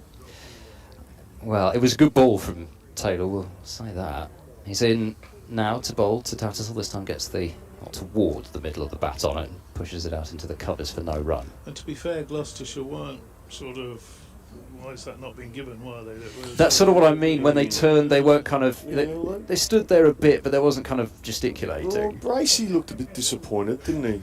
James Bracey. He does tend to. Is he a glass half empty character, is he? Well, I just mean he likes to, if he can sell it a bit behind the stumps, and he'll see it as part of his remit. Taylor is flicked away off the pads, but there won't be a single there into the leg side, Hammond Fields. Yeah, so actually that's 4. That's 4. Other ground I wanted to mention, Oval, Cheltenham, Pukakura Park and Booland Park. Yeah. And the other one, Windsor Park, Dominica. I watched, that was the test match where Shannon Gabriel had the "why did he do that" moment against Pakistan. In goes Taylor, bowls very full, squeezed back to the bowler for no run. Who's the commentator that was on at the time? Fazir Mohammed. Fazir Mohammed. Why did he do that? That's classic. Yeah. That's like classic commentary. Yeah, and I think everyone in the world who witnessed that would probably ask the same question. It was amazing. Roston Chase, I think he'd either got twin centuries in the match or he was close to it. He was going to bat out the last over for what I think would have been at least a West Indian drawn series, if not a series victory against Pakistan. Taylor is in, and Tattersall covers up, and we'll play this quietly up to mid-off. That's the end of the... Well, it's not the end of the over, because again, the scoreboard's done. There's still one ball left. But, yeah, just one of those great moments, unless you're a long-suffering Caribbean cricket fan. But yeah, the setting there looks great to me. You've got the mountains one side, sea on the other. Yeah, there's some beautiful grounds in the Caribbean. Obviously, St. Lucia, Darren Sammy Stadium is a lovely ground. Port of Spain, Trinidad, Georgetown, Guyana, Border Oval, Antigua, Barbados. Taylor in and driven by Tattersall, just in controlled fashion out into the covers. And that is the end of the over. It's a maiden. Did you ever play in Guyana? Yes. Get down to Georgetown? Yep. The border or the new one? Border. And Shivnaran Chanderpaul got about a 72-run century against us. I managed to pick up 5 wickets. 72-run century? 72 ball century, sorry. Did I say run? I know it's his home ground. Right. Give him 1.5 for every run he scored. Sorry, slip of the tongue. But yeah, he faced 72 deliveries, and Shivnaran Chanderpaul, not known as an outgoing player, but everything he hit, he just got into good positions, and we thought we bowled quite well. He just was too good for us, and he played very well. That's his hometown as well. It is. Zafar Gohar, the Kirkstall Lane end, round the wicket, bowling down the pitch comes Hill, driving firmly, but they've got a deep mid-off, I think, really, rather than a long off. I can't, to be honest, really see where he's standing down there, but he's in a little bit off the road. Quite deep, deep enough for an easy single. So where's your final ground, Ed? Is it on your PlayStation or something? My PlayStation? I've never owned a PlayStation. What gaming console have you owned? None. I was never allowed one. Never allowed one? Yeah, genuinely, never allowed one. Zafar bowls to Tattersall. He comes down the pitch and gets to the pitch of the ball, but can't find a single. They've brought Rulofsson at mid-on up a little bit closer there. Well, I think that's 5 now. Oh, you got 5. Or unless I'm allowed a 6, just like yes. deep Sixth squad, man. all bases covered. Zaffer bowls to Tattersall. He'll repeat the dose, working it firmly but straight to Rulofsson at mid-on. Oh, that's a pretty good five, Yeah, actually. yeah, I agree. That's a very good Well, I five. just thought I'd go for a couple which are a bit more out Yeah. there. Quirky. You know? Yeah. Excellent. I actually really enjoy, although it can be a bit ridiculous at times, Zaffer in, forward, Tattersall, playing with a head right over the ball, defending it into the covers for no run. I actually quite enjoy cricket at Eden Park, just for its Yeah. just It's such an bizarre unusual nature, shape. yeah. Yeah, it's a really unusual shaped ground. and they get a great atmosphere there when you get a side like Australia or England there. Paddle sweep comes out from Tattersall. He's played that really nicely. The outfield's plenty quick enough to send that down to the boundary for 4 runs, and Tattersall will move on to 22.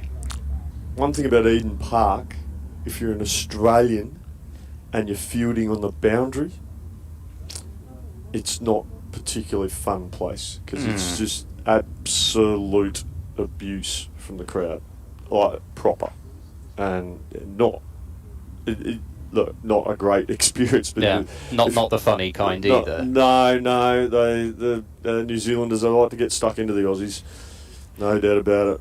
Particularly at that place. Yeah, oh, yeah. Zaffer into bowl. Tattersall turns that one away out towards Charlesworth at mid-wicket, and that's the end of another over. 3 left until the tea break. Yorkshire up to 267 for 4. I'll be really interesting to see when Australia go to New Zealand to play, how the New Zealand crowds will react when the Australian assistant coach, Daniel Vittori, walks out in Australian kit for preparations. I wonder, has Brendan McCullum has coached England in New Zealand, hasn't he? Yeah, this winter. I wonder did he get a good reception, or because I mean him and Victoria, I'm joking, but like they're both absolute legends of New Zealand cricket. Matt Taylor starts a new over and bowls. Has Hill in 2 minds there a little bit as to whether to play or to leave. I think in the end he did withdraw the bat, but exactly at what point that came, I don't know. Went through to Bracey. We've got a WhatsApp group with a few former Australian players, and remember when England won the T20 in Australia? There's a picture of Mike Hussey holding the T20 World Cup title in his England kit because he was doing some consultancy for him, and he's shaking it up. That is now our WhatsApp group's cover photo. Taylor is in. That's driven by Hill, not timed straight to point. So we're not letting Huss forget that. Huss actually in the group. Yeah. Well, we've got a fast bowlers group, but we had Mike Hussey and Adam Gilchrist begged us to be part of it because obviously being fast bowlers, we're the coolest kids in the camp, and we're the funniest, and The elite. we're the elite. So that they had to they had to beg us to be included in that WhatsApp group. Yeah. Taylor running in, round the wicket. He's there and bowls. Hill taps that one away into the covers. Won't be a single on offer. So, who else is in that group? Come on, spill the beans. Glenn McGrath, Brett Lee, Michael Kasparovich, Damien Fleming, Andy Bickle, Gilchrist, Hussey. As I said, they begged to be part of that group. No slow bowlers. Was Warney in it before his... No, quicks only. No, quicks only, okay. Here's Taylor. He's there past umpire Malan bowling. An attempted short arm pull there from Hill, but made a rather ugly sound off the bat and goes straight to mid-wicket. Actually, I actually had a sad moment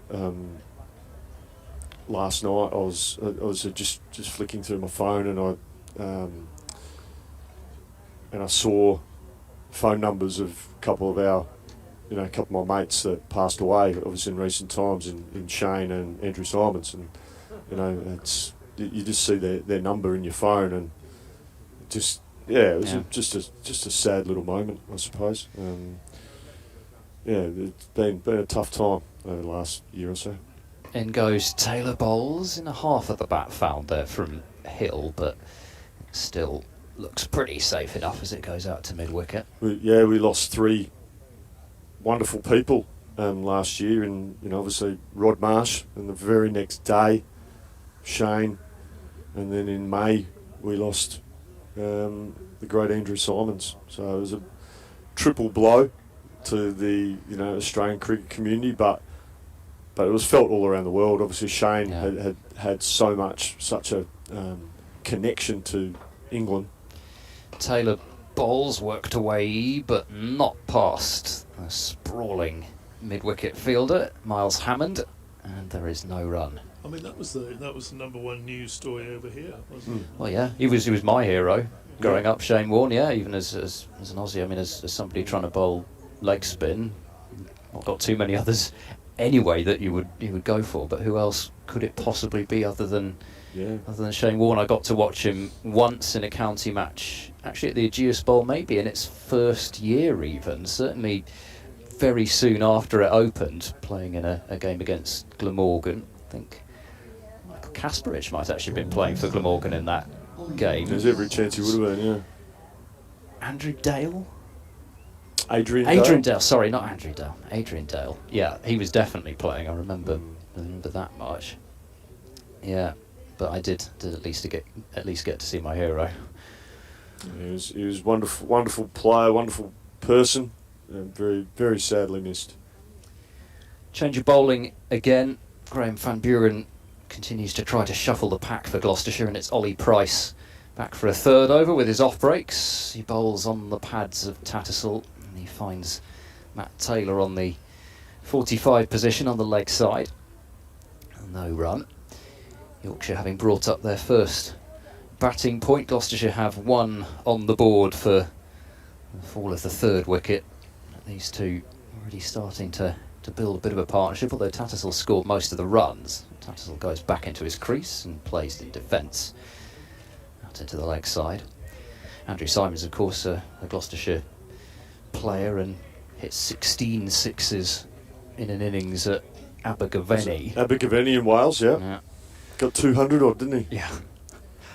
As Ollie Price bowls, fires that one a little bit quicker. There's a bit of turn, but Tattersall works with it and plays away once more to Matt Taylor. Sun hat flies off as he moves across to his left to field. 288 for 4. Very small ground. Yes. Abergavenny. It's one of those where they have to do a bit of a creative accountancy to make sure that they've got the 48 metres or whatever. I suppose. Just chop off a little bit of the tape measure. Hill on strike on 76. Then goes Ollie Price to bowl to him. Hill will get a single. I think there's bat on that one. Indeed there is. 268. It becomes 269 for 4. Hill onto 77. Just looking at some scores around the country, and got a particular interest in North Ends v Kent.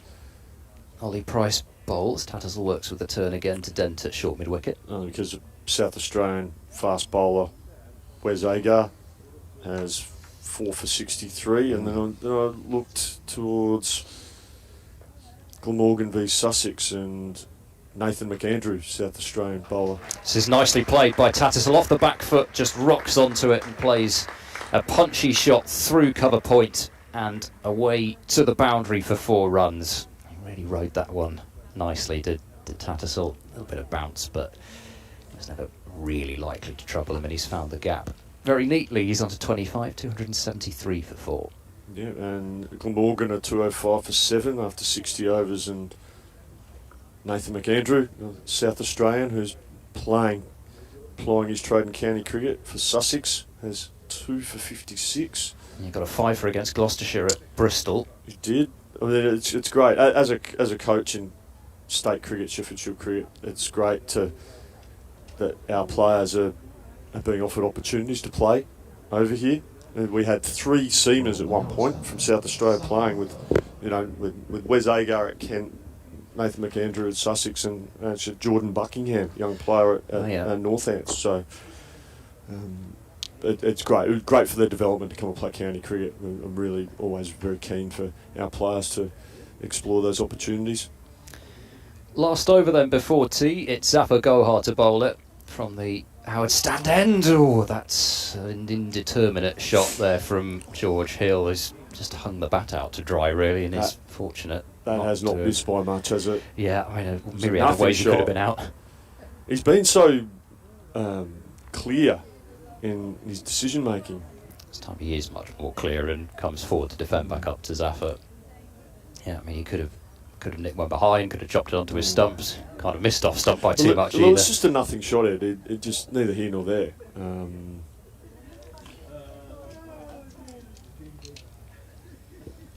Zaffer whirls in once more round the wicket to bowl.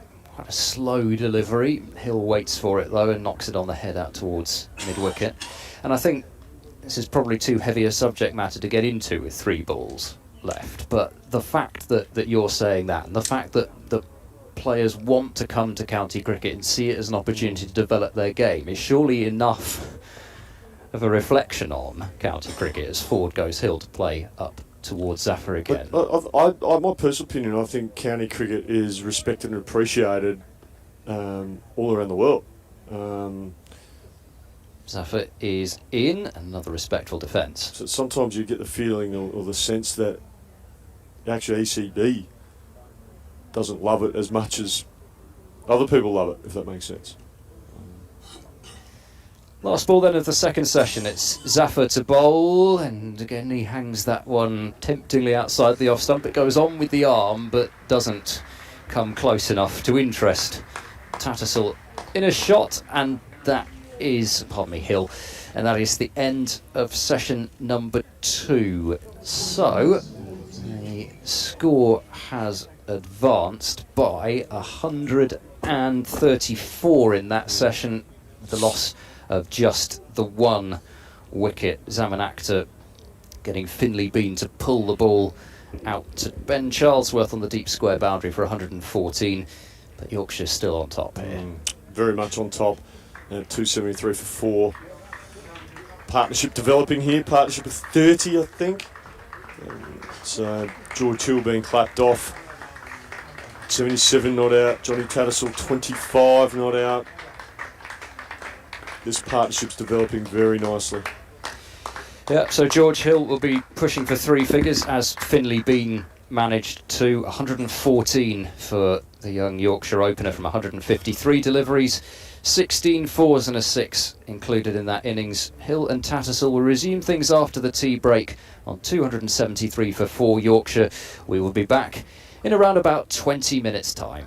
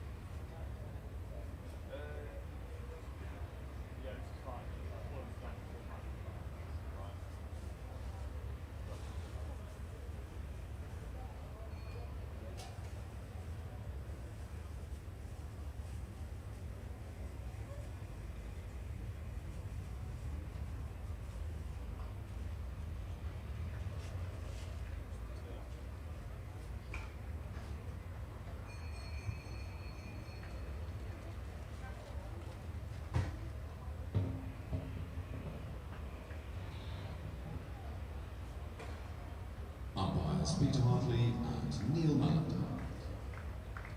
Graham Van Buren leading out Gloucestershire.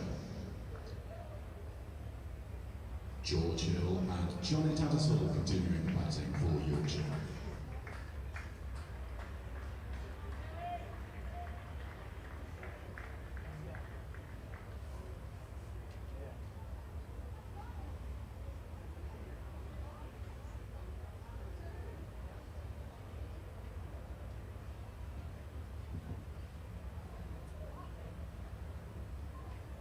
And welcome back from Headingley for the final part of day 3, on which Yorkshire won the toss and decided to bat first. And at the tea break, found themselves at 273 for the loss of 4 wickets, just making their way back out there into the middle, with 32 overs remaining in the day. A bonus point for each team so far, one for Yorkshire with the bat for reaching 250. One for Gloucestershire with the ball for getting those first 3 of the 4 Yorkshire wickets they've taken. George Hill 77 not out, Jonathan Tattersall 25 not out. Feature of the day so far, the innings by Finlay Bean of 114, his second first-class century, made from 153 deliveries. Ed Seaborn of BBC Radio Gloucester is alongside myself, Jonathan Doidge. We've also been joined for quite a lengthy spell so far by Jason Gillespie and also by David Townsend. We'll welcome Dizzy back fairly soon. The team might have a little bit of writing to tend to at this moment in time, and it is going to be Zaman Akhtar to open up this final session of the day from the Kirkstall lane end. Just a couple of high knees to keep himself stretched. Pretty breezy here, you can see his shirt flapping around as he runs in. Right arm over to Tattersall, who's immediately got the session underway with a single into the covers, taking his score to 26 and Yorkshire to 274 for 4. Welcome back, Ed. Thank you. Yeah, it was a rather long afternoon that for Gloucestershire, and the only thing I think to hang their hat on as far as it not being a long evening is, well, maybe 2 things. They've got a second new ball which will become available towards the end of the day, but also things are considerably more overcast than they were in the afternoon. Ball short of length here to George Hill. How's the batter just dropping that back into the pitch? No run. I mean, it's, well, I say overcast, I mean some of the clouds are billowing a bit, quite dark clouds. There's no rain in the immediate future, but I had a quick look at the weather radar for the next little while. There's a shower potentially coming towards Leeds at about 5 o'clock. Might miss that one, but a bit later on looks a bit dodgy. As Akhtar, his latest delivery, again as George Hill playing from the crease, pushing out into the offside. No run. Yeah, it looks as if we'll be alright for, well, his famous last words of course, but looks as if we'll be alright for at least the next 45 minutes or so. After that, there's some quite nasty stuff potentially. Cue an enormous downpour in about 2.5 minutes as Hill pushes that one square on the offside. Nice diving stop there at point to prevent the run by Ben Charlesworth. Yeah, I mean, I guess the weather seems to be coming sort of from the right edge of the Howard stand as we look at it at the moment. It is certainly considerably darker in the distance. It will take a bit of time for that stuff to get there. Hopefully it skirts around. I think we've already missed a little bit of rain so far. Here he comes again, Akhtar over the wicket, and Hill just helps that angled delivery on its way down to long leg for a single. George Hill, who made a couple of hundreds in 2022, 131 against Hampshire this time last year, 130 against Worcestershire in the RL 50.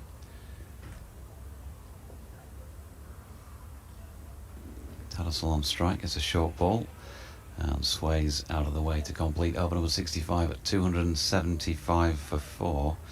Mentioned George Hill's 131. He said, looking back through the scores, I knew it was there somewhere. 151 not out was his first ton. That was at Northamptonshire when the pitches were all like this at the start of last season, but still played extremely well to make that 151 not out of 406 for 3 declared. Good player, but this season, as I say, just without getting technical, because I've not studied his innings in that way so much. His scores have been, for example, 4 and 3 here against Leicestershire, 67 and 8. Zaffer bowling to Hill as a yelp as the ball strikes him on the pad, but I think it went on with the arm and was going down the leg side. The ball goes out towards point for no run. Sorry, 3 and 67 against Leicestershire. And he made 8 against Sussex down at Hove in his only innings there. A duck against Glamorgan here. Zaffer bowling and driven off the back foot, straight to extra cover though by Hill. There is no run. 60 in the second innings against Glamorgan here, and 28 and 51 against Durham. In goes Zaffer forward. In defence is Hill, blocking this one out for Bracey to pick up. 7 against Derbyshire at Chesterfield, and 0 in the second innings, and then what he's got here, 78 not out. Zaffer round the wicket, bowls to Hill, who comes down the pitch, hits this one over extra cover as he's done before in this innings, and it is a handsome shot when he does it. Out towards wide extra cover, wide mid-off, and he's into the 80s. 82 to him now, 279 for 4. Yeah, lovely shot, really good use of feet. And I think the feature of a few of his boundaries today has been he's not actually looked to really hit the ball that hard. He's more like short arm jabs. Yeah, it really is.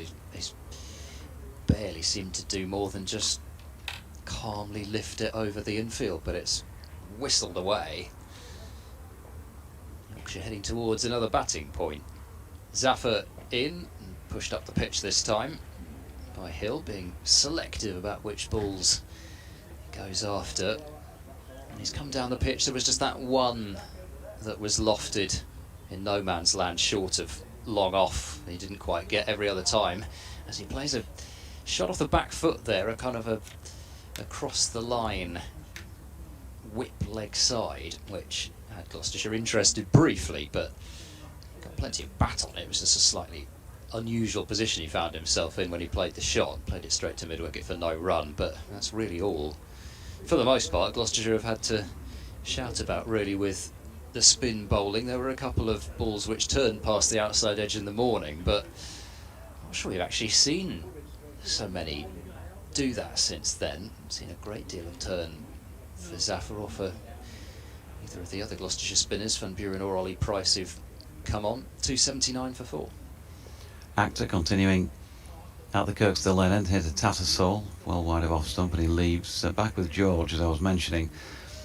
So there have been scores, of course, 67, 60, 51, his fourth 50 here. He's not turned anything into 100 yet this season. He's had 3 of those in his first class career so far from 78 knocks.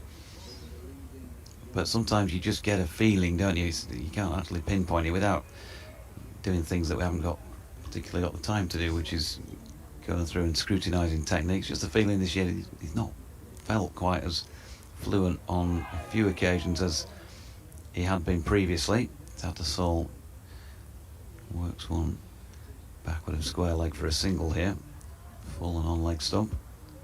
Might have been some pad contact involved in that as well. 27 to him now, partnership worth 37. So yeah, as I mentioned earlier, it's good to see from Yorkshire's point of view George so far making his highest of the season. He's 18 shy of a fourth first class 100 at this moment in time. One slip in place as Actor comes in again, and once more that sort of short arm jab from George, but he's played it straight mid wicket, so no run.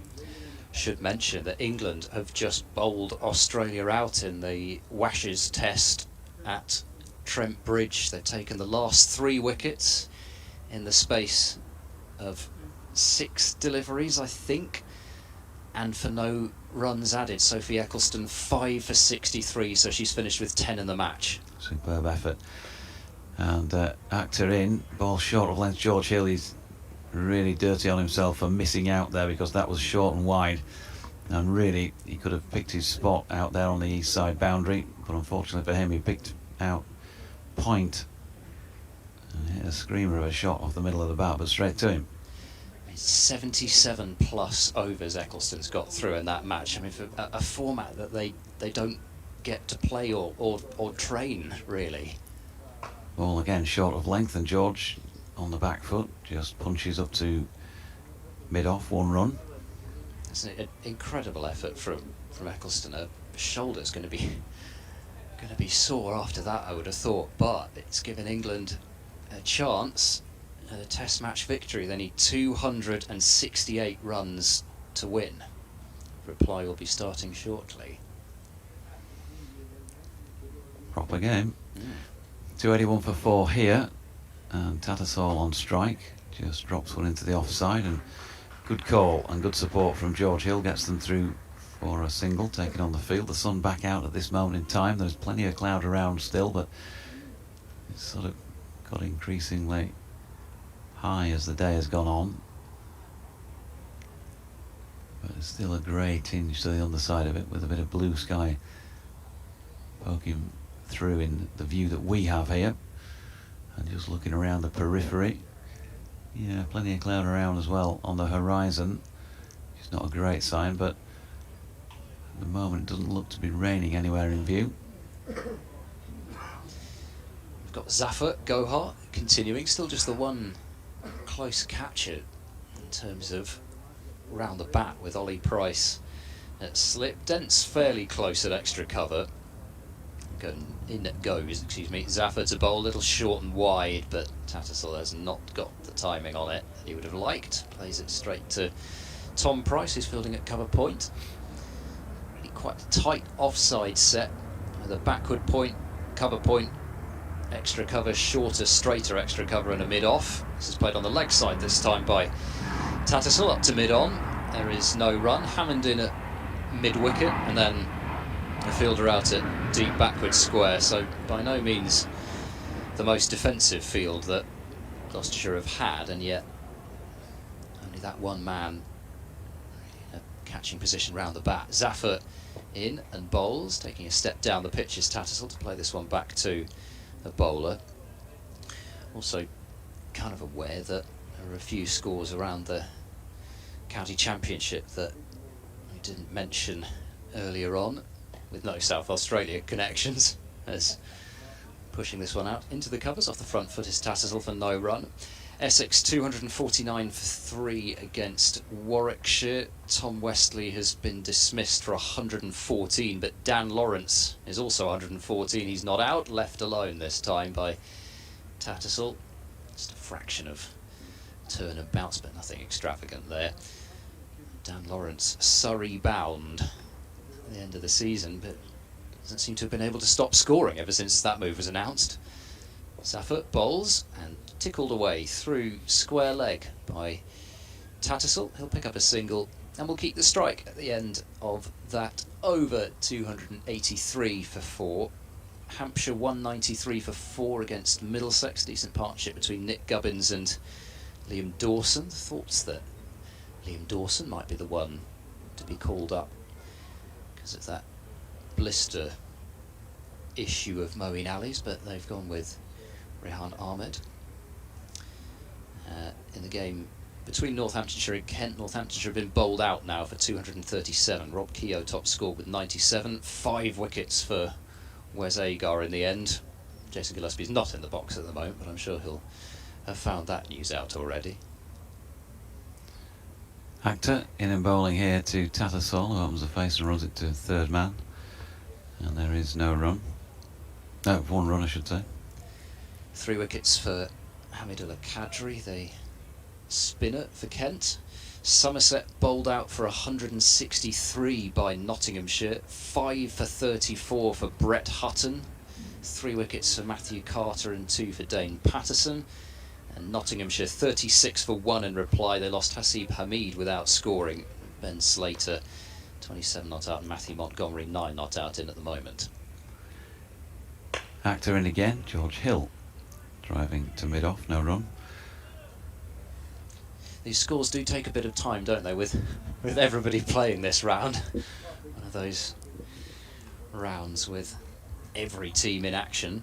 I think that's the case next round as well, with the Kookaburra balls in place. Lancashire 236 for 7 against Surrey. Phil Salt's 56 not out. Here comes Actor again, and Hill, top of his toes, solidly behind it. Back to the bowler, no run. 3 for 60 for Sean Abbott. Another one of those players you just think, well, if Australia did have to select a second 11, what sort of result might they get in the Ashes? Well, I don't think it would be 5-0, put it that way. Deep squad. 284 for 4, George Hill on 83. Actor. Shirt rippling in the Headingley breeze is in, but that's down the leg side, and Hill ducks out of the way of it, no run. Afternoon to you, Lily. And also to David. James says Bean's 441 was the second 11 record, beating Trescothic's 322 in 1997.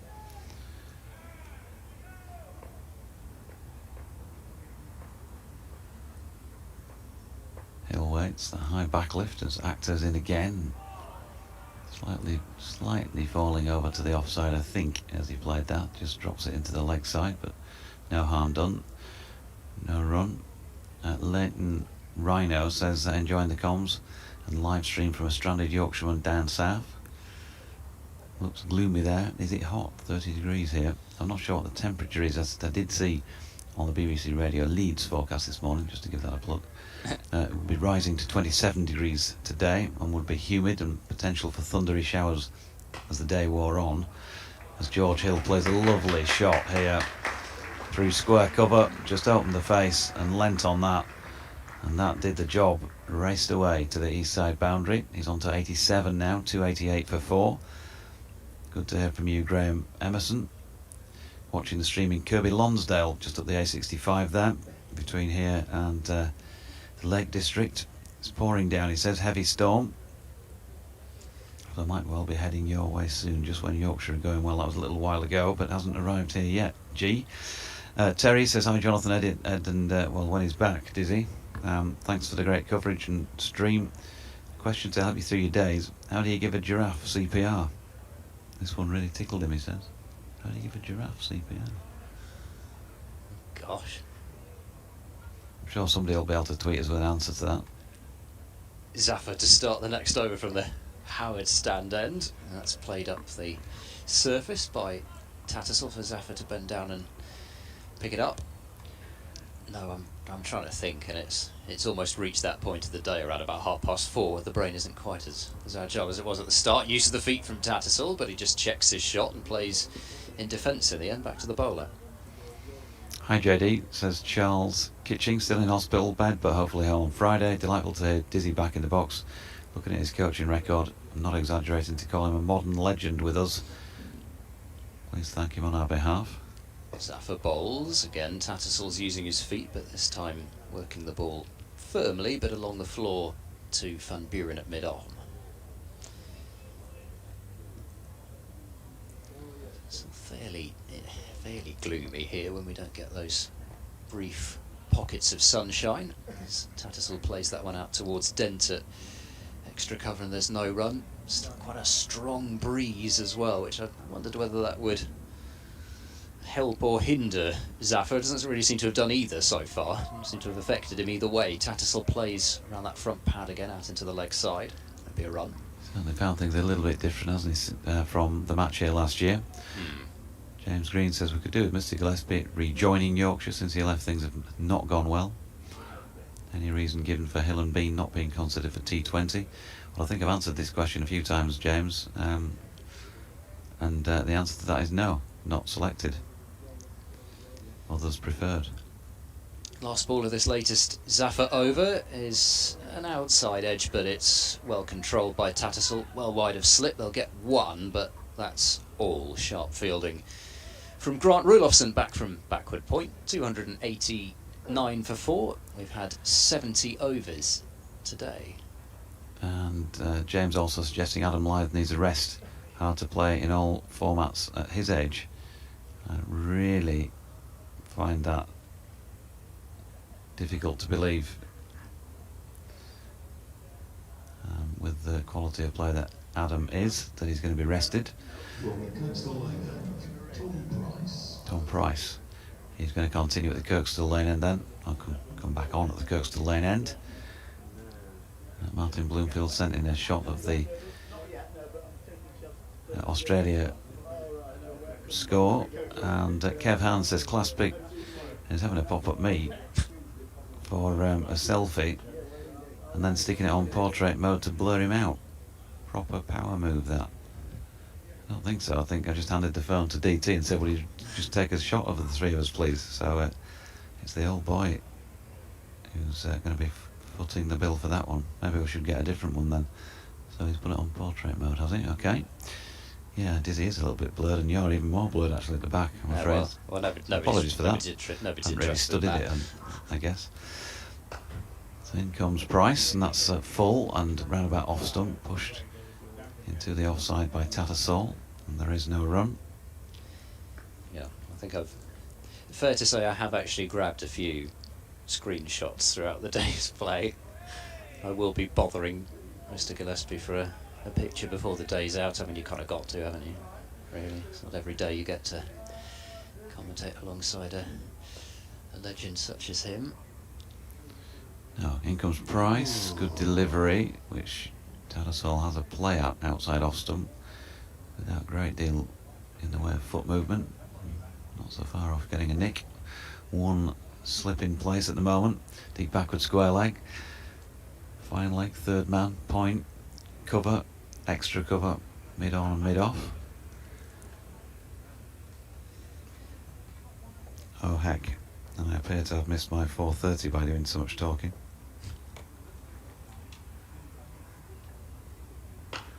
As Tattersall pushes out into the offside, and there is no run. Let me just do a quick update for BBC Radio Leeds. Yorkshire 289 for 4 here at Headingley. George Hill not out on 87, and in sight now of a fourth first-class century. Jonathan Tattersall out there with him is on 31. Partnership worth 46 for this fifth wicket so far. 25 overs and 3 deliveries remaining in the day's play. Most recent wicket to have fallen was before tea. That was Finley Bean. It was caught by Ben Charlesworth off Zaman Akhtar for 114 well-made runs before he pulled one down Charlesworth's throat on the boundary to the leg side. 153 deliveries, 16 fours and 1 6. But the pair of them out there at the moment have made a good fist of things on what is a good-looking pitch. It's a little bit overcast, and we may get some thundery showers a little bit later on in the day. But at the moment, Yorkshire, well, going pretty well. 289 for 4. As this lady's Price delivery is pushed out into the offside then by Tattersall, and there is no run. Got a Twitter message myself from Michelle Garland. The Gloss bowling is missing some experience with Marchand de Lange out. He's out for the entire season, unfortunately, with a muscle tear, and David Payne working his way back from injury. Do we need an additional bowler like we signed Amir last year? Price in, and Tattersall with an open face runs it down to third, and they get a single. Takes him on to 32, 290 for 4. Well, I think as far as signing an additional overseas is concerned, I think that is definitely out of the equation. The club's financial situation, I think, apart from anything else, would preclude that, but also you'd feel you need the overseas batter to help bolster the batting lineup, and then particularly at this part of the season is the kind of time where you're really hoping that Zafar Gohar is going to start to come into his own and go on a finishing flourish like he has done both the last couple of seasons for Gloucestershire. As I've mentioned before, five wicket hauls in his last 5 games last year, and he took the 4 wickets in the second innings here last year as well. He really was prolific towards the back end of the season. So if they were going to do that, I would imagine it would have to come via the loan market, which it is what it is, really, the loan market.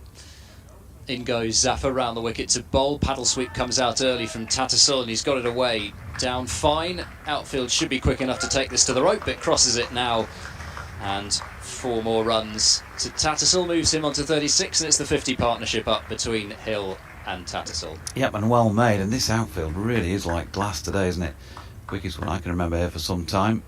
Just a little touch around the corner, and it rolled on. It almost felt like the ball had the weight of a bowl, really, rather than a cricket ball. Yes, got a good roll on it. The jack would be right at the back of the green and go off into whatever. I'm afraid I forget what it's called now. Is it the gutter at the back that ball goes down into? Something like that, anyway. Did watch a bit of it at the Commonwealth Games. Use of the feet this time from Tattersall. He's chipped that one in the air over mid-on. Well, it's more than chipped it. It's gone for 4, but didn't bounce too far inside the ropes. And it's back-to-back boundaries in very contrasting styles from Tattersall. One all touch, that one a bit more power. Whipped over the top of mid-on. Wristy shot from Tattersall. Gloucestershire certainly know that he can play spin. He had a 2-match loan period with Gloucestershire in 2021, both on really very conducive to spin surfaces. Zaffa is in, this time offering a bit of width. Oh, it's misfielded very poorly by Grant Rulofsson. It might not quite go to the boundary because it's heading towards a long corner of the ground, but it will be 3 runs. And it's 3 runs that will bring up the 300 for Yorkshire, so it's a second batting point for the home side. And another flurry of runs here. Tattersall to 43. Rulofsson, I'm afraid, dived right over the top of that one, and the ball wasn't travelling particularly quickly. No, that was a real shocker, wasn't it? And goes Zaffa to bowl. Slog sweep comes out from George Hill this time, and he's got it away for 6 runs to the short boundary towards the east stand. And that is now, what is that, 16 runs off the last. No, that can't be right. What am I talking about? I don't know, I wondered myself. 17 runs off the last 4 balls. Trying to add up 4, 4, 3 and 6 and coming up with 16 somehow. Oh dear. 307 for 4. Hill onto 93. Zaffa bowls. Flicked off bat and or pad. Or they're going to come back for a quick second run here. They're going to make it as well. Ball didn't go too far. It would have kind of reached the fielder at short fine leg had there been one, and pretty much stopped dead where he would have been fielding, but they managed to pinch a couple there. 309 for 4. Leg buys it is. So Hill not quite yet 1 blow away. There's every chance if he were facing Zaffa that he would be able to get there with 1 swing of the bat. Zaffa in, down the pitch, and there's a shout for leg before wicket, which is not going to be upheld by umpire Malan. The ball, I think, was then half volleyed by Ollie Price at first slip. Not that I think there was bat involved anyway. It would take a very brave umpire to give somebody out without DRS that far down the pitch. So another profitable over that for Yorkshire. 309 for 4. What else have we got on the email front? Robert Heath, who normally doesn't like us talking about anything but the actual cricket in front of us, has contributed his own 5 grounds here. Huh? Scarborough, number 1, Harrogate 2, Woodhouse CC in Leeds no longer exists, 3, which I would have thought was very unusual for a top 5 ground, but there may be personal reasons for that. Fylingdales in North Yorkshire at number 4, and this place at 5, as Tom Price is in, and that's nicely run down to 3rd man by Jonathan Tattersall, who will pick up a single, taking his score to 44. Dean Southall says, enjoying the comms, nice to see a decent first inning score so far, hope I don't jinx it. Lovely to see Dizzy and DT earlier. Warning, we had a heavy downpour in Doncaster and Conisbrough. It's Dean down in Donny, good to hear from you, Dean. And so rain up in Kirby Lonsdale, which is probably 50 miles or so northwest, and rain down in the Donny area, which is probably not dissimilar, a little bit shorter than that, down south-southeast-ish, as George Hill just drops this latest delivery into the offside. He's got another ton in his sights here, George, and he won't want to let go of this opportunity. As we were saying, not had one yet this season. And when you're up there in the top four, well, clearly runs are the currency, but it's those big ones, isn't it? The ones that have an effect. Finley Bean, 114 already today. Here's Price. And Hill just easing that one out back at a point. We'll pick up another one. 311 for 4 with him on 94 now. 68 runs this partnership. I think that shot would worry me potentially even more than a crashing cover drive, for example, because he's not looking to attack. He's just had so much time just even to use the outer half of the bat to play that. And yet they've got, I mean, what, 7.5 overs to hang on until they could take a new ball, but it could be a long 7.5 overs if they're playing with that much ease. Tattersall back on strike. Price is in, and he's dropping that into the offside. There's no run. No ball called by Peter Hartley, so there is a run. He's prone to the odd one, is Tom Price, on that front foot. Yeah, I was having a look at the radar. There are a few little spots of rain about, but fortunately at the moment Leeds is in kind of a corridor between two really horrid looking bits of rain, one of which is kind of a little bit east of York and the other is hanging over that other county to the west of us. Long may it continue as Price is in, and that's flicked off the legs by Tattersall for a single. The no ball of course induced a 2-run addition to the score, so 314 now for 4 with that Tattersall single. He's on to 45. George Hill back on strike.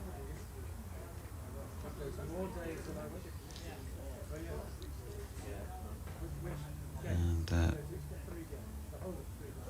he waits as Price comes in then. Right over the top of that with a solid defensive push.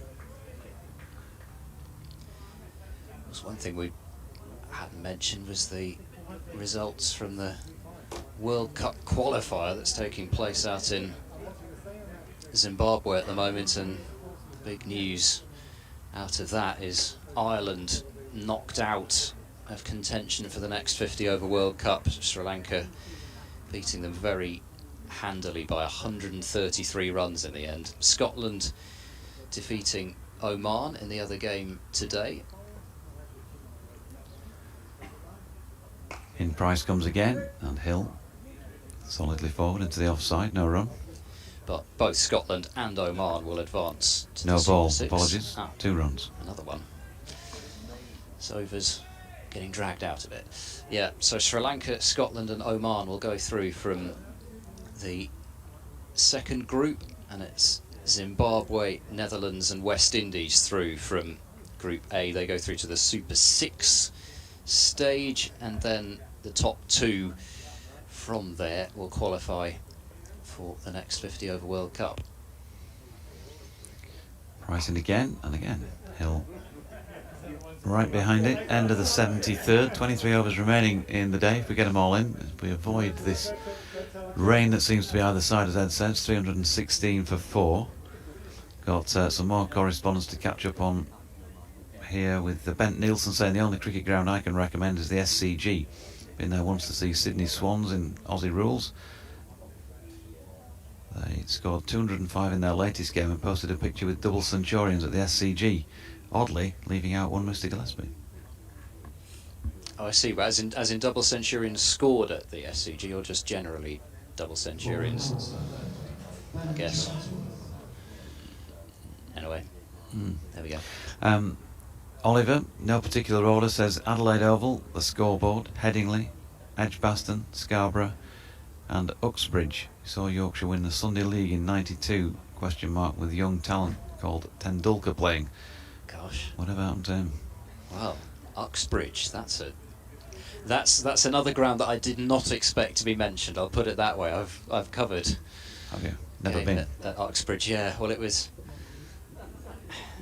a T20 match, as Middlesex usually farm their T20s out against Gloucestershire. Ben Charlesworth continuing from the Howard stand-in. Well, I say continuing, he's starting a new spell into his 7th over, driven away first ball by Tattersall out into the covers, but not to any profit this time. Charles Kitching says Scarbados, Tunbridge Wells when the sun's out, the Cartama Oval, the new ECC ground near Malaga, fabulous setting, Lords of course. Here's Charlesworth running in, tall figure, bowling to Tattersall, worked away backward a square on the leg side. That will just be the single though, with Zaman Akhtar running round that long leg boundary. Peregrine Pocock says York is now a superb ground, catering spot on, better than Headingley and Scarborough in his opinion. We're doing a second work to do there after a successful one last year. One of our managers is an Ormskirk CC committee member, so loved the result. He said soon is mended. Lancashire the opponent. Field change by the looks of things. Extra cover coming in a couple of steps closer. Charlesworth bowls, and Hill makes out that that's kept a fraction low, but drives it away out into the covers. Actually, I should let you have that ball. I mean, I think he's probably less likely to go to his 100 with a 6 against Charlesworth than Zaffer, but of course, very much not out of the question if Charlesworth were to drop one in short. Excuse me, George and I had a chat at tea, and he said, I'm going to hit Ben Charlesworth for a 6, No. told you, just to bring about the 100. Right. Well, maybe not, because he's flicked it off his legs round the corner there, down to fine leg for a single, There's still taking to time. 95. Depress the Button says Chesterfield for favourite ground. Sorry, but bad memories of Yorkshire being hammered at Cheltenham in the Sunday League. And follows up by saying MCG is a concrete bowl, but the best organisation at a major sports stadium anywhere.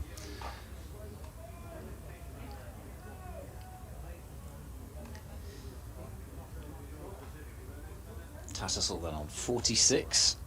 Waits for Charlesworth, who bowls again on leg stump and worked out towards long leg again. Zaman Akhtar fields.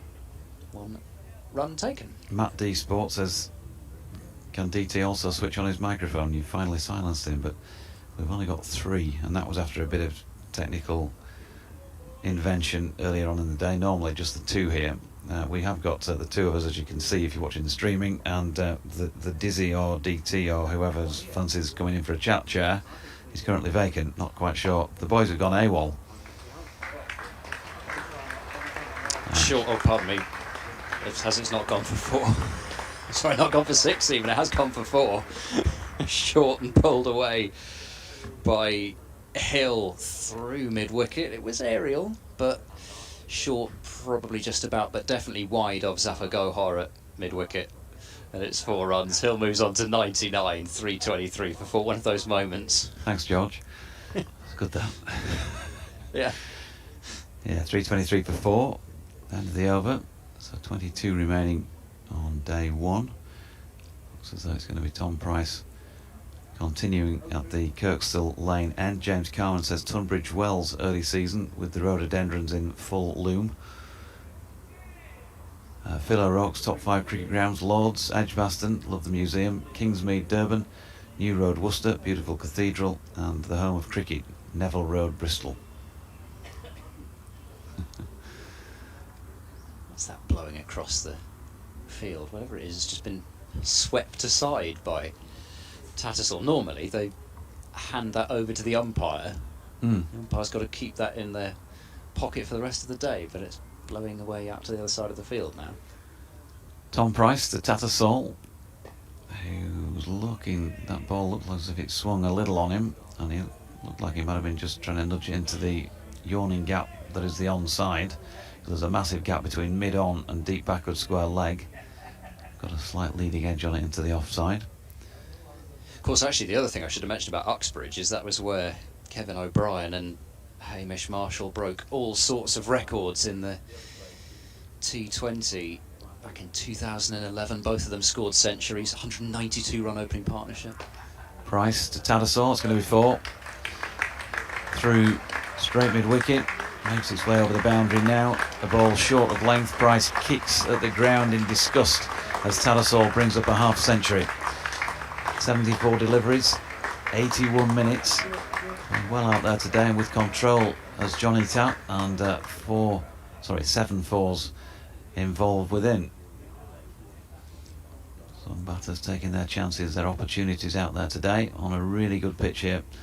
327 for 4, and the partnership now worth 84.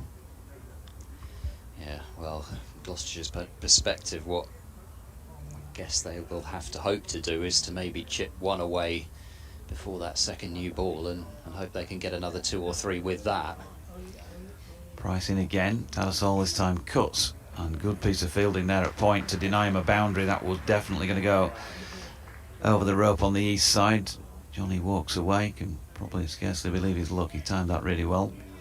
Ben Charlesworth, the fielder there, but it was another no ball. So is that now 12 runs conceded in no balls, 23 extras. It's a handy little assistance, isn't it, when you're the batting side? Yep. 23 out of 329. Can he get this one right, Tom Price? And he comes again. It's full and driven up to mid-on this time. And there's no run. Aki Gaz says, "Hi Jonathan, apologies if already mentioned. I've just tuned in. And has anything been said about Ben Code and Jordan Thompson missing the game? Are they injured?" No, I know Jordan's had a little niggle, I think, down sort of, well, it's looked like it's been ankle, shin, something like that for a little while. But basically with him, he's just played loads and loads and loads of cricket over the last few seasons, hasn't he? And so, I think for the first time I can remember, as Price bowls to Tattersall and drops it out through the gully region, no run, he's putting his feet up for this one and having a breather. Darren Gough did come on air at Chesterfield and say that he wanted to sign Mark Steckerty, or, well, he wasn't giving any names at the time, but he wanted to sign a player on loan with a couple of seamers already injured in Matt Milnes and Mickey Edwards, to be able to just give a bit of rotation and rest during this middle part of the season. Ben Code is missing this one for personal reasons. In comes Price, and that's wide of off stump, and Tattersall chooses to leave. You can get in touch at Jonathan Doidge, Or at EdCricket6. At Cricket6, I really should write that down, or BBC West Yorkshire Sport at gmail.com. Well, I'll get to day 4 and I'll probably write it down, and then rain will stop playing. Well, yeah, something like that. May not be here on day 4.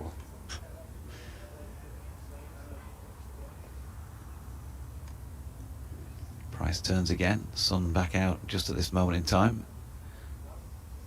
Bowling to Tattersall once more. Oh, beautiful shot once again. Short of length, little bit of room to work with, but that was beautifully timed by Tattersall through point, and it pinged away to the east side boundary for 4 runs. 55 to him, the partnership now 90, 333 for 4. And a little bit more to catch up on while we can between overs here. Forever Dormer says, "Good afternoon, great to see a decent partnership between Bean and Hill, hoping for more of the same from the pair that are out there at the moment. Good to hear from Dizzy." And suggesting that if he ever wanted to come back, we'd welcome him with open arms. Tony Tudor says that 5 grounds: Tunbridge Wells, Ditchling, Cookfield, Eastbourne and Hassocks. Great memories of Harrogate Town CC tours to the southern states, especially memorable for the post-match stool ball and fireworks at Ditchling. Thanks, Tony. George Hill on strike here, and facing Charlesworth, and that's it. Hill turns it to square leg and brings up his 4th first-class 100, and today's is well-deserved. There have been the odd moments where he's not timed it like he might, but this is George Hill at his most fluent in the main. Hit some lovely shots down the ground, used his feet really well to the spinners. 177 deliveries, 228 minutes, 13 fours and 2 sixes, and a well-deserved ovation from the Headingley crowd. Well played, sir. Indeed, yeah, I'm sure he really enjoyed it. It was almost quite matter of fact, actually, the way he just sort of waved to... Actually, we're sort of down to our right. Maybe he's got family down there, potentially, as well as the dressing room and then the far side. Charlesworth bowls to Tattersall, and that's a very full ball, which Tattersall gets the bat down on in time on, and plays it to Hammond at mid-wicket. It felt like the celebration of somebody who was just ticking off another landmark in a big innings to me. Yeah, it certainly wasn't a celebration of a man who was content just to have got to the three figures. I mean, whether he goes on or not, we see, but he certainly didn't kind of celebrate that ton massively, whilst I'm sure he'd been delighted inside. Charlesworth bowls, drags the length back a bit to Tattersall, and it's blocked away out into the covers for no run. Had a big bird come over the ground a moment ago. It was actually looked to be a bigger aircraft than it was, but one of those people, I'm afraid, who always, whenever I see a plane go overhead, I have to know where it's come from. That one's come from Bucharest. Never been to Romania. Charlesworth in. Tattersall plays fairly nonchalantly in the end up the pitch for the Charlesworth to field, and there is no run. Yeah, right on the flight path here. It's almost as if they use the ground as a bit of a waypoint sometimes. I mean, that one certainly went directly over it. Yeah, most of them do when they come in that way in particular. Here's Charlesworth in now to bowl to Tattersall, who flicks that one off the pads out towards deep backward square. There'll be a single and no more than that. 335 for 4. Charlesworth picking up the wicket of Malan earlier with easily his worst ball of the day. Almost got to the point where you might think about trying that again with some protection. They haven't really, I mean, I guess maybe to get Bean out with the deep square on the boundary, you could say they changed their plans a little bit there. Charlesworth in, Hill right forward to that one, plays it underneath his eye line, no run, and the end of the over, 335 for 4, but they haven't really kind of, I mean, maybe it's just because we're so used to watching the England test team, men's test team I should say, recently, but the amount of different plans that they come up with, for example when they decided to have Robinson bowl round the wicket to Khawaja with the Brumbrella field as it was termed, and he bowled that mixture of really slow off-pace deliveries, off-cutters, and then trying to fire a quicker Yorker in. We just haven't really seen much in terms of a change of plan from Gloucestershire, and yeah, you could say they don't have, other than Zaman Akhtar potentially, bowlers who really get it up there in terms of pace, but then England with the likes of Broad, Anderson and Robinson, potentially you could say, you know, it's the same thing with them. Yeah. It's Ollie Price back into the attack. Bowling his off spin from the Kirkstall Lane end. Turn around the corner, first ball by Johnny Tattersall. No run, it's getting a bit darker over the west side of the ground. Let's hope most of that's missing over us. there, yeah. It is in the distance as Tattersall steps back and he's pulled this one through straight mid-wicket again. Very strong through the leg side is JT. And that boundary takes him to 60. 96 runs his partnership now worth, 339 for 4. Dizzy is back. Yeah. Leave him for a run.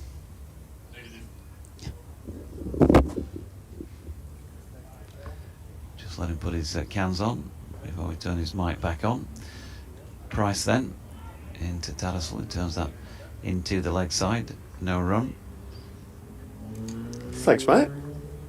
Just been in the media centre. Oh, okay. Caught up with a couple of people, a couple of the journalists. Saw Graham Hardcastle and Chris Waters. Price to Tattersall, dot ball. So Have it's you nice, been, nice been to pumped for information? have been. Or getting your own back from yesteryear maybe. Ollie Price in again, and Tattersall plays nicely here down through third man. That's going to be 4 more. Just gives him a little bit too much room here, Price. And Tattersall also created that little bit more space to get it away down there, timed it really well. 64 to him. That's a 100 partnership for this pair for the 5th wicket so far. 343 for 4. Some excellent batting, hasn't it? Johnny Tattersall's been busy this innings. George Hill bringing up a wonderful 100. Really should be, Yorkshire fans should be really excited about the future. 151 balls for that 100 partnership as Tattersall just props forward to the latest delivery to bring that 77th over to an end at 343 for 4. Yeah, I mean, Johnny obviously still plenty of his career to come, but you're, I think, particularly referring to the George Hills and the Finley Beans of this world. Yeah, absolutely. Yeah, that's no disrespect to Johnny Tat, of course, but yeah, look, obviously 2 young players leading the way in this Yorkshire innings. It's good signs for the future, and that's great. Look, I love seeing young players given extended opportunities, and as I said, you ignore youth at your peril. Otherwise, you know, the exuberance of youth, and that I think is great for teams. Here's Charlesworth bowling, and Hill drives out to a fielder who's now back at deep cover. 344 for 4 with Hill adding another run to his score. He's on to 101. This really is a field which is just trying to contain until that second new ball now. It's almost like a 50 over field. No slips. I suppose they've got one. No, they've actually got a couple of extra fielders in the ring that they'd have to have for 50 over format, but only now because they brought deep cover up. For Tattersall, Charlesworth bowls. It's cut away by Tattersall past the left hand of backward point and down to the boundary for 4. It beat Ollie Price to his left, and Tom Price has to go and fetch it. 68 to Tattersall, 348 for 4. I'm sort of sitting here thinking, I mentioned to Deutsche a few moments ago that there hasn't really been kind of a concerted, for example, real barrage of short pitch bowling, you know, a leg slip, leg gullies sort of field set. Charlesworth bowls, that's down the leg side, well stopped by Bracey because it was an awkward one on the half volley for him. Down to his left, manages to parry the ball, and there's no run. I just sort of wonder, you know, what could Gloucestershire have done differently here? Because whilst I'm sure they'll be the first to credit the Yorkshire batters for what they've done, at the same time, as Charlesworth is in to Tattersall, full driven back to Charlesworth, who reaches out to his left to stop it. What might they look at? Yeah, I like your thought about, you know, do put a leg side plan in place, maybe come around the wicket and bowl short into the armpit for a couple of overs. The issue is, do Gloucestershire have the bowlers to be able to implement that? Yeah. That would be my question. I think Yorkshire's intent has been excellent today. Charlesworth moves in now to bowl. Again, there's width on offer, and it's cut this time to the right-hand side of Ollie Price at backward point, and 4 more runs. Tattersall races along to 72. He's hit 12 fours now. And I think what we have seen, I think some of the Gloucester bowling has been poor, and we've seen this over with a couple of cut shots that have gone for boundaries. If you're getting cut to the boundary regularly, as Charlesworth has this innings, you're not bowling well. You can cop a drive on the up from relatively straight. In goes Charlesworth to bowl, and again it's laced away off the back foot by Tattersall out towards deep point. Tattersall moved to 73. You should mention, of course, that the 350 came up with that previous boundary as well, so 3rd batting point now for Yorkshire. Also, we have the benefit of seeing the balls per 50 on the board, and that was the quickest 50 of the innings. The first 50 was the second quickest with 44 balls. That last 50 runs has come in just 41 balls. Yeah, I think the Gloucestershire bowling coach at the end of the day will have a quiet word to the seamers and just challenge them on how they've bowled today. I think Taylor's been decent, picked up a couple of wickets, but just too many boundary balls, too many short and wide. Here's Ollie Price to Johnny Tattersall, who drops it out into the offside. Again, they'll take on the field. They'll do that all day long, this pair. Johnny quick between the wickets, and George wouldn't be slow either. So I think what we have seen on this surface, that if you do bowl a disciplined line and length, you can build some dot balls up. The odd one has beaten the bat. Admittedly, only the odd one with this Kookaburra cricket ball. But I don't think Gloucester have given themselves the best chance. Price again, wide of off stump. Has he got a nick on it? He has. Oh dear. George Hill has gone for 101 and flips his bat in disgust with himself, because, as we said, when he passed his 100, it felt like a celebration of a man who was determined to go on and make a big one. He's managed to keep the concentration together till that three-figure mark, his fourth first-class 100, but he's gone for 101, 239 minutes, 180 balls, 13 fours and 2 sixes. And, well, there's an air of disappointment about what I'm saying there, because it felt like he was going to go on and get a bigger one. There'll probably be the same feeling for him, but at the end of the day, he's got a fourth first-class ton to his name. Absolutely. That's a great knock. He was busy the whole innings, I thought. He climbed into anything that was remotely short.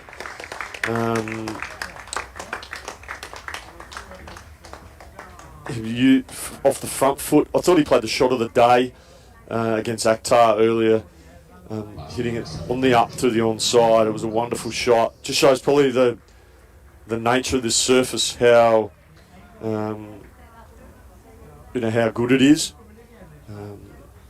It's been a pretty special knock, and fourth first-class 100. I think that's a good effort for a young player. He's so rarely been indecisive in that innings. Just only a couple of shots, but that one, whether it was a tired shot or just a little bit indecisive outside the off stump, he just didn't have quite the commitment to that drive through the offside that he has had on others. So another wicket for Ollie Price, who found out from David Payne in the last match is actually nicknamed Golden Arm now, because he had a start to the T20 where he was actually level with David Payne in terms of leading wicket taker, which was quite unexpected at that stage. Certainly his off spin is something that Gloucestershire are very much hoping to develop, but yeah, definitely he was picking up wickets for fun actually, but he's not really a containing spinner at this stage. He will go for runs, but picked up 3 in the first innings last match against Leicestershire.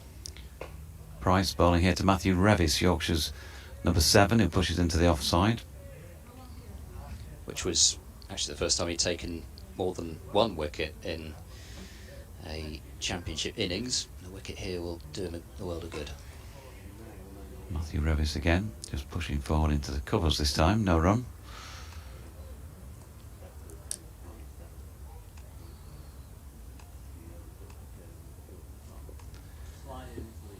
Price in once more, wide of off stump. Revis chooses to watch it go by. Matthew Revis, and he's out there in first class cricket in terms in his 15th match now. This is his 23rd innings. He's made 420 runs, 2 half centuries to his name, highest score of 53 not out. He drops this latest one into the pitch, no run. But the interesting thing about Rev is that in my first season doing the commentary job, he made his debut right towards the end of the season under the tutelage of Andrew Gale, and he was right up there at the top of the order playing against Kent here. Made 9 and 0, and it just looked too soon for him. Didn't get back in the side for pretty much bang on 2 years.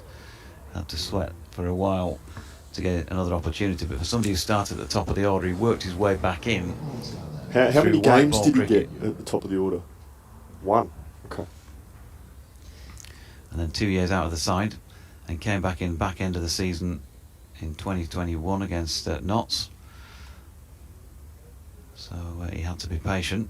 He's made some useful contributions, but he'll think this is a great opportunity, I think, today on a road out there. Graham van Buren to bowl what will probably be the last over before they take that new ball. Dismissal works the first delivery back towards the bowler. And that's another reason why George would have been disappointed with his own dismissal, having got to close to the second new ball and now exposing somebody else to it, new batter. Tattersall whips that one away off the back foot out towards deep mid wicket. He'll pick up a single. 355 for 5. George Hill, no doubt, he'll be kicking himself. He had a chance to make a big daddy 100 here, and he's just got to 100, 101. That had 150 plus written all over it for me. He's missed out, and that's why I reckon he was kicking himself, because he knew that that was an opportunity missed. Yeah, I mean, if you're established against that second new ball, tired attack at the end of the day can be a great chance to score more runs. Yeah, forward goes Revis to defend up the pitch. They brought a second slip in place now for Van Buren, with Actor in there at second. Van Buren's in and bowls. Revis defends away out towards point. Yeah, despite the wicket, I can't see Gloucestershire not taking this second new ball now. My own personal feeling. Van Buren is in on the back foot again. Revis trying to get off the mark into the leg side, but he won't do so as it's stopped there at mid wicket. Just noticed, by the way, elsewhere, Glamorgan have been bowled out for 242 by Sussex. Ooh, who got the wickets? Is bowling, and that's into the gap this time to the right hand side of mid wicket, and Revis will get off the mark. McAndrew ended up with 4. Jack Carson got the last couple, I think. Jack Carson got 3 for 45. Good player, I think. Yeah. Potentially good player. Well, there's not a great deal of young spin prospects in England at the moment, but Carson's certainly somebody who you point towards for the future. Yeah, he was a young player coming through the academy, and gave him his debut at Sussex a few years ago, and just felt he could turn the ball. He's a big turner of the ball. Still young, bit inconsistent, but got a lot of revs on it, and we were able to give him that opportunity. I think he's a good young bowler, and can bat too. Young Jack Carson. He scored some runs, I think, in the last couple of matches since he's come back into the side from injury. He had wickets against Yorkshire at Hove a couple of years ago in the hangover thing from the Bob Willis Trophy during the sort of second COVID year. And I think I'm right in saying it might have been Joe who was playing an odd game, and Gary Balance. A couple of big name players anyway, and he got them out. Right. Yeah, brilliant. Yeah. Well, but it's not a shock to see McAndrew take wickets. He's a proven performer. Had spent time last year at Warwickshire. Then Paul Farbrace got in touch and said to me, "Would you have a problem as South Australian coach of him going to Sussex?" And as I'm behind time over here. Actor bowls something that I didn't even see, but there's no run from it. Yeah, they've taken the second new ball, by the way, straight away. There's no messing about with the old loosener or anything with it. Ball was waved up towards the scorers, so Actor, the choice with the second new ball, which I was looking on, given the fact that Tom Price was bowling with the old one. Revis, solid from the crease, drops that down at his own feet. No run. The first ball did shape in a little bit, actually. It was wide of off stump, and it was an easy enough leave for Matthew Revis. I think he hit that one twice, albeit accidentally. I mean, that's not the law is about a deliberate second contact, but I think he defended that into the ground and it came back up and he hit it on the second go around. You could argue Sussex are a much better side with Shipley and McAndrew as the overseas players than they are with Pujara and Smith. Revis crashing this one away, and a good diving stop. Wasn't sure if he got that at first because of the window frame here, but good diving stop at point prevents a boundary. They've brought the 4 slips back in place here, so completely different feel all of a sudden to the game. It feels like they've just gone out there start of the morning with the field they've got set. Perhaps not quite both of them, but I think you could say they're a better side with one overseas bowler and one overseas batter. Not aware of Shipley. Here's Actor again, well wide of off stump, and Revis is allowed another sighter. Yeah, he's got a bit of pace about him. I saw him in, I think it was the ODI series that New Zealand played at the same time as the IPL. I think Shipley played in a few of those. He might have played a bit of Test cricket as well. I forget now exactly. I'd have to go searching, but yeah, he's quick. Not necessarily accurate all the time, but you know. Actor edge from Revis drops just short of second slip. Oh, I reckon it might have come off his hip there because You it reckon? really died quickly. The ball there because Akhtar's getting some speed up here. I like his action. He's got a bit about him here.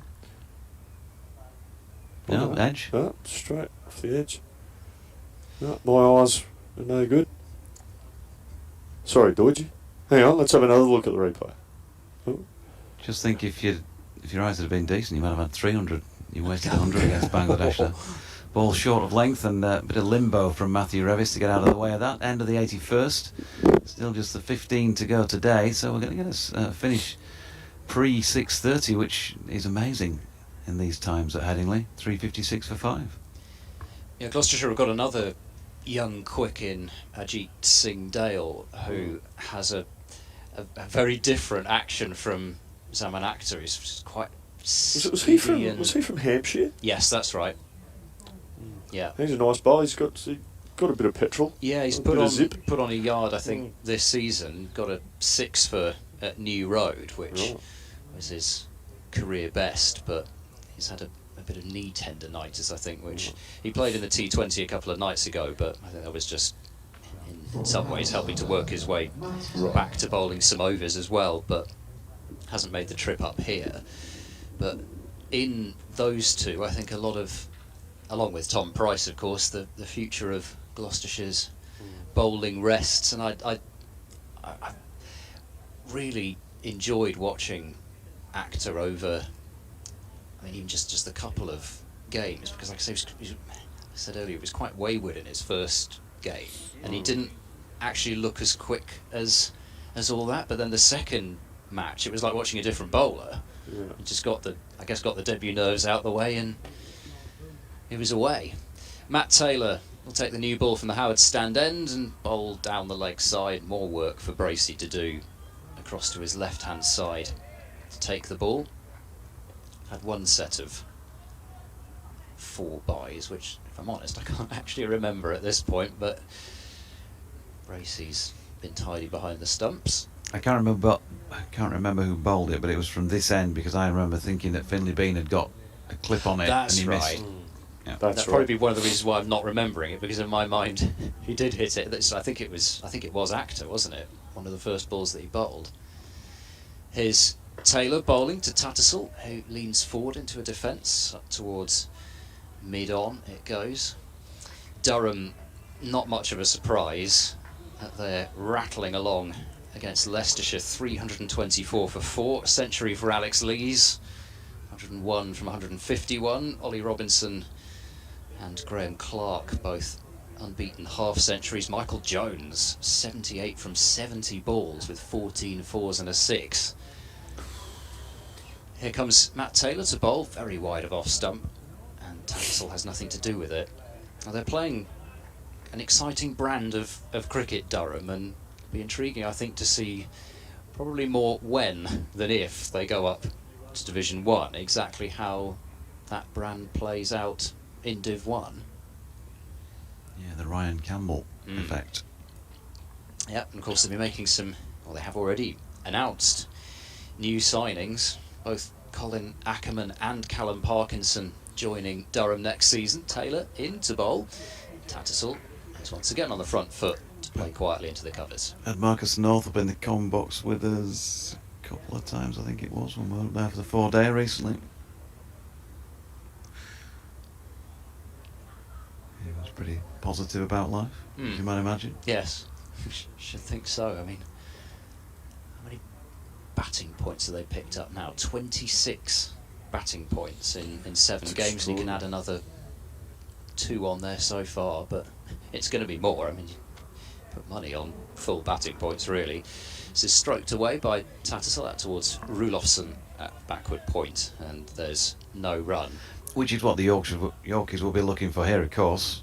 And they've still got a fair bit of time to do that. The way they've been going today, that if they don't run out of wickets, they'll comfortably achieve it. On the wickets front, there have been once or twice where the last few have gone for not that many. In fact, lost the last 5 for 28, for example, at Chesterfield recently. So Well, it's Stranger things have happened. Something for Gloucestershire to hang their hat on, I suppose. It's been enormous amounts for most of the day. Taylor switches to round the wicket to bowl to Tattersall. Again, he's on those stumps. Tattersall has to keep it out, and it's fielded up at mid-off. And the end of the over, the score remains 356 for 5. Andy Walker sent his fave grounds in: Scarbados, Chesterfield, Lords, Arundel, Newlands, Cape Town. This is like a dizzy team. This there's more grounds than 5. Sedbergh and Wormsley, and he says, I yearn to watch cricket here. Dharamsala in India. Yeah, Dharamshala, is it? Yeah, in nestling beneath the Himalayan peaks. Just imagine. Yeah, it's beautiful. The Kings 11, Punjab Kings, the IPL team, that's their second ground. Beautiful place. Looks spectacular. Here's Actor and a beautiful drive. Drawn out of Matthew Revis there through the offside. Spot on off drive over the top of it. Coaching manuals out, boys. That's on to 5 now for Revis. 360 for the loss of 5 wickets. Superb shot, Matthew Revis. Just leant on that. It wasn't too full. It was just a bit below the knee roll. So definitely a drive, but wow. Quite a tall man, good reach. We need DT to do another photograph for us, because Kev Hand criticised the previous one, saying that you were blurred and so was Ed. Right. That's wide of off stump, and Revis pushes and misses. Kevin No Patrick Hand. Kevin Patrick Hand having a pop at the photographer, of all things. There we go, we're going to get it on the stream as well. How lovely. Come on, we're getting a lot of radio silence here. He's got his hand in front of the camera. That was DT's arm blocking your view, folks. Dear me, what an arm. As Revis leaves this ball short of length, we have more passing air traffic. Have you got many tweets about the grounds? Yeah, we had loads, but you two were AWOL for about an hour and 3/4. Sorry about that. We couldn't. Did you bring us all some afternoon tea? That's delightful. For you.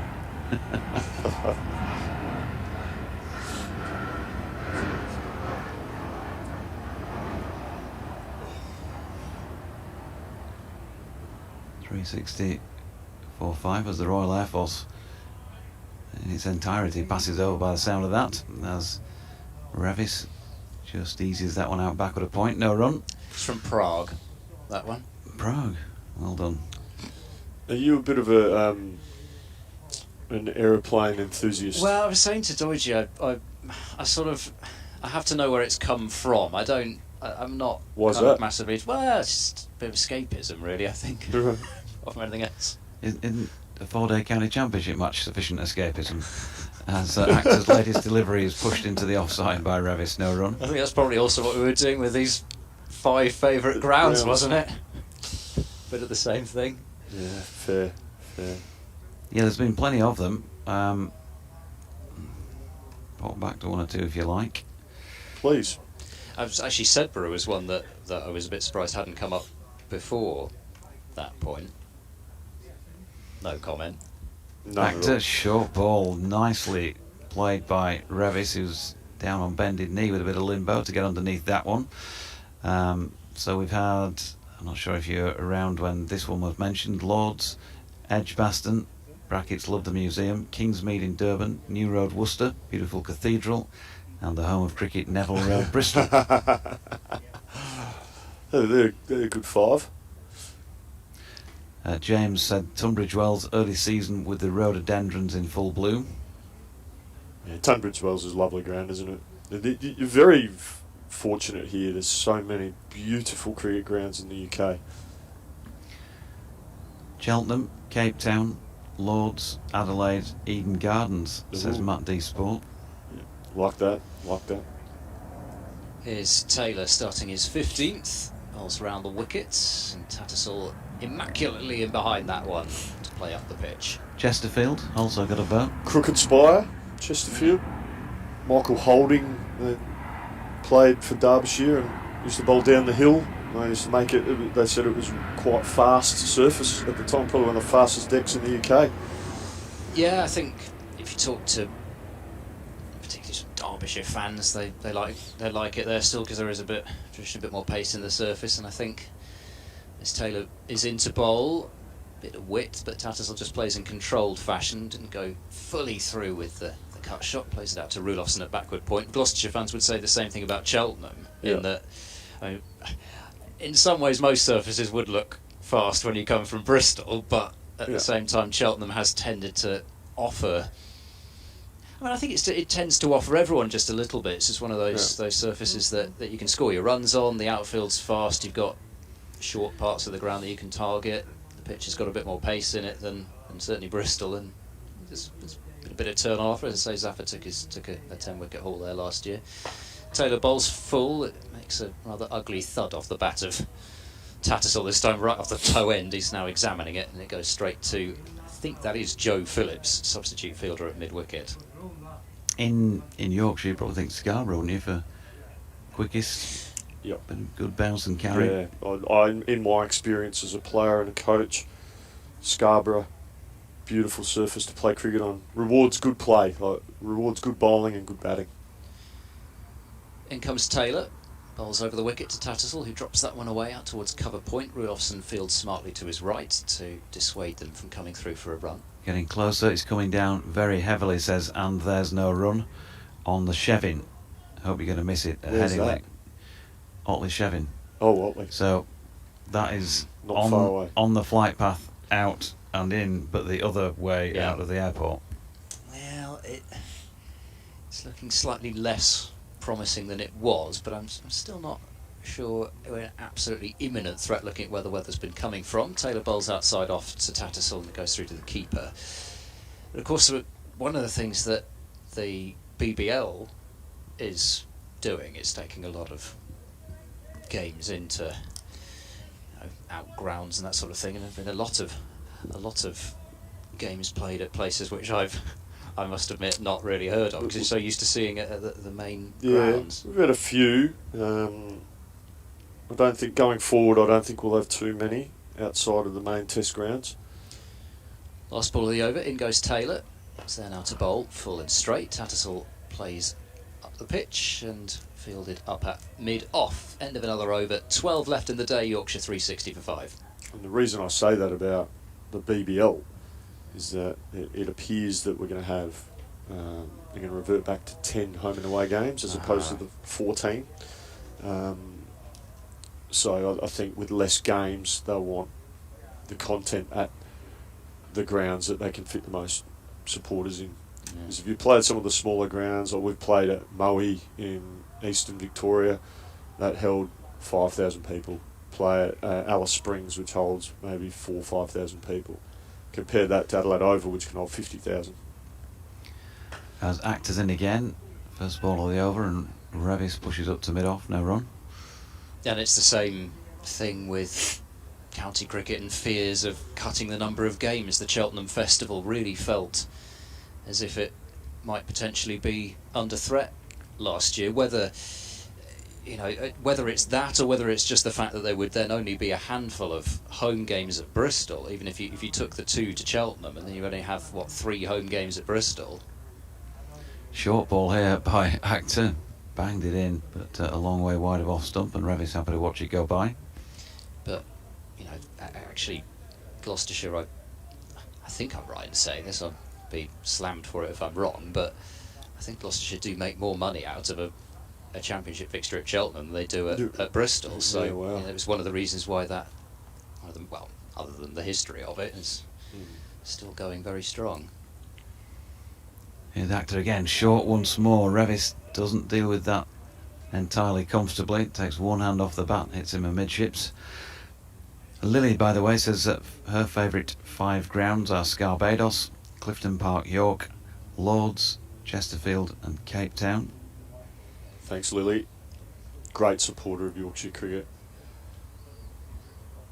Mighty Mariners points out that Don Bess, who's of course gone on loan to Warwickshire, has got 1 for 125 from 25 overs so far. Actor in again at the Kirkstall Lane end, once more short of length, but this time Revis does play more comfortably, running it down to third man for a single that takes him onto 6 and Yorkshire onto 361 for 5. Phil Ford. Could that be the Phil Ford? He's a rubber man Ford, as Darrell Eastlake once called it, Right. in a test match that Great Britain beat Australia in Sydney. First time they've beaten them in 10 years, 1988. Right. Scored a try. Nice. He's enjoying the comms anyway, so it's good to hear you. Sorry to say it's raining in Bradford as well, so it's everywhere else but Headingley at the moment, seemingly.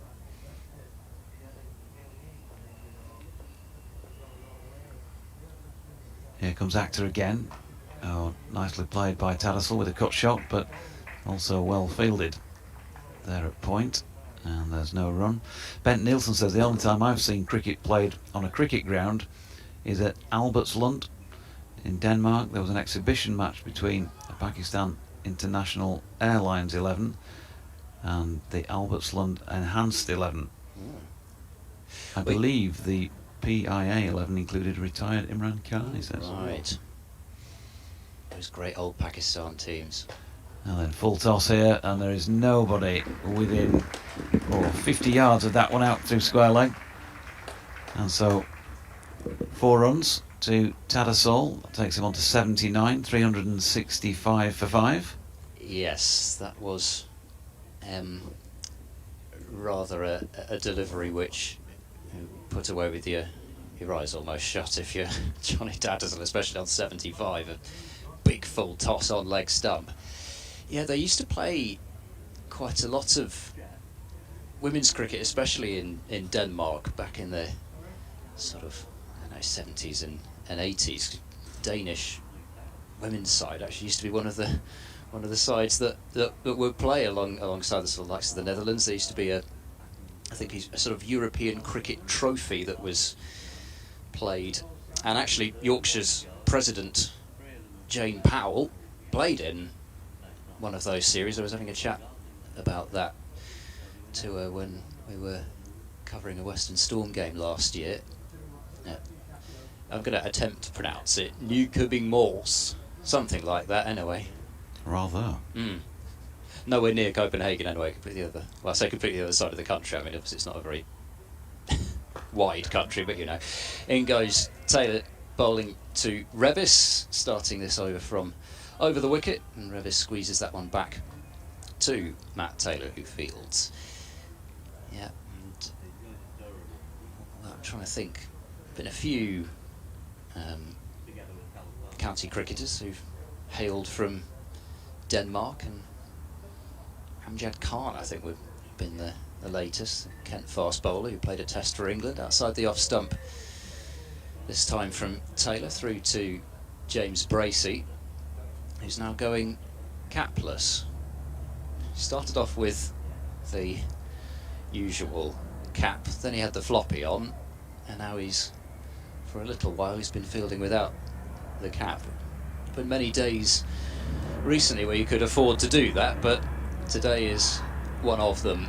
Haven't seen the sun for a fair bit, and I would suggest we probably won't see it for the rest of the day. Looking at what's to come, Revis plays into the leg side. Bracey's right hand went up into the air, but Revis got plenty of bat on it and fielded at mid-wicket there by the numberless Joe Phillips. Not sure why he is numberless, because he does have a number. He's a number printed on the Gloucestershire media page, but perhaps they didn't have a white shirt printed for him yet, because initially it was only announced that he was on a sort of temporary contract to provide cover for the T20. Taylor bowls wide of off stump, punched away through the covers by Revis. This will test the speed of Miles Hammond, and he will just about go into the slide and stop it before it crosses the boundary, but they're through for 3 pretty comfortable runs in the end. 368 for 5 with Revis up to 9. Jason Gillespie will be particularly pleased with this news. England now 66 for 3. Oh, what are they chasing? 202 more to win. But they've lost Lamb for 28, Beaumont for 22, and Siva Brunt has just been out without scoring. Oh, our girl Ash Gardner with a couple of poles. Beautiful. Taylor bowls, and Tattersall just calmly nudges that one away to mid-wicket for no run. Ash Gardner, the second Indigenous female Test cricketer for Australia after the late Auntie Faith Thomas, who passed away recently. She was a bit of a pioneer. And yeah, Ash Gardner, I remember presenting her T20 cap at the MCG a number of years ago now. It was a very proud moment for everyone involved. Taylor, last ball of the over. Bowls edged, taken at second slip. And Matt Taylor has a third. 3 for 39. Tattersall just drawn into the shot with the left arm. Angle across the right-hander from over the wicket. It's another catch for Ollie Price. And Yorkshire have lost a 6th wicket, which means Gloucestershire have picked up a second bowling point. Well bowled there by Taylor. A good catch. Ollie Price there, second slip. She went quite quickly. Johnny Tattersall just waving the bat outside off stump. Just shows with a new cricket ball, relatively new cricket ball. I don't know how many overs old it is now, but yeah, sixth over, so it still have a lot of shine on it. And just went across him. It didn't really swing back into Johnny Tattersall. As we see Matthew Fisher coming out to bat. So what do you say to somebody who receiving their cap? Had she played internationals before that, ODI wise? I'll be honest, I can't remember. But all I said is just, you've earned the right, earned this opportunity, embrace, enjoy the experience, and be very proud of what you've achieved. So yeah, you don't want to go and make a really big long speech, but just be sincere, and get them. If you do present a cap, you want them to be themselves and do what they've done to get to that point, because you've been picked for a reason. Just go out there and enjoy the experience and soak it all up. Yeah. And you don't say that's how you score double hundreds. Oh, it depends who you're talking to, of course. 368 for 6. And Actor continuing at the Kirkstall Lane end here to Revis, who's played himself a lovely 4 through the covers there. Just a back foot punch. Nothing more, nothing less, but timed it really well.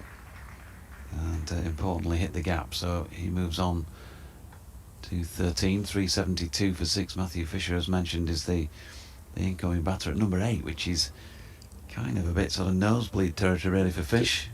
He can bat, Matt Fish. I remember in my time he showed a lot of promise with the bat. I don't know what he's done. I haven't followed it closely in recent years of his batting. I was delighted to see him get a call up to the England side.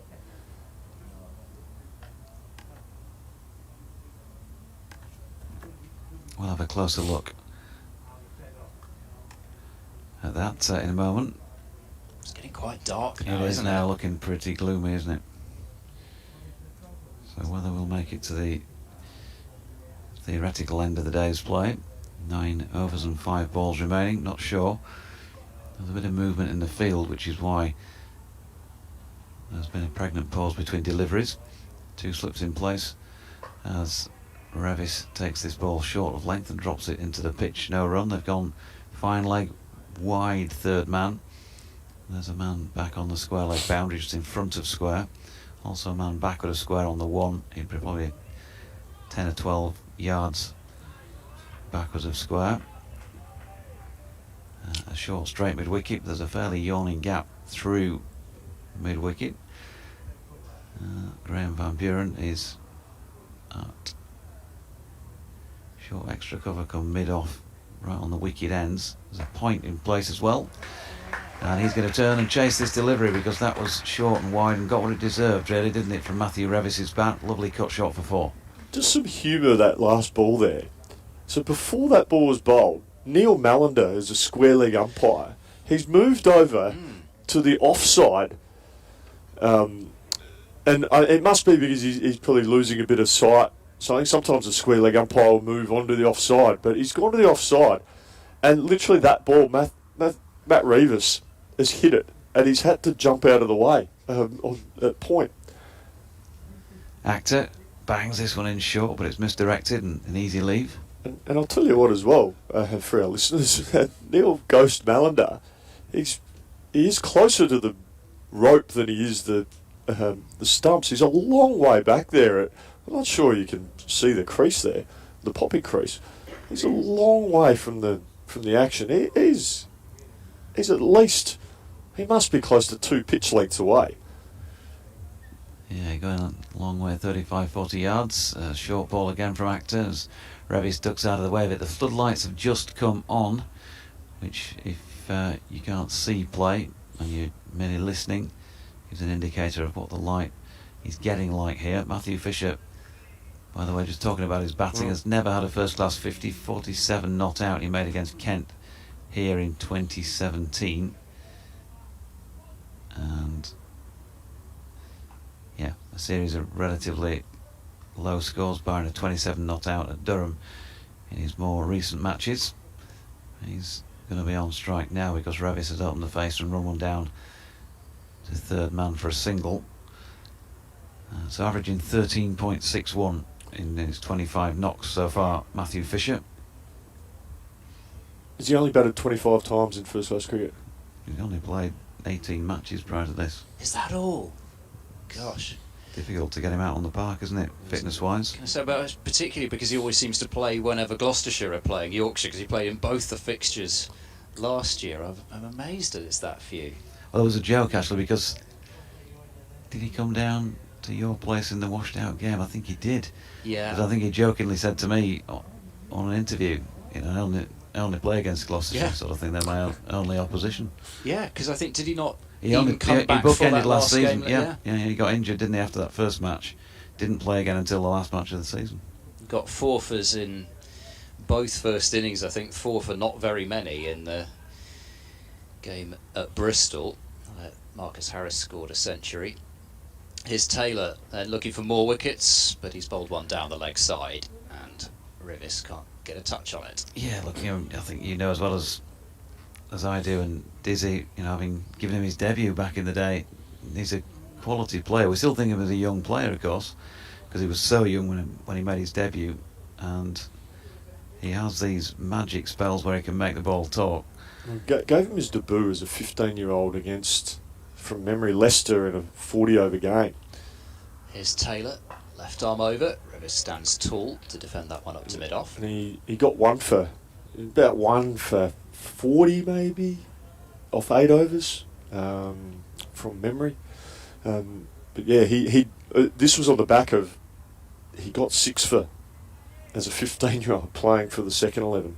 As a 14 or 15-year-old, he got 6 wickets in innings, and he was just, he was genuinely ready to play. He was, he was good enough. Taylor to the crease and bowls. Revis this time, I thought he'd just found the gap wide of mid-off, but not quite. Fielded there by Dent. There's no run. Well, one of those early games televised, because I'm sure I remember watching that happen. I mean, it's so long ago now, but You must have been 10. Not quite that young, but Yeah, you should have been watching Why Don't You instead. Peppa Pig. Taylor bowls to Revis, defends off the front foot up to mid-off. There's no run. No, I must say, again, just like games consoles, I was very much of a cartoon. Right. I think it was more of a Postman Pat man myself. Oh, yeah? No, I think Ed was more of a Postman Pat. Right. Postman Pat was invented when I was a child. Yeah, you and I, we would have had Looney Tunes, wouldn't we? Yeah. Postman Pat was a bit old. Still Actually, for me, but- Mary Mungo and Midge when I was a kid. Oh wow, you are showing your Well, age, George. that sounds like a thriller. And Mr. Ben. There's Taylor bowling worked off the hit by Revis as a fielder out at deep backward square. Zafar Gohar called into action, so it's just the one run. 19 it is now to Revis, 378 for 6. So Fish, 71 first-class wickets. That's obviously his job. At 20.71, that just shows you what he can do. he is a quality bowler. Hence been on the England radar, but it's just keeping him on the park. Just keep him on the park. That's right.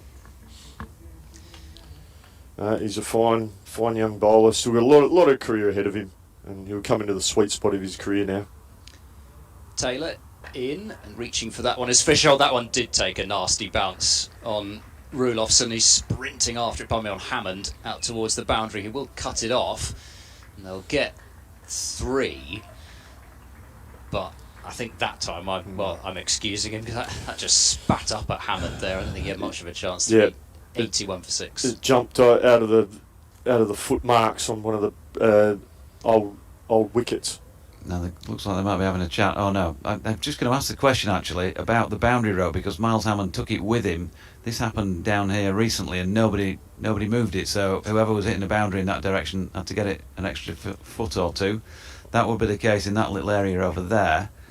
The umps have just had a discussion. They're talking about the light there, not about the boundary row. And Neil Malan is kindly pulling a bit of Hessian down on the test strip and re-tethering that to the ground.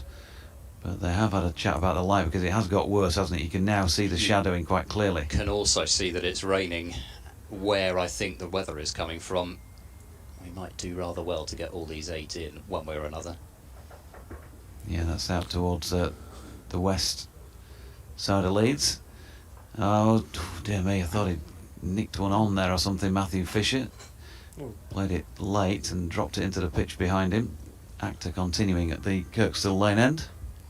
I had a look back actually at the scorecards from 2015, because I'm sure I remembered Fisher playing at that stage. It was either meant that it was televised or he played against Gloucestershire, and he did in the group stage of 2015, which was a no result in the end. Here comes Actor once more. And Fisher right behind that, pushing back to the bowler.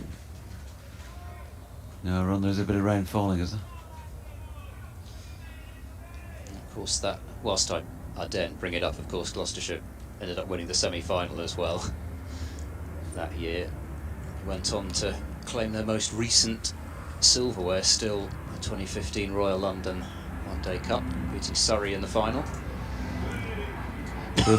Good one-day side at one stage, as this is flicked off the legs by Matthew Fisher. Not quite going to have the legs itself, the ball, to get to the boundary, but it will bring him 3 and take him on to 6, and Yorkshire to 384 for 6, 16 shy of a 4th batting point.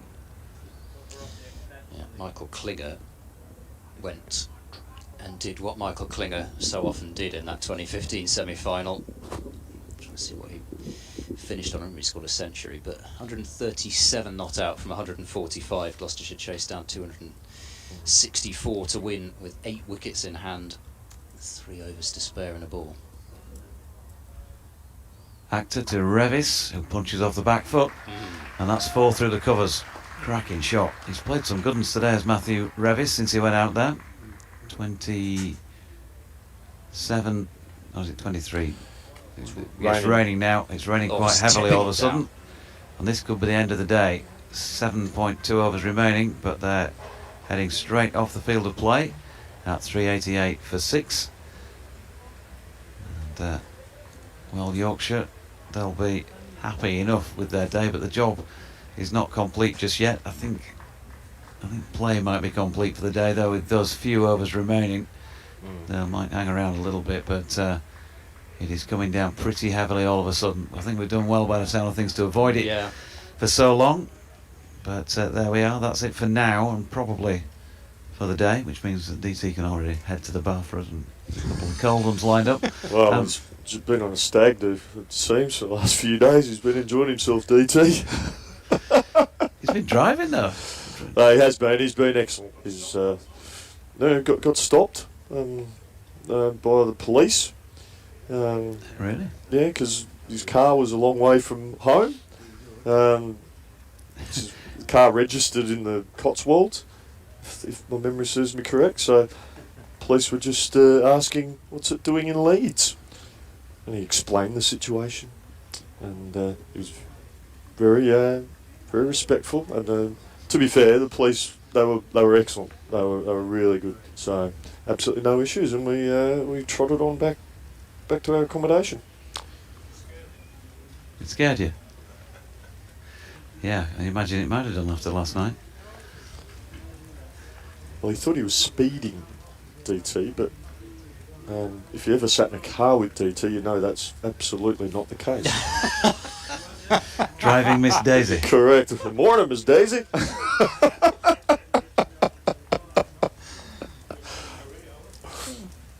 Just taking the scenery of England. Well, I did remind, we were on the motorway yesterday, I did remind DT that the car does go, there are 5 gears in a car, not 2. First and reverse.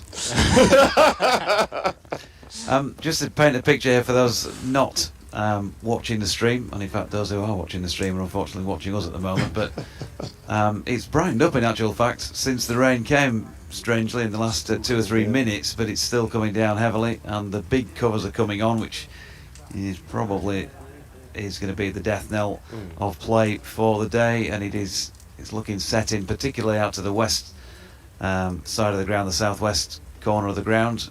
Not quite as bad down towards the town centre, but yeah, we're thinking that's probably going to be it for the day, so it might be a good chance for us to summarise what's gone on, and we will obviously pick up if they do manage to get back out there. But Dizzy, your thoughts on your first day back at looking at county cricket again for some time? Yeah, it has been a while, and look, I've been really impressed with how Yorkshire have gone about their batting. It's clear that they've gone out there with a lot of intent, a look to score mentality. I think they've been helped by some indifferent bowling at times from Gloucestershire, some ill-disciplined bowling from the Gloucestershire, particularly the seamers. I think the spinners, Van Buren brought himself on and did a reasonable job at holding Gohar. It appeared that, particularly George Hill looked to be, and Finlay Bean looked to be really positive against him. But yeah, I think the highlights of the day are Finlay Bean's 100, George Hill's 100. I thought Johnny Tattersall played very nicely until he edged the new ball of Matt Taylor to Ollie Price at slip. Been very, very impressed with Yorkshire, just their intent to look to score mentality. And as far as the visitors are concerned, bowling wise? Yeah, they'd be pretty disappointed, I would have thought. I think the lack of consistency, particularly on a surface that's offering not a lot, and with the Kookaburra cricket ball, fast outfield. Yes, you're always going to go for some runs with fast outfield, but there's too many over pitch balls, too many short wide, too many short straight, too many full straight. There was no consistency. The groupings were... It'd be really interesting to see a pitch map, because and maybe I'm being a bit harsh, but there just wasn't enough good deliveries on that shoebox on a good line and length. As I said, either too full, too wide, too short, and they need to be better. And I think if you look at the figures, Matt Taylor shows what is possible. 17 overs, 7 maidens, 3 for 43, and if you're Yorkshire, like you say, if you maybe even just look at a pitch map of where he bowled, and you'd think if you can land it on that sort of area, then there's clearly enough out there. But he really is the absolute standout, because every other bowler that bowled an appreciable number of overs went for basically 4 and over, and in several cases well over. That's right. I mean, there were 12 maidens, and Matt Taylor bowled 7 of them. I think that tells you everything. He had Akhtar bowled 3 maidens, Gohar and Tom Price each had a maiden.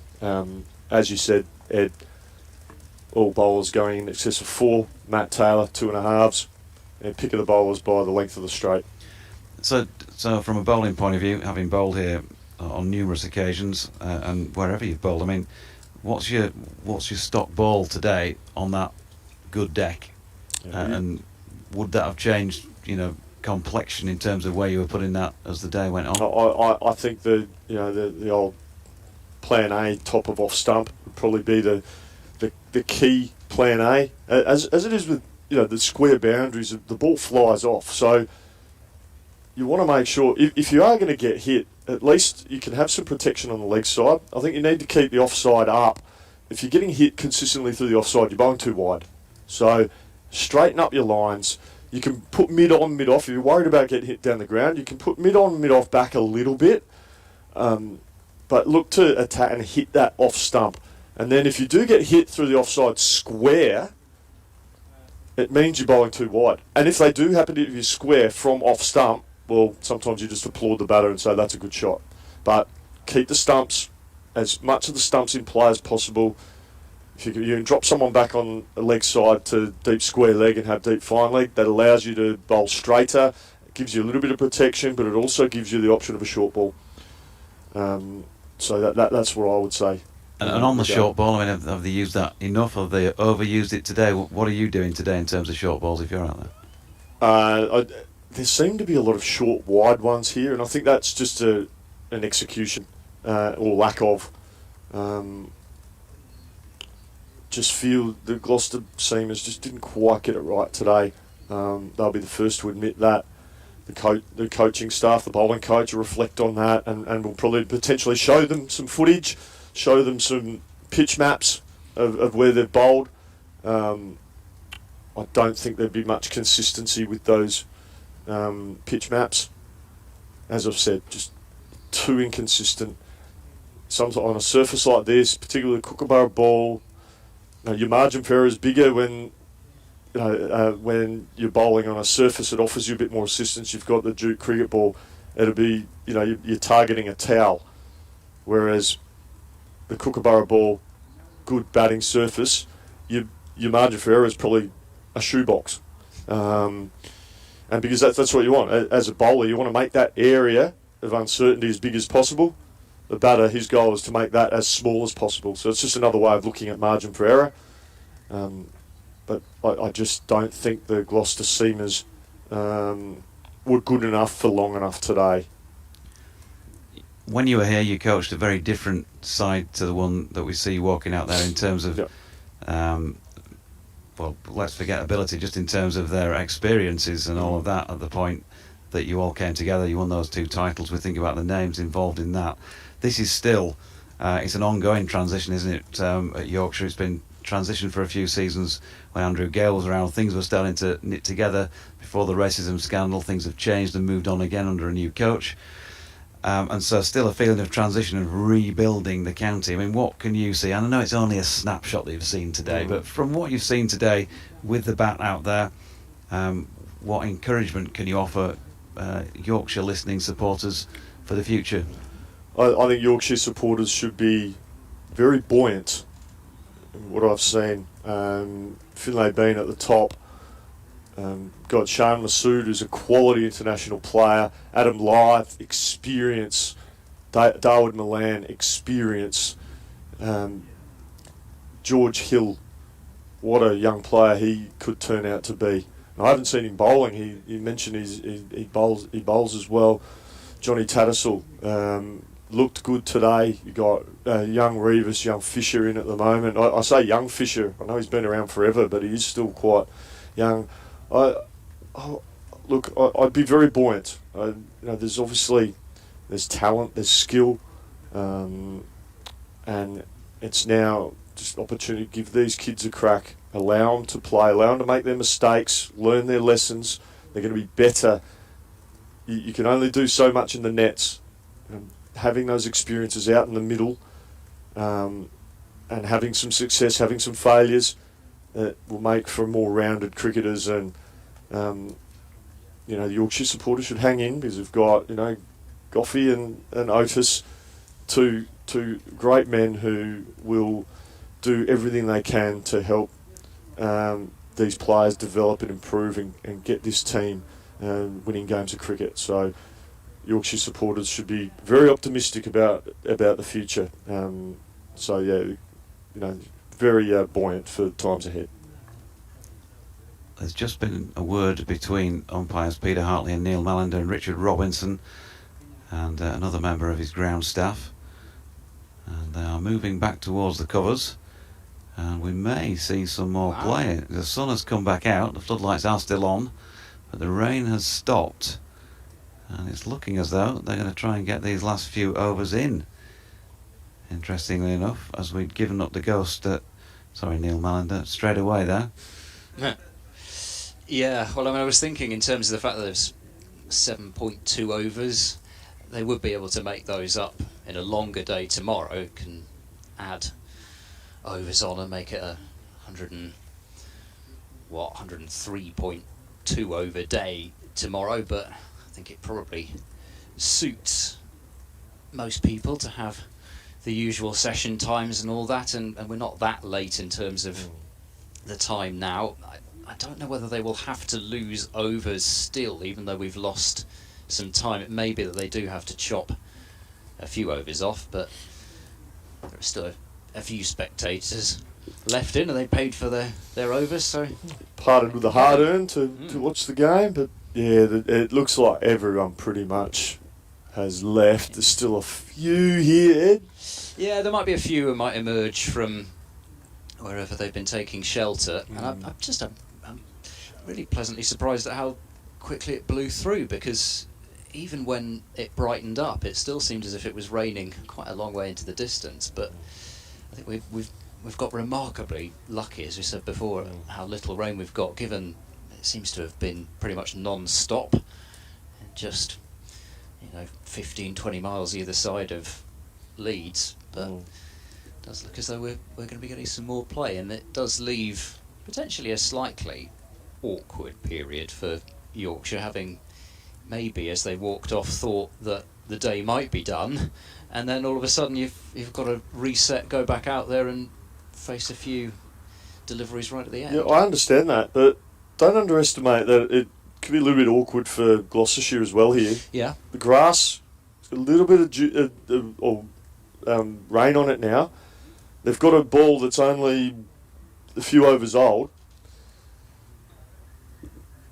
A new ball. If that gets wet, the Kookaburra ball traditionally, if it gets wet, the seam becomes very soft. And the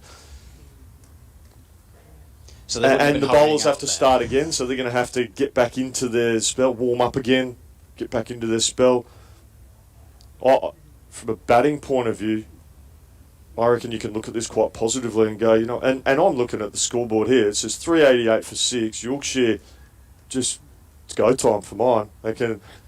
Why would they shut up shop here? They may as well try and score as many runs as they can in this 7.2 Yeah. Opportunity. They should look that they're scoring. This partnership's 20 off 16 balls, so they could very easily score a run of ball here.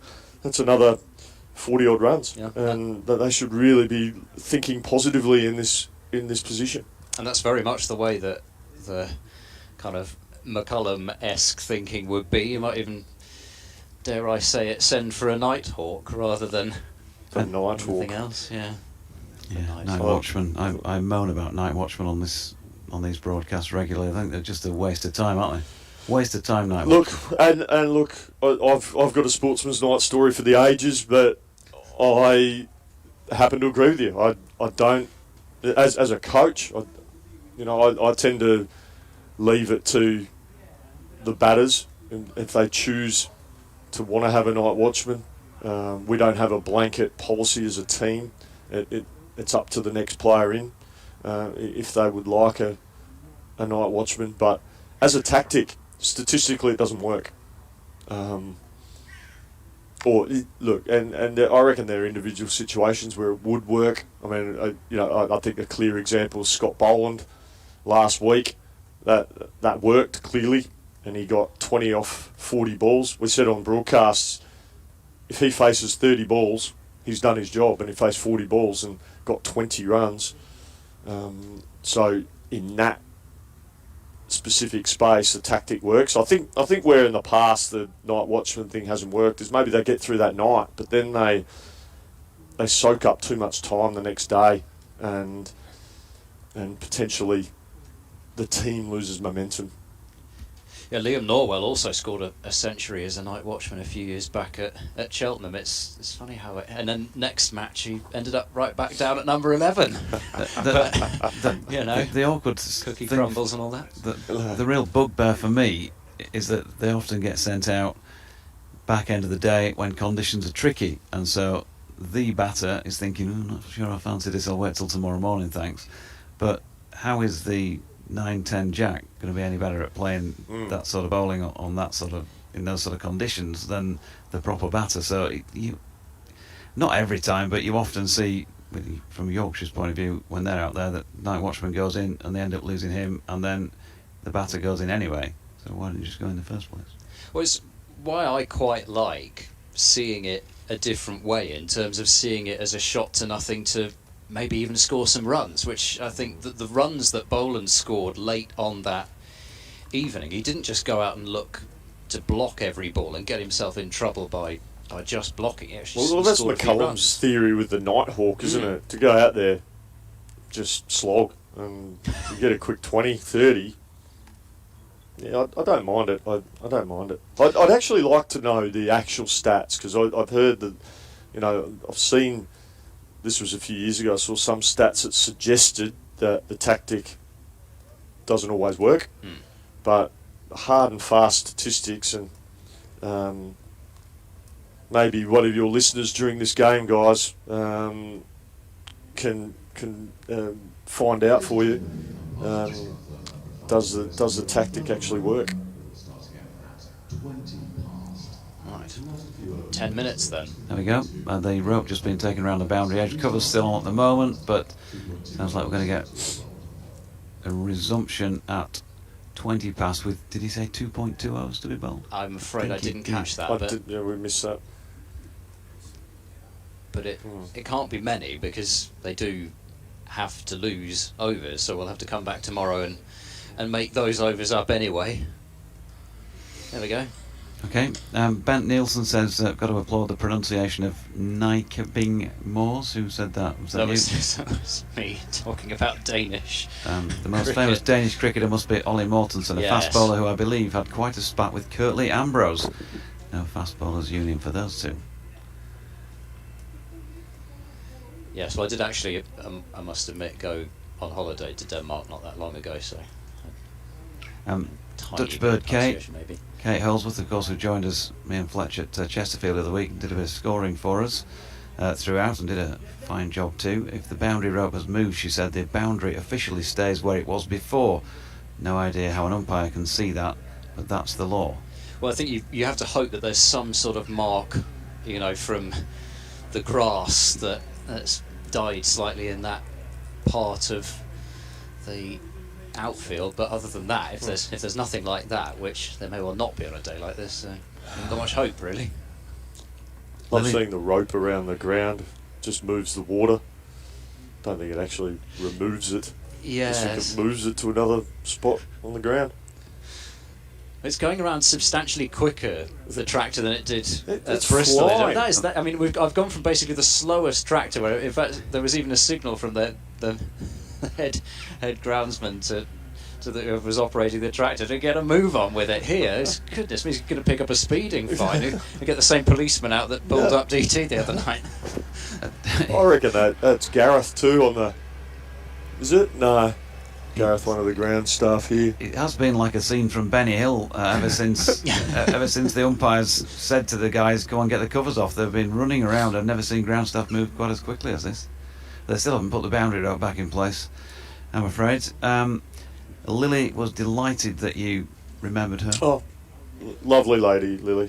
So, wonderful supporter of Yorkshire County Cricket Club and cricket.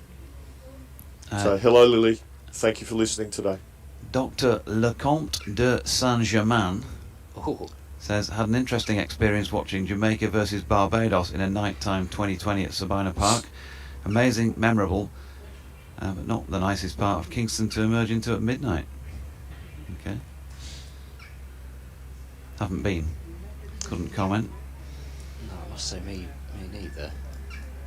No, but then we found that out earlier as well. Yeah, we found out you've been pretty much to no cricket ground. So Yeah, I've been. No. Well, you know, I'm always open to offers. Is all I could say. You know, absolutely.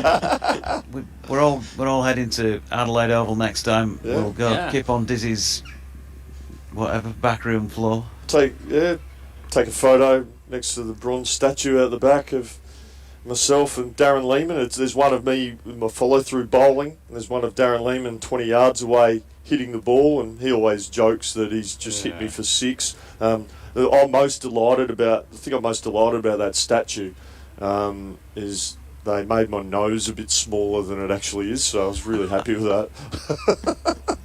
So it's much better than that. Have you seen that statue of Cristiano Ronaldo? Yes. That one where, I mean, I can't even remember. I think it's at an airport, isn't it? I think there's an airport in Portugal. They erected a statue That's right. to Cristiano Ronaldo. It's a shocker. Looks absolutely nothing like him at all. Sort of disfigured face, eyes. It was like a sort of Picasso painting. I remember I saw something a couple of years ago, and it was one of those TV shows that they prank people, and they pranked David Beckham with a statue, and it was the funniest thing. He was getting so upset, like, because they just made him out completely opposite to what he looks like, and it was just the most unflattering thing, and that everyone was in on the joke except Bex, and then it fell over. That's right. And then it was but his reaction was absolutely priceless. Priceless. Well, it's always a worry, isn't it, with these statues and the likeness and what sort of interpretation they're going to take.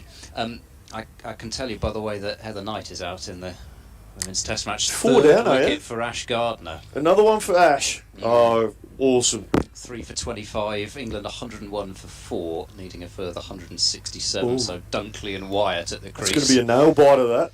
Well, it might not be. Wow. It's going to have to be if England are going to win it, I think. Mm.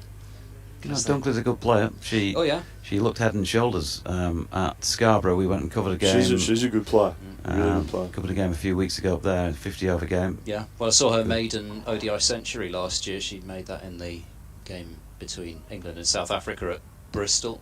It was a terrific innings, but yeah, slightly different facing the Aussies in a Test match at Trent Bridge. Yes, mate. Charlotte Evers says greetings to Jason from Charlotte. the Yorkshire Supporters Association. Yeah. Hello, Charlotte. Lovely to hear from you. She's a delightful lady. She is, and she's going to be at quiz night at Scarborough in wow. September when Yorkshire play Derbyshire on the third day, if we get that far. One of the great nights on the calendar, Deutsch. It will be. There's no questions been written yet because I'm writing them and asking them. You're not going to do it multiple choice, are you? No. Good. It's going to be question of sport, so we're going to have 2 teams of 4 sitting there looking all nervous in front of a massive expectant crowd. Excellent. And then probably some really easy questions from me so that they can get a few points. What happened next? Sort of what kind of question of sport style, kind of rounds are you going to go for that sort of thing as well? We had a great night at Scarborough. We're just seeing DT's just showed us a Cristiano Ronaldo. Oh gosh, it's not. It's even worse. I thought it was an airport. It's not. It's for the museum at Real Madrid. Did you say? And they've actually done. Yes, that one actually does look rather more like it. It looks rather surly. Which so before Charlotte holds over the coals again, it's a question of sport in association with the Yorkshire Cricket Supporters Association. Beautiful. In the marquee at Scarborough after the third day's play finishes. So sounds wonderful. We've got Fletch from BBC Derby and David Griffin, photographer, to join in for a Derbyshire team with 2 others. They're pretty confident they can get somebody from the staff or the playing staff. What are we taking Griff on Derbyshire statistics? I've yet to broach that subject with the Yorkies, but hopefully somebody will be put up and we can get a couple of teams in. Should be a good deal. We had a great one a number of years ago in Scarborough when we had Middlesex And Callie obviously was doing the questions, and the questions for the Yorkshire players were very straightforward, but the questions for the Middlesex players were maybe not as straightforward. Well, there is a potential for loading. I mean, Well, you might I'll make a have note to. of that. So you Jason might have Gillespie said. Griff involved. Yeah, Griff is absolute encyclopedic knowledge of Derbyshire cricket. Every number you can wish for. Also, Calais Fish and Chips, of course. When we go to Yes. Scarborough, we always DT and I sit on the cliff top, looking out over the bay for a bit of that. But they're back on, and Actor in for the first delivery following resumption, which is wide of Revis's off stump and he leaves. So yeah, I was right with what I heard. 2.2 overs now reduced to 2.1. Is all they've got to play here before we do shut up shop for the day. Well, it's nice of you, Jason, to take the hit for us to have a slightly shorter day tomorrow. I'm sure he'll be really pleased that it won't be quite as long a day for us as it might have been. I want some suggestions of rounds from you two. Anyway, what am I going to ask in this quiz? Actor.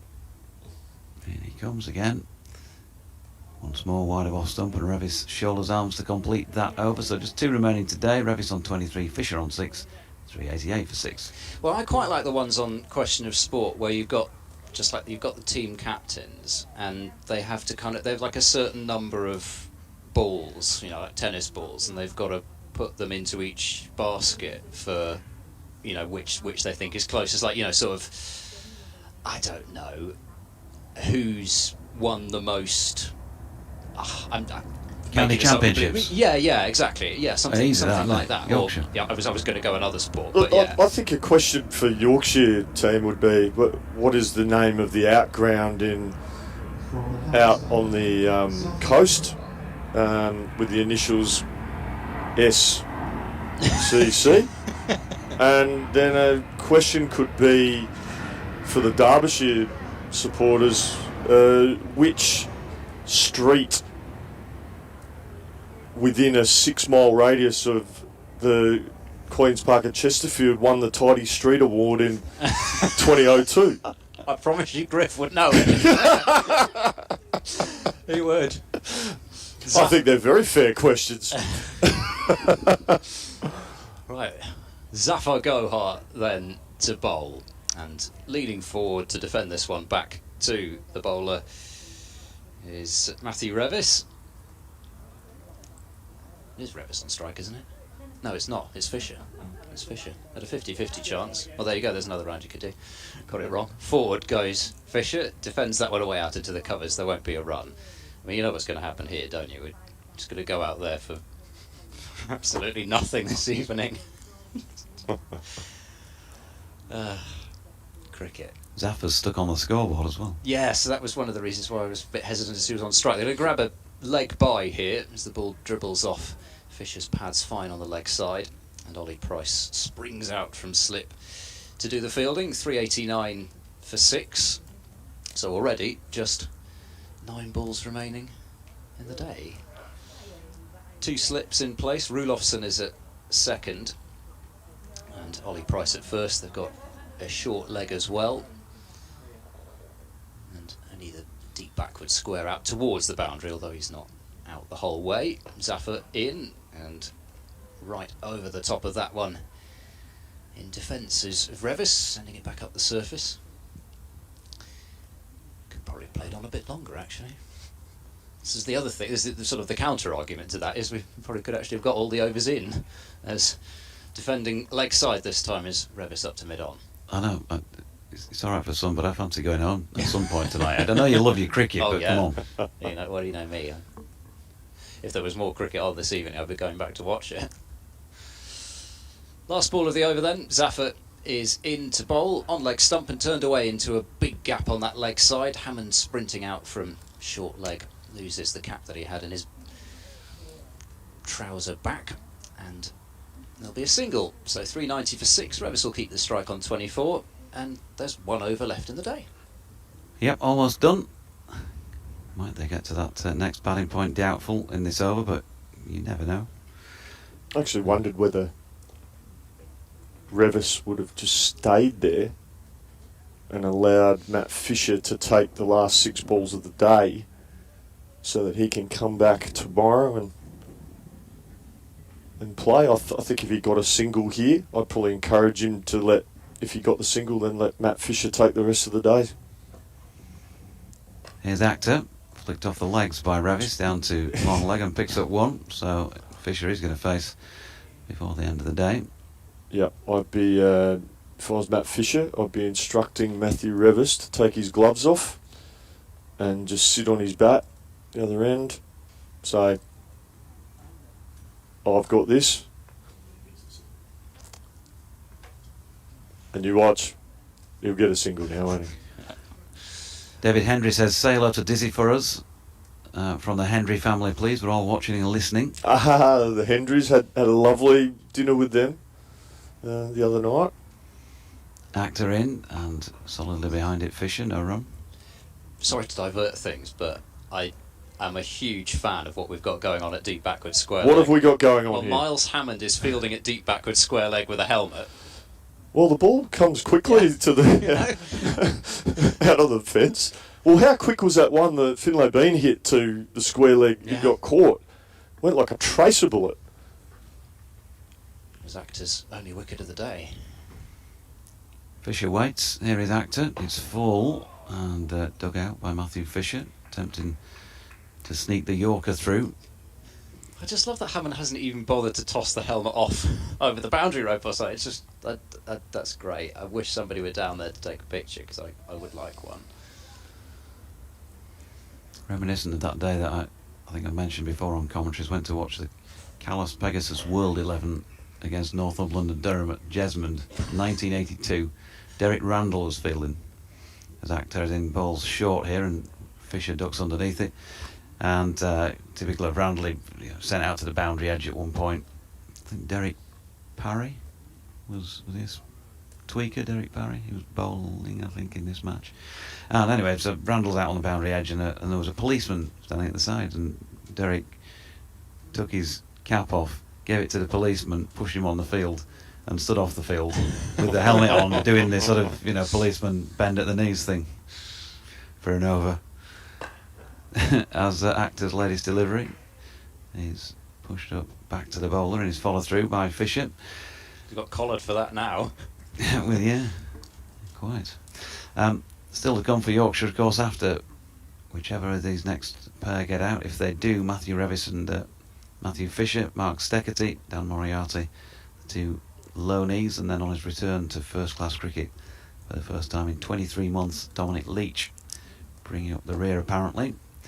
As here's the final ball of the day, and it's going to be worked into mid-wicket by Matthew Fisher, and they're going to pick up a couple of comfortable runs to close proceedings. So Fisher moving on to 8, and Yorkshire finishing on 393 for the loss of 6 wickets. That is very definitely the close. Revis on 25 and Fisher on 8. The partnership for the 7th wicket so far worth 25, but we've pretty much summarised proceedings already, chaps. We have. Honours very much in favour of Yorkshire today, for mine. Yeah, very much so. Yeah, I mean, you felt, well, I felt, when Yorkshire won the toss that they were looking at a score around about 400. They're going to get a score in excess of 400. How many more than 400 will be up to Gloucestershire and how they bowl in the morning, but it felt like the sort of day where you lose the toss and you have a feeling it's going to be quite a long day, especially with the Kookaburra ball and a Yorkshire side who are probably, it's fair to say, higher on confidence than Gloucestershire at the moment. Which is interesting, given that they only won 1 match since the first game of last season. But there you go, it was more recent. Okay, well, done for the day here. Thanks, folks, for your company. Thanks very much to you, Dizzy, back in town. It's been great to have you on board for the day. Thank you. Shame that you're not here for all 4, but you've got other fish to fry. Got the tour group to get back to tomorrow. We've got the second test at Lords, and really looking forward to that. So, should be a great test. We had the test match at Edgbaston, which was a nail-biter. Let's hope we get another fantastic game. But thank you, Doidgy. Thanks for having me. And thank you, Ed, for having me. Thank you so much. It's been great to come back to. It's been great to come back here and spend a day with you guys. So thank you very much. Welcome back anytime. Not sure I would say the same about the old fella over there. He just gets even more cheeky every time he comes in the combox. Now, thanks to DT as well for his contributions today. You want a word, DT? I've just got a final question. Dizzy and I are staying in the Boundary Hotel tonight, and we have 2 rooms. One of them is called the umpire's room, and one of them is called the captain's room. And we can't decide which ones we should go into, so we'll leave it to you, Dorothy. What do you reckon? Umpire or captain? You're the umpire. Well, everyone's deserted me here. That's it. They've all disappeared. So, just wrap things up for the day then. Just a reminder, Yorkshire 393 for 6 from 91 overs. We'll be back tomorrow morning. That'll be Ed and myself. And tomorrow's third voice, who is Andrew Giddings of BBC Radio Sheffield. Looking forward to spending a bit of time in the company of Gidders as well. So we'll see you tomorrow morning just before play resumes at 11 o'clock. Thanks for your company once again, and bye for now.